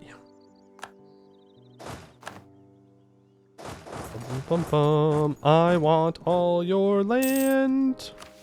I'm going to take loans, I think. I think I'm going to take loans. Great efficiency, which is fine. I'm not going to complete that mission. Am I? I mean, it does give goods produced.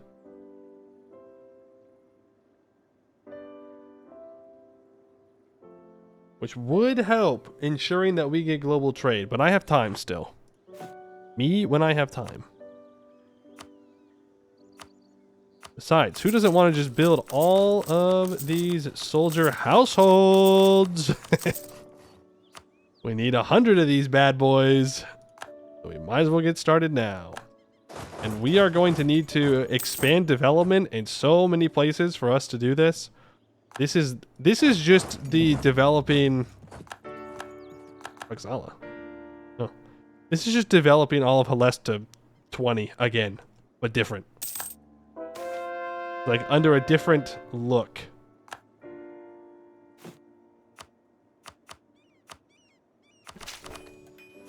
Try and get you to 15. Oh, no. Oh, no, no. Just want to develop provinces that are not at 15 yet. There we go. Up to like 15 now. Yeah, huge. Huge. I'm not stack wiping the Raj. This is very sad. What's the point? What's even the point? I don't get to stack wipe them. I'm once again just throwing manpower away by putting 70,000 troops on a siege. I very much do not need to. Do I still have any overextension? No. Do I have the admin points I need? No. Do I care? No. You build 100 soldier households, you don't think manpower is a problem? I mean, it is right now, though. Also, I don't need this province.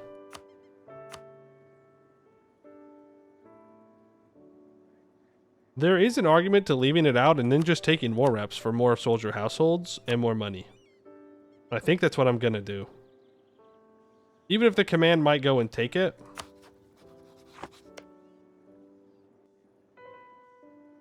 But if I take it, then I might stop the... Well, no, because they could still go to war for this province. Oh, whatever.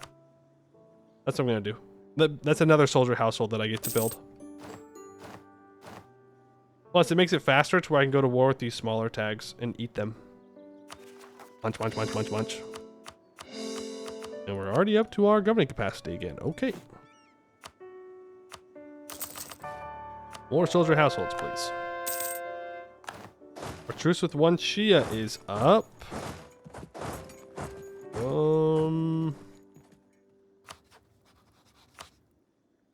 I think we should just go eat them. Make sure that our ally does not. You know? Because eventually they will. I mean, they are guaranteeing them right now, though, so I guess there's not an emergency. We can just stay focused on all the smaller tags over here to make sure that the command does not eat them. They have a course to give you? They do, and I've been sitting on 100 favors for a very long time. They're at war, though. I've been sitting on 100 favors for a while. I completely forgot about that. Let's have one diplomat improving with our subjects. Oh, these guys are dying now. Damn it, I really did not want Chinbenrung to get strong like this. Also, they only have 10.6 trade value in their node, which is crazy to me considering I know how much they can get up to. Like, they could already be economic hegemon right now. I know that for a fact. Not exactly sure what they're up to.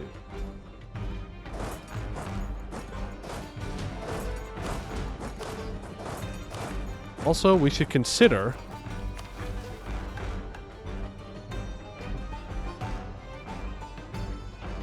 fighting Jad so we can build the Golden Highway.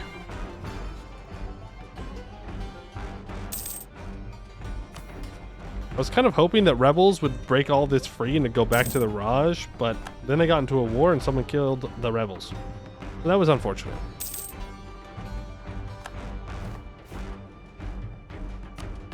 If I can just have no rebels though for a while, then I can get all of these built. I can just stop paying for my troops. We're also paying 75 ducats a month for corruption right now. Oh, that's embarrassing. Oh, that is so embarrassing. Oh, no, dude. You're being attacked by the centaurs in 1589? That is so sad. That is so sad. They're tech 12, man. Oof. I ruined them by converting them? They're not... That's not fair. They've had plenty of time to start converting things, and all they did was convert Verkal Ozavar. They're like, yeah, my highest development province, that's the one, please. Ooh, brown orcs into the middle class or the lower caste? I keep saying class, but it's caste. Orcs give construction time reduction in the middle caste, and national manpower in the lower construction time. Obviously. Do you think I'm dumb or something? Minus 7.5% construction time? Rex, thank you for the follow. Alright, you know what that means? Now, we've got to find a way to be dwarves with the caste system, so that way we can get additional construction time reductions in our holds. Construction time equals national manpower for households. That's true. A 554. I'll take a 554. Look at that. Ratak, the brown orc. Welcome, Ratak. Did you know that your entire administration will be defined by building soldier households? That's all you're gonna do. Hope you're ready to lead. How long would it take me to integrate this little guy? 1593. Yeah, let's go ahead and start that. We don't need them to be around anymore. I don't want to seize land. Do I have any special parliament debates? I don't think I do. From now on, soldier households will also give minus 10 local governing increase cost? Wait, that's actually kind of nuts. Never mind, we love soldier households. 10% infantry combat ability? Yo, 45% infantry combat ability is what we're gonna be at. That's crazy. Sorry, command, I only keep scaling. For now, though, let's just get another public school. We love public schools here. Civil service, pressman, diplo, mill, diplo, meritocracy.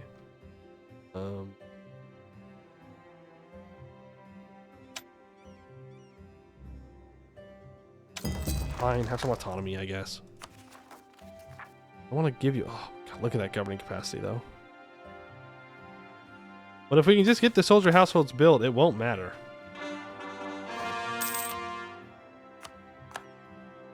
It literally won't matter.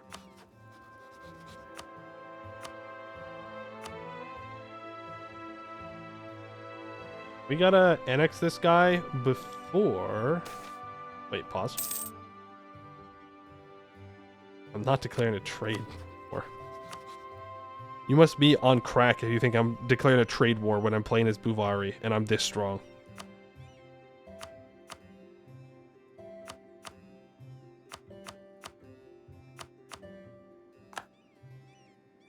You must think I am nutso. Norian's here yet? Yep. Bushalar's here. Neckliff is here. The Gnomish Hierarchy is here. They're here. Those motherfuckers are here. And I have to decide how aggressive I'm going to be with them. It might be better for me to ally the gnomes.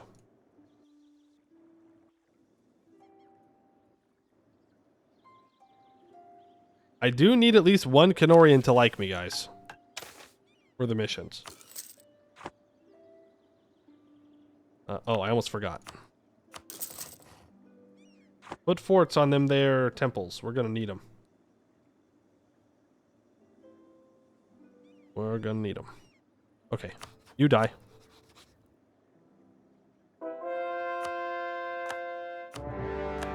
Nothing personal. Just business. I know that doesn't really help them since I'm killing them anyways, but it is just it is just business, not personal. Specifically, not personal.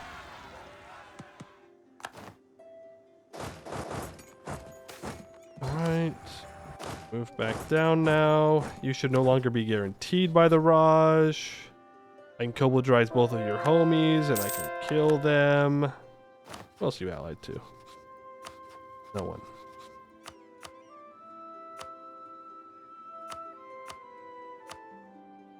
I don't need to Koboldrize. I can just annex them. We have the Diplo.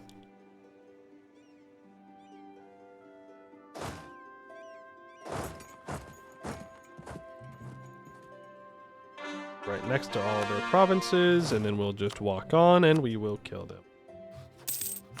Declare war. And keep on going. We don't want the command to eat any of these tags. Indentured inventioning. That's right. You will create new things for me. It's gonna happen. Whether you like it or not. You need to give up. It's Jover. It's Jover for you. Give up.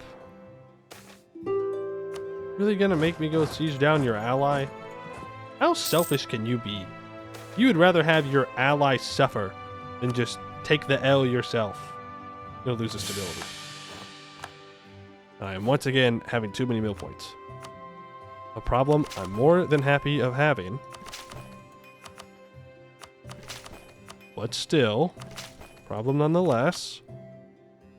Getting up to 15, so that way if I need to expand, I can. We're still a little ways off of tech here. We're almost to tech 16. My Adasa are almost loyal enough to where I can take something from them. Which we absolutely want to do. Polygamy in Bhuvauri. Many amongst the distant Svengulin have practiced the tradition of multiple wives, and the Senkul Borlin family are no exception. They are known for having wives and husbands from many groups, from Raheni, Balm, and beyond. This practice is surprisingly useful, as it gives the family a wide array of connection and gives many groups a feeling of cooperation with the Adaseta. However, at the same time, the religious of Bhuvauri scoff at the practice, seeing it as impious and sinful due to the Raheni tradition of monogamy. Yeah, I'm being so real with you, dog. I do not care. They can do whatever they want. As long as they fight in my armies, that's it. That's all that matters. Give me your taxes, fight my armies. They're probably just furries. That's crazy. That's a crazy shot that you just took at the random people in my computer. A spell component tax. Production efficiency right now. For the next 10 years, perfect timing. You, bye-bye. You. Apparently I need to separate piece all you bozos out. That's fine. This and this, give me your money. And give me your province. There we go. Doesn't put us over, so that's great. We're gonna need to consider a Jad war. Looks like the Centaurs got too scared and they didn't do it. They attacked Guwamid instead. I'd be as bold as to say a more difficult target, but okay. Not my concern. Necklif is getting up in here. I don't appreciate. Not one bit. I might need to go kill these purple guys.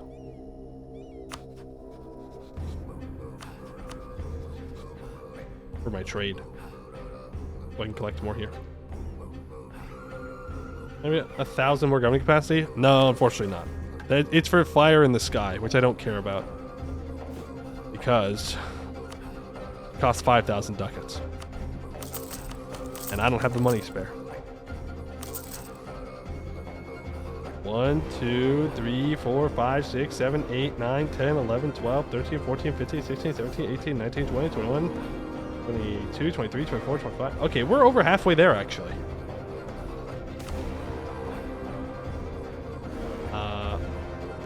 Vichava reunion.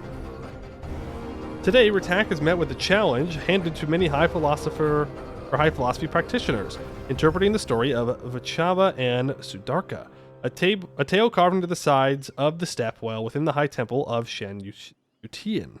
The first carving in the series depicts Vichava, the high god of merchants, as she worked, moving from mine to forge, from forge to mint, and from mint to carriage to load various objects of gold and silver.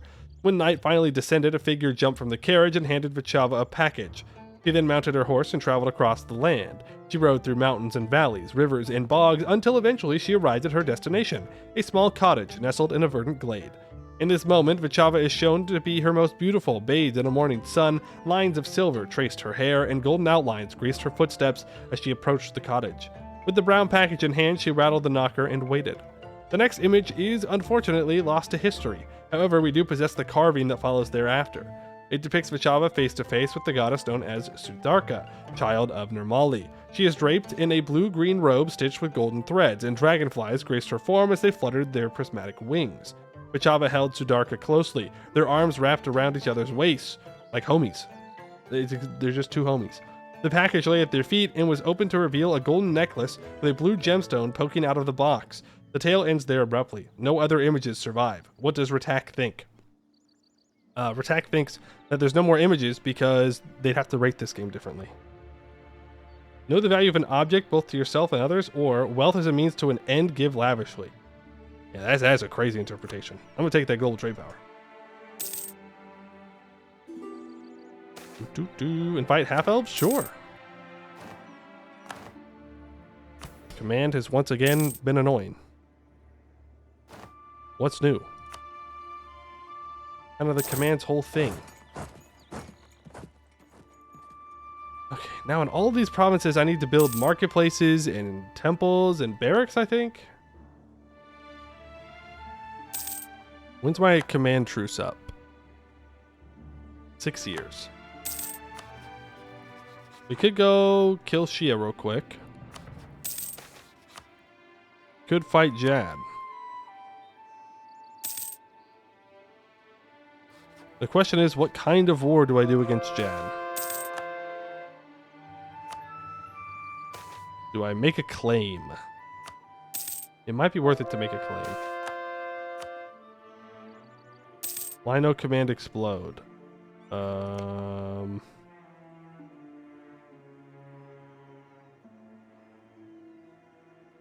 I need to give them this province back?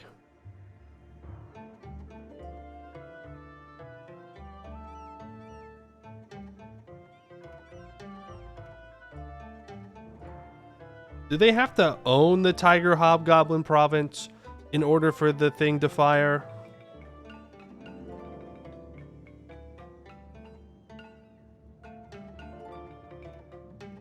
They still have the other two.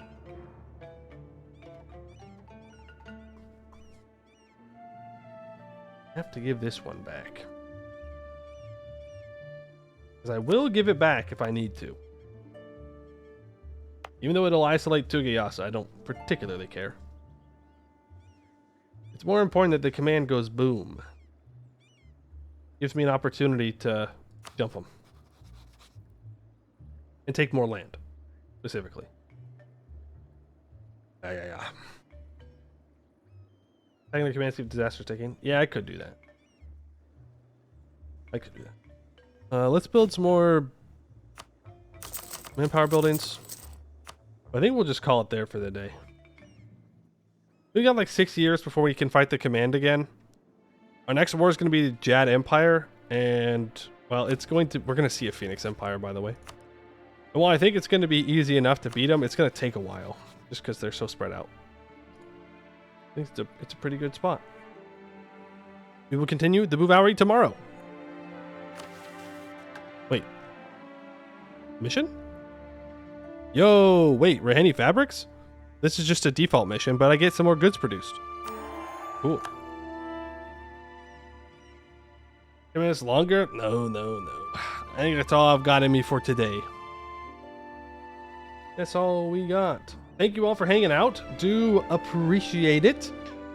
But yeah, I'll be back tomorrow.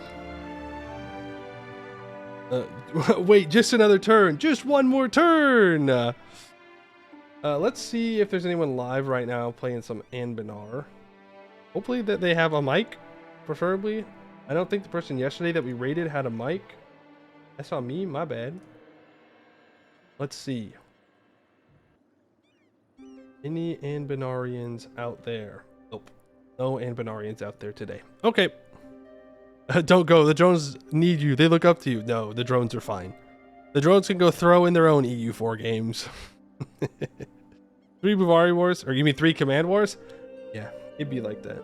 But we're really strong, so it's not too bad.